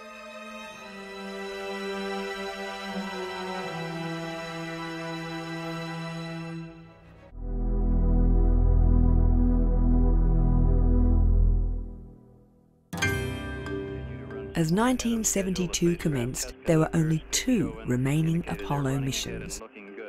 Though the lunar expeditions were increasing in duration and complexity, the American people had lost interest, and so had the political administration. Life-threatening difficulties occurred on every flight, but NASA had been so good at overcoming problems that the drama of lunar exploration was easily pushed off the front pages by war and political scandal. When the last ever mission to the moon blasted off at night during prime time, TV networks were annoyed that launch delays messed up their viewing schedule. Astronaut Gene Cernan would be the last man to walk on the moon, and with the return of Apollo 17 to the Earth, lunar exploration stopped. There are no plans to return to the moon.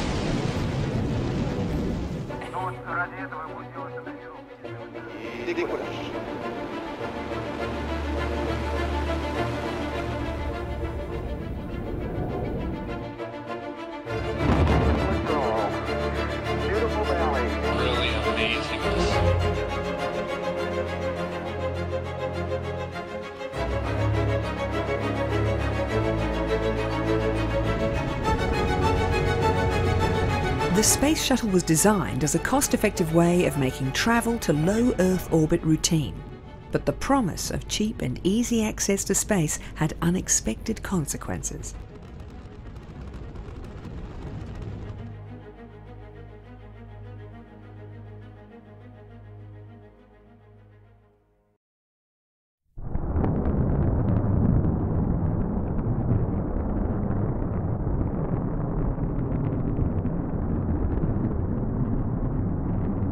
During the 1960s, while NASA was striving to reach the moon, a feasibility study was carried out into a space plane that could be reused. Politicians were wincing at the costs involved in giant boosters that could only be used once.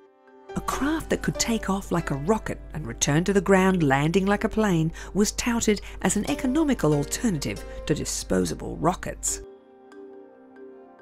Concepts for a space plane had been around since the 1950s, but most of these had been little more than drawings backed up by a modest set of calculations. In the early months of 1972, a formal agreement was signed and NASA began work on a reusable space launch system that became known as the Space Shuttle.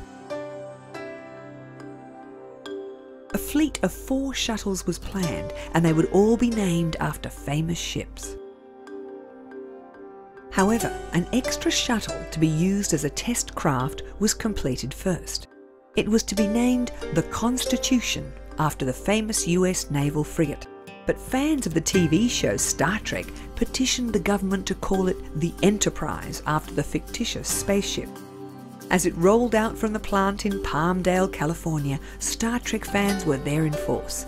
Fortunately, there had been several real ships named the Enterprise, so the administration relented and the new name stuck.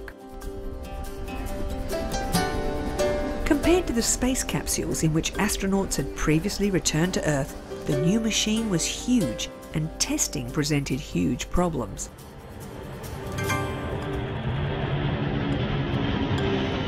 NASA modified two 747s to carry the Enterprise to varying altitudes for a series of approach and landing tests. With no engines, it had to glide to a landing, but gliders are light with long wings, and the shuttle was heavy with only stubby wings.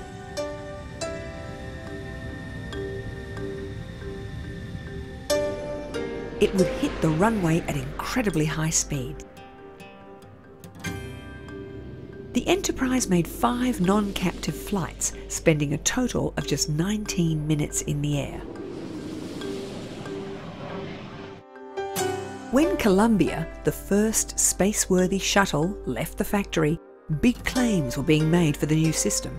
It would drastically reduce launch costs, and there would be a new mission every week. But there were critics that felt this was far too optimistic. Veteran astronaut John Young would be commander on the first shuttle mission. His pilot was rookie astronaut Bob Crippen. This was the first time a completely new launch system had been tested with a crew on board.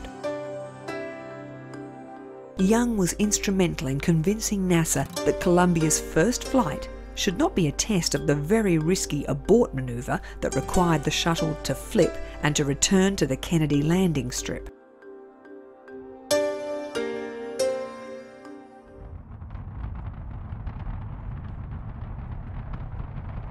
Columbia blasted off on its maiden voyage in April 1981.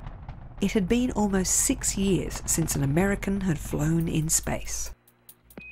Columbia, Houston, you guys did so good, we're going to let you stay up there for a couple of days. Your gopher on orbit. Columbia's first flight and the subsequent 3 missions were all designed to test the orbiter in space. Modifications would be carried out based on what was learned during these flights. The crew reported that insulating tiles on an engine pod had dislodged. The craft was covered in thermal tiles to protect it during the heat of re-entry. Problems with tiles would be an ongoing issue. Columbia returned to a safe landing and, though this first shuttle mission was a success, the orbiter had extensive tile damage and one of the undercarriage doors had buckled. Shock waves at launch were responsible for some of the damage, and the pad would be modified. But clearly the tiles were a vulnerable part of the design, and preparing the orbiter for reuse would take longer than expected. A new method for attaching the tiles was introduced, and engineers were confident other difficulties could be overcome.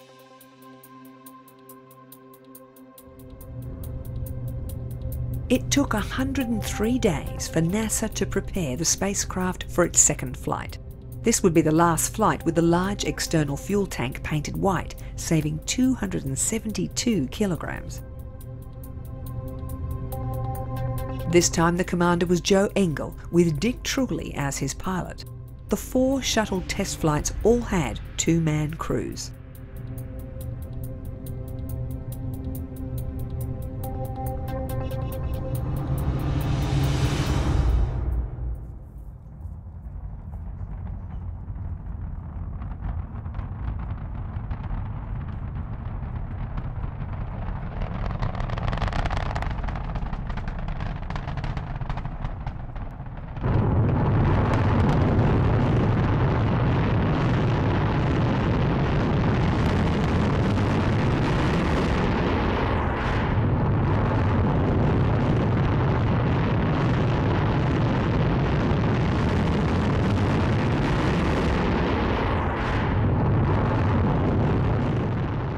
Vital components in the new space transportation system were the two solid rocket boosters. The shuttle program marked the first use of solid-fueled rockets for human spaceflight. Unlike the liquid-fueled main engines, these boosters could be stored with a full propellant load. But once they were alight, they could not be controlled. They burned until their fuel was exhausted. They were then jettisoned. And, just like the shuttle, these boosters were designed for reuse. Waiting off the coast of Florida, recovery ships tracked their path back to the ocean. They fell from a height of 67 kilometres with parachutes deploying at 4 kilometres.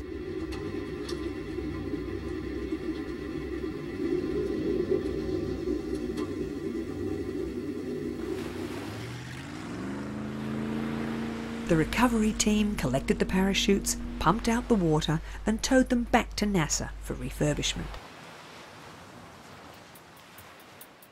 After Columbia's second flight, NASA discovered an O-ring designed to seal the booster's individual sections was partially burned through.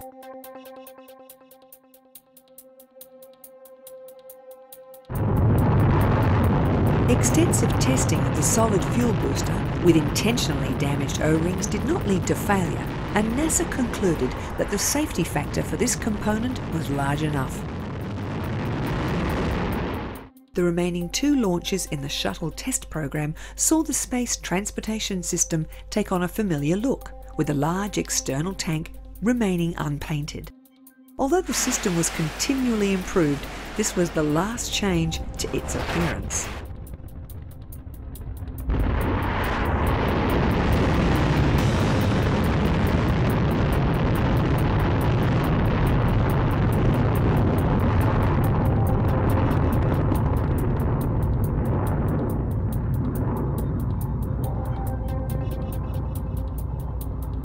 These test flights verified the shuttle's ability to cope with on-orbit thermal stress and allowed the crew to gain experience with the robot arm. But there was also a secret military aspect to one of these missions that sat awkwardly with the civilian space agency. Modifications to NASA's original design had been made to accommodate military payloads. After Columbia's successful return from its 4th mission on July 4, 1982, the spacecraft was declared operational. This meant it could start earning its keep, and NASA had big plans for its new launch system. But some were arguing that things were happening too fast. New aircraft had to accumulate thousands of safe flights before earning operational status.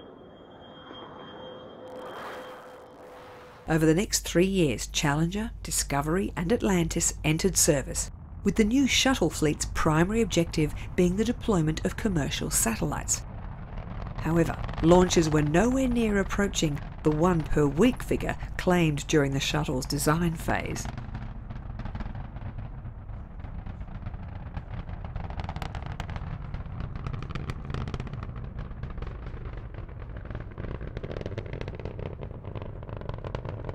An orbiter could carry 3 standard-sized communications satellites. The shuttle fleet began a series of commercial satellite deployments. And when faulty boosters left some expensive satellites in low Earth orbit, new satellite rescue missions were scheduled, and a completely new capability became available. The SolarMax satellite, launched in 1980, had lost its attitude control. This left it unable to continue its study of solar flares. But astronauts had been training for a unique repair mission. Nothing like it had been attempted, but NASA was keen to develop the new techniques that the shuttle system was making possible. A completely new device that allowed astronauts to fly freely had been built.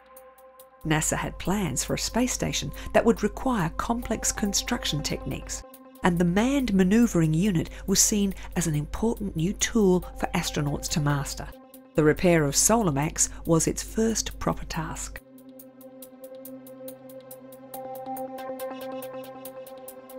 However, capture of Solamax did not go smoothly, with mission specialist George Nelson inadvertently imparting unwanted tumbling to the satellite. The spin was stabilised by ground controllers, and the next day, using the robot arm, Solamax was grabbed and brought into the payload bay. Several instruments had failed, and it took 2 mission specialists 2 separate spacewalks to complete the intricate repair. The team was discovering that an astronaut mounted on the end of the robotic arm could move with great precision. Though the astronauts who flew it said the MMU responded well to manual control, more practice was needed before it could equal the accuracy of the robotic arm. The repair mission had been so successful that new Earth-orbiting satellites would now be redesigned for ease of maintenance. Though the new space transportation system was taking a long time to refurbish between flights, NASA was scheduling future missions at a greater frequency. The space agency was pioneering new procedures, and the shuttle's future looked bright.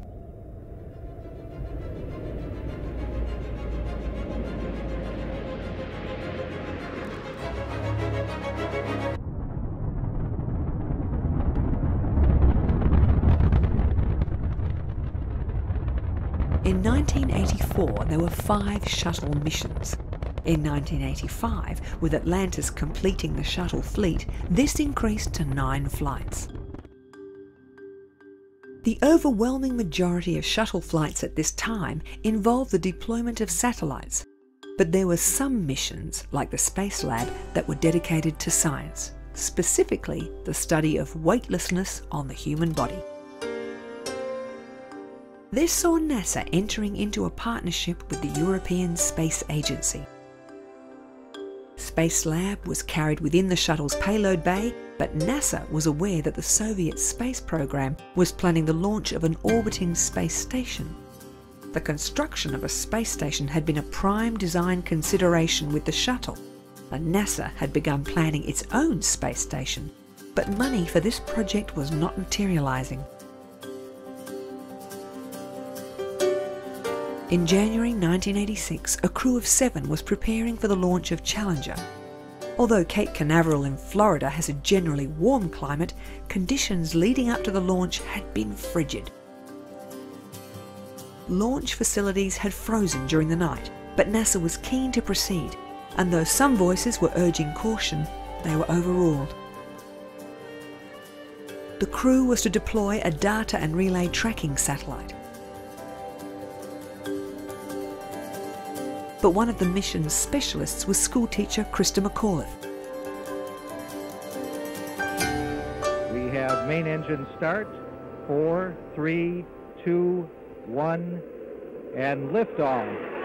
Liftoff of the 25th Space Shuttle mission, and it has cleared the tower. NASA saw this as an opportunity to rekindle enthusiasm for the space program and to illustrate how safe and routine spaceflight had become. Program confirmed.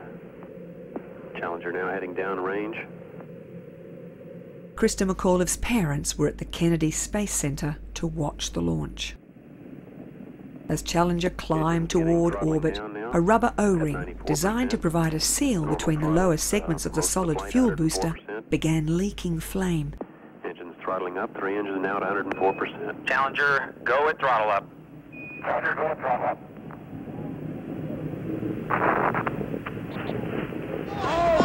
73 seconds after launch, the inevitable happened. Downrange distance 7 nautical miles.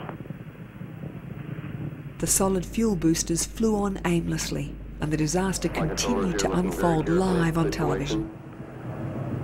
Obviously a major malfunction. A comprehensive inquiry determined that the extreme cold had caused an O-ring to fail. It led to a redesign of the boosters.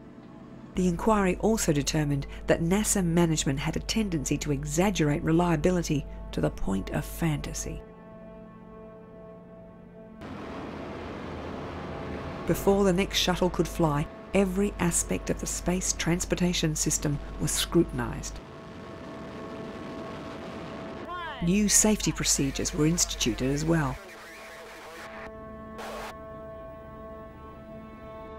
It was 33 months before Discovery was rolled to the launch pad in September 1988. From this point, the shuttle's range of duties had changed. The crew had a new safety regimen, and their flight suits had been modified. And significantly, there would be no more commercial satellite deployments. On the return to space mission, Discovery's major task was the launch of NASA's own tracking and data relay satellite, a replacement for the one lost in the Challenger disaster. Work on a replacement shuttle, Endeavour, was started, but even with a shuttle fleet back to full strength, the frequency of missions would never be as great as before the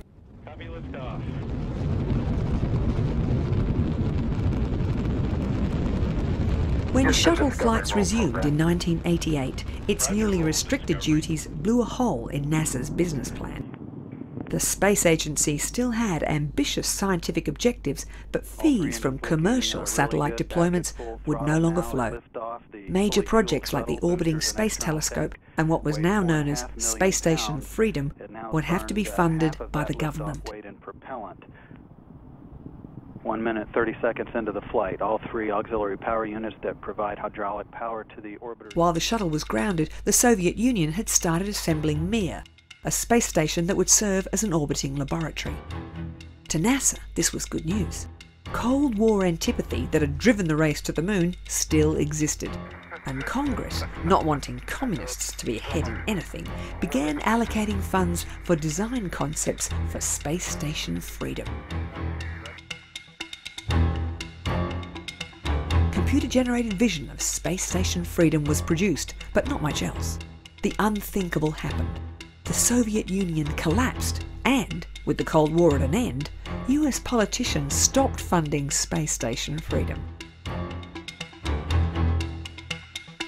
In 1989, Atlantis deployed the Magellan probe, which left Earth and successfully went into orbit around Venus. It was the first interplanetary probe to be launched from a space shuttle.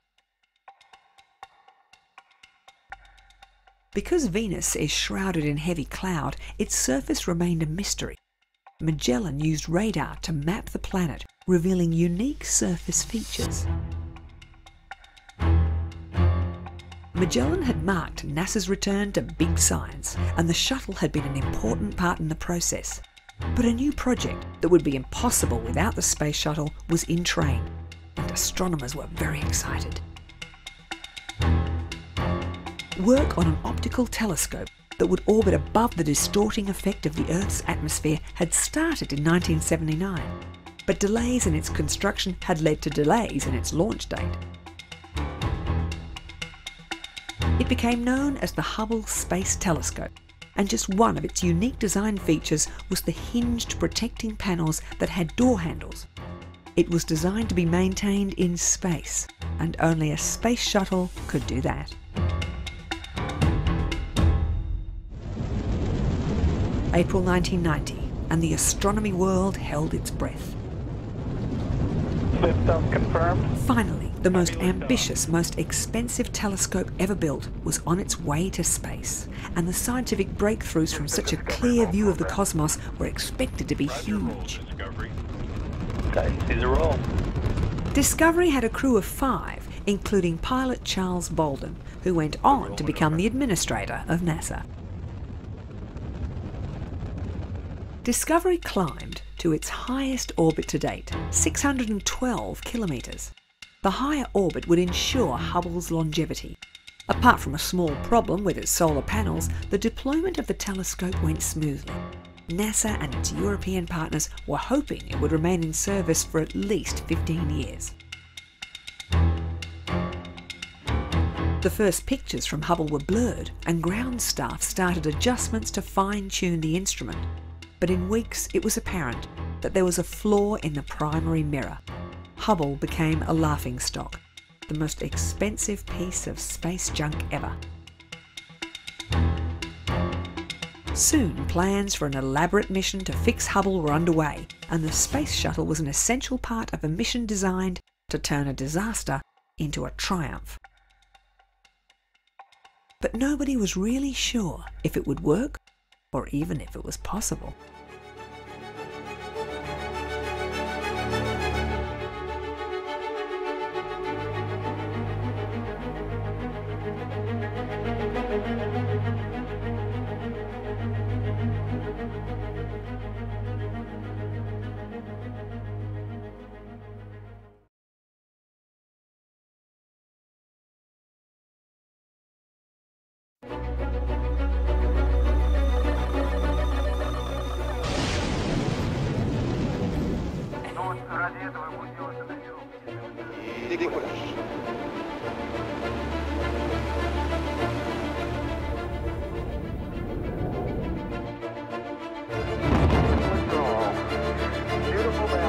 Really amazing to see.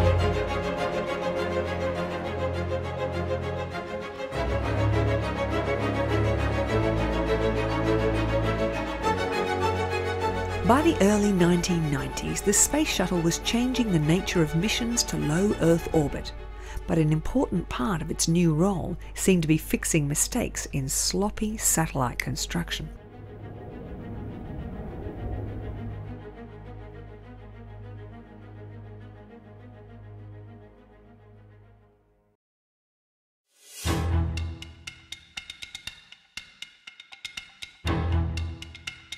Around the time that the orbiter Discovery had returned from its mission to deploy the Hubble Space Telescope, it was becoming apparent that while the mission had been a success, the telescope was a failure. A manufacturing error had been made and its images were blurred.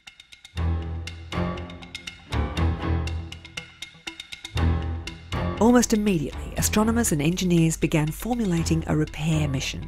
In principle, an optical correction could be made and fitted to the telescope, but nobody was sure if this was a practical idea. At this time, work on a new shuttle to replace the lost Challenger was nearing completion.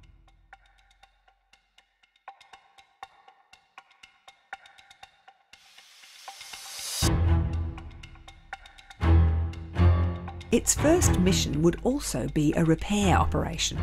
In 1990, the communications satellite Intelsat 6 had been left stranded in low Earth orbit. Endeavour's crew would capture the satellite and attach a new booster to lift it to a geosynchronous orbit. They had been practicing in NASA's weightless training facility for 12 months before the mission. New equipment had been built for the specialist operation. Endeavour's first flight started in May 1992. The orbiter quickly caught up with the wayward Intelsat, and the mission specialists began the operation they had spent so long rehearsing. The plan called for astronaut Pierre Thuot standing at the end of the robot arm to snag the $180 million satellite with a capture bar. But the slow rotation of the satellite made the task impossible, and as Thuot continued to grapple with it, he induced more complex motion along all three axes of the 4-ton satellite. The attempt was abandoned and the orbiter backed off to a safe distance. After controllers on the ground had brought some degree of stability to the satellite, 3 astronauts entered the airlock, and Commander Dan Brandenstein brought Endeavour close in to the Intelsat and skillfully mimicked its remaining rotation. Then, in a spacewalk lasting more than 8 hours, the astronauts managed to grab the satellite with their gloved hands. This exercise had not been rehearsed and had been planned just hours before. The versatility of the shuttle and the ability it afforded its crew to rapidly adapt to real conditions saved the expensive satellite and added to the Space Transportation System's reputation for complex on-orbit tasks. After attaching a new booster and relaunching it, Intelsat performed for more than 20 years. But this first mission for Endeavour was still not over. A construction exercise designed to learn about building techniques in weightlessness was scheduled. NASA was keen to advance its space station concept. The main lesson from this exercise was that astronauts working with their feet securely anchored could carry out tasks in roughly the same time as they could in the ground-based simulator. But without a fixed anchor point, free-floating astronauts use most of the time in bodily orientation and work times increased. This had been one of the Space Shuttle's most productive missions so far. If crews working from the shuttle could capture and relaunch Intelsat 6, then it might just be possible to repair the dysfunctional Hubble Space Telescope. Soon, technicians at the Goddard Space Flight Center began working on an optical fix for Hubble. They also designed a suite of specialist tools needed for repair of the Space Telescope. Engineers had to earn dive qualifications so they could work with mission specialists in the giant pool at the Johnson Space Center. Here, the repair procedures were devised, tested, and then rehearsed. The 4 astronauts selected for the repair mission spent 11 months training in the underwater facility in Houston.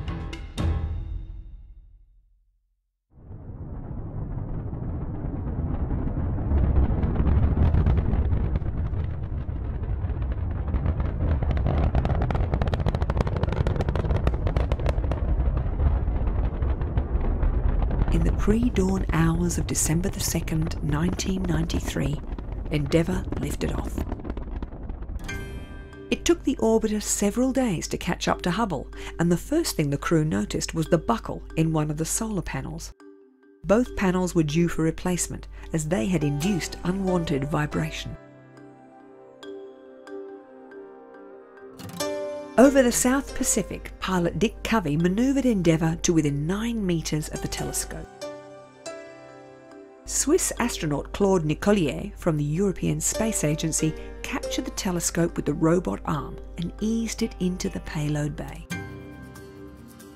There were 5 spacewalks scheduled to undertake the array of tasks needed to bring Hubble up to operational specifications.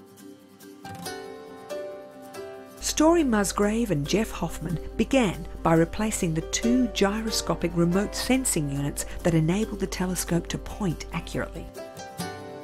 There were problems closing the compartment doors, but by working together, the astronauts managed to get them back in place. The next day, Catherine Thornton and Tom Akers prepared to replace the solar arrays. One would be brought back to Earth for examination, but the damaged panel was discarded above Eastern Africa. The shuttle gently moved away to prevent any collisions. When the new units were connected, the corrective optics package was installed. During the next 3 days, a range of different tasks were carried out, not only to bring the telescope up to its intended specifications, but to give it new capabilities. After each modification, the Space Telescope Operations Center was able to verify the changes. NASA had completed one of the most challenging and complex missions ever attempted. The Hubble Space Telescope began delivering some of the most detailed visible light images ever seen. Its observations revolutionized our understanding of the universe.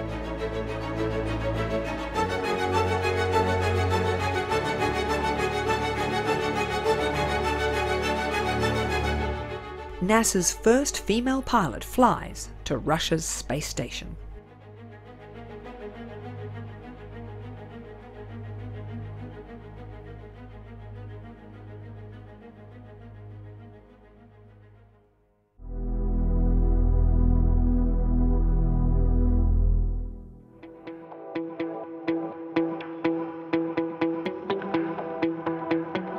In the late 1980s, NASA had a problem. Confidence in the shuttle system had been shaken by the Challenger disaster.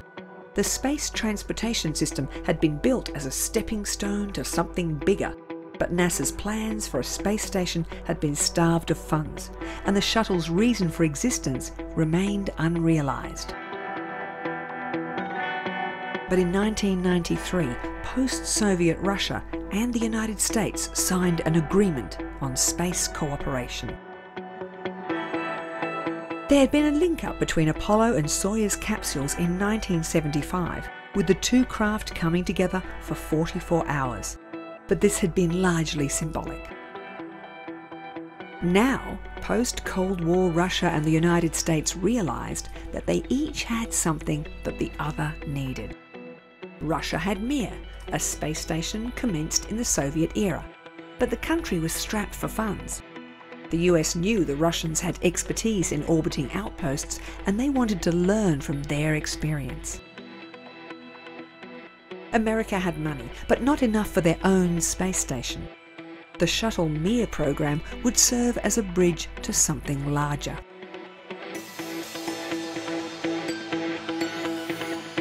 In February 1995, Discovery rendezvoused but did not dock with Mir. It was the first shuttle to carry a female pilot, Eileen Collins. Over a 4-year period, space shuttles made 11 flights to Mir, and American astronauts spent 7 residencies on board the Russian space station. Shuttles also conducted crew exchanges and delivered supplies and equipment.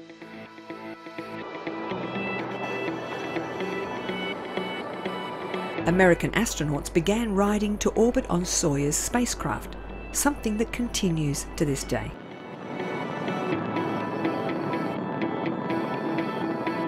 US astronaut Shannon Lucid spent 179 days on Mir, giving her the American record for longest duration single space flight.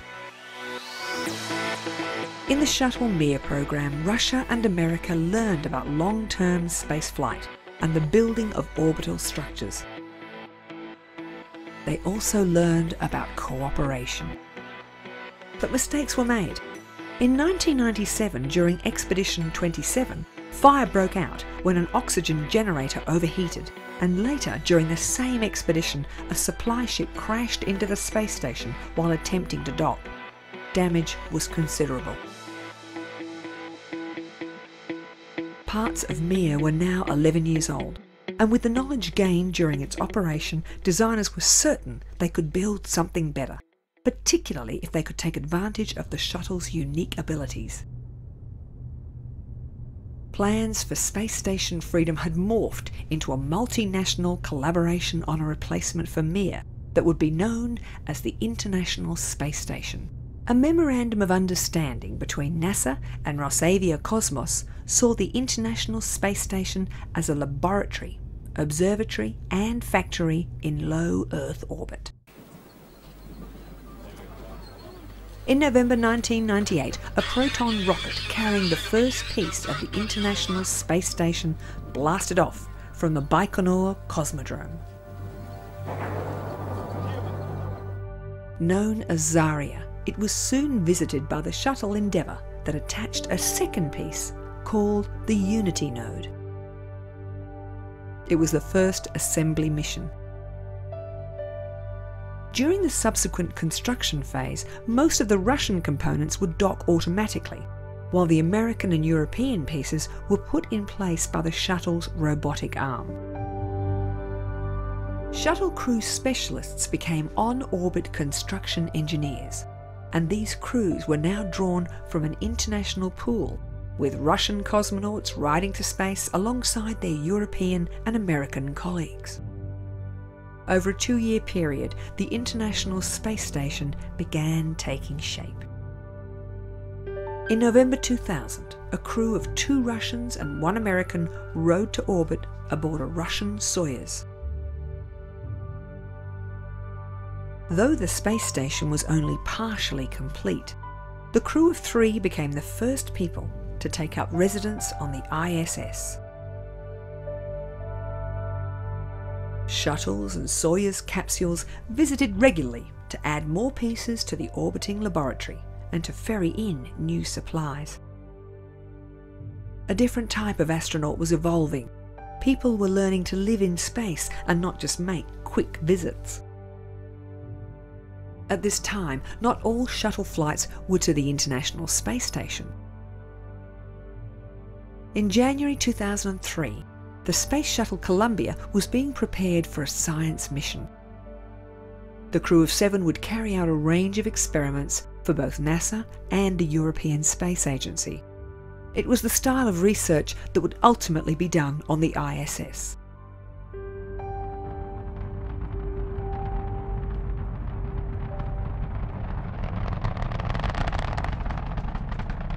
Columbia lifted off for a 16-day mission, but there were no spacewalks or other dangerous aspects scheduled, just hardcore science. For 4 of the crew, it was their first trip to space. And while they were enjoying weightlessness, engineers on the ground were reviewing tapes of the launch. A chunk of insulating foam had dislodged from the external tank and had hit the orbiter's left wing. There was nothing anyone could do, so the mission proceeded normally, while ground engineers hoped for the best. During the return to Earth, Columbia disappeared from tracking radar. At the same time in the skies above Texas, an explosion was heard, and debris began raining down. Damage to the wing had been catastrophic, and Columbia had broken up.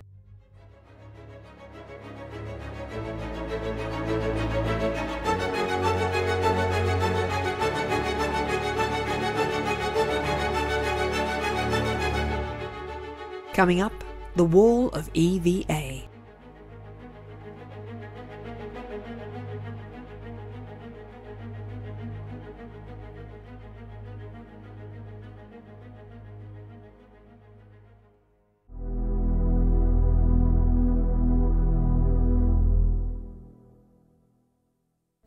Our nation shares in your sorrow and in your pride.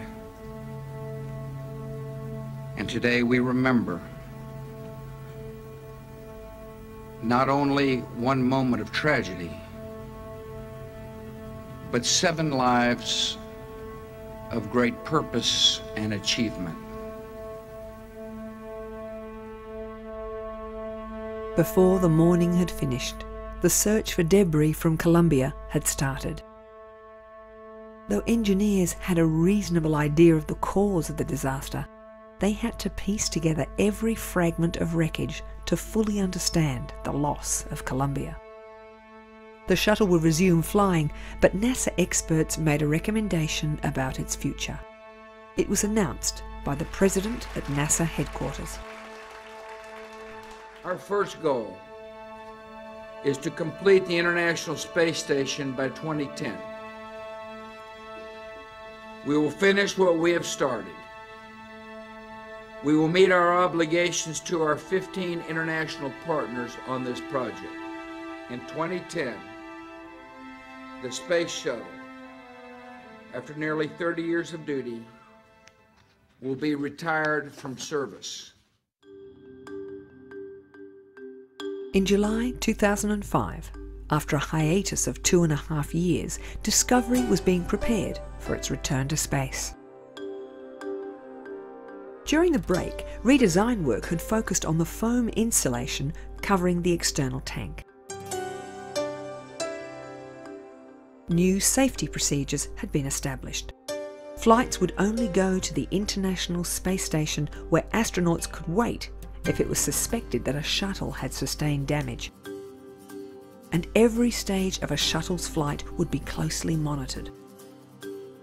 In 1988, Discovery had also flown the return to space mission after the loss of Challenger.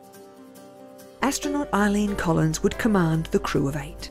The mission would test on-orbit repair techniques as well as resupplying the International Space Station. Tension in the firing room was palpable. Though each shuttle had been designed for 100 missions, the Columbia inquiry called the shuttle an aging spacecraft, with the odds of losing another orbiter and crew increasing with each flight.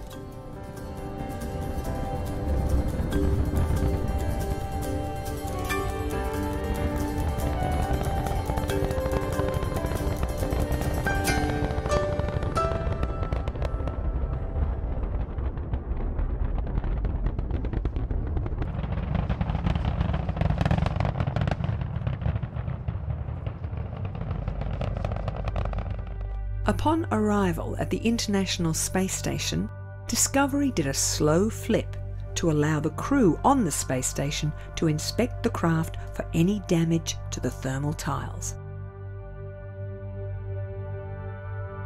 At launch, cameras had again picked up insulation foam breaking free from the external tank.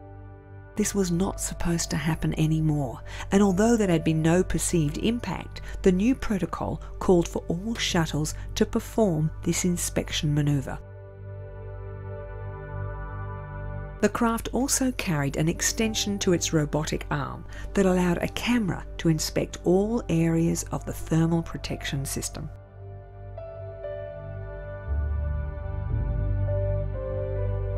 Work on completion of the space station was stepped up.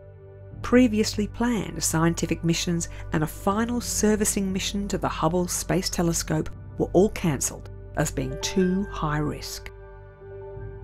With every mission now featuring long-duration spacewalks, not just from the shuttle, but also by astronauts living on the International Space Station, training in NASA's Neutral Buoyancy Laboratory became intense, and NASA began referring to the period as the Wall of EVA.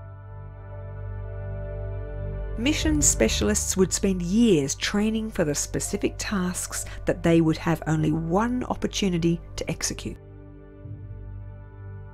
After Discovery's return to space mission, shuttle flights kept adding to the space station. But almost immediately, dissatisfaction began surfacing within America's scientific community. The Hubble Space Telescope was badly in need of fine guidance sensors, new gyroscopes and batteries, and astronomers were putting pressure on their politicians to allow one last servicing mission to Hubble. In October 2006, NASA's new administrator, Michael Griffin, fudged the safety issue and announced a final repair mission to the Space Telescope. 3 months later, the Advanced Survey Camera, Hubble's most heavily used instrument, went dead.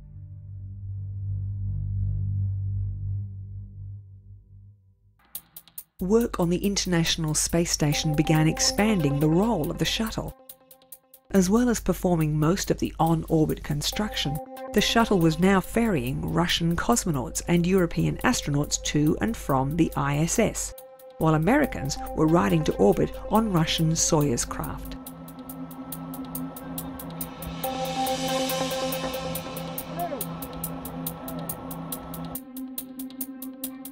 The ISS began taking shape, with techniques pioneered on one mission becoming standard on the next. But a new mock-up had been installed in NASA's Neutral Buoyancy Facility. Hubble repair became the focus of one crew destined to be the last to visit the Space Telescope. In May 2009, Atlantis headed for Hubble. After 5 spacewalks, the telescope had been completely refurbished, and astronomy's most valuable instrument was back in business. In July 2011, Atlantis was the last shuttle to fly.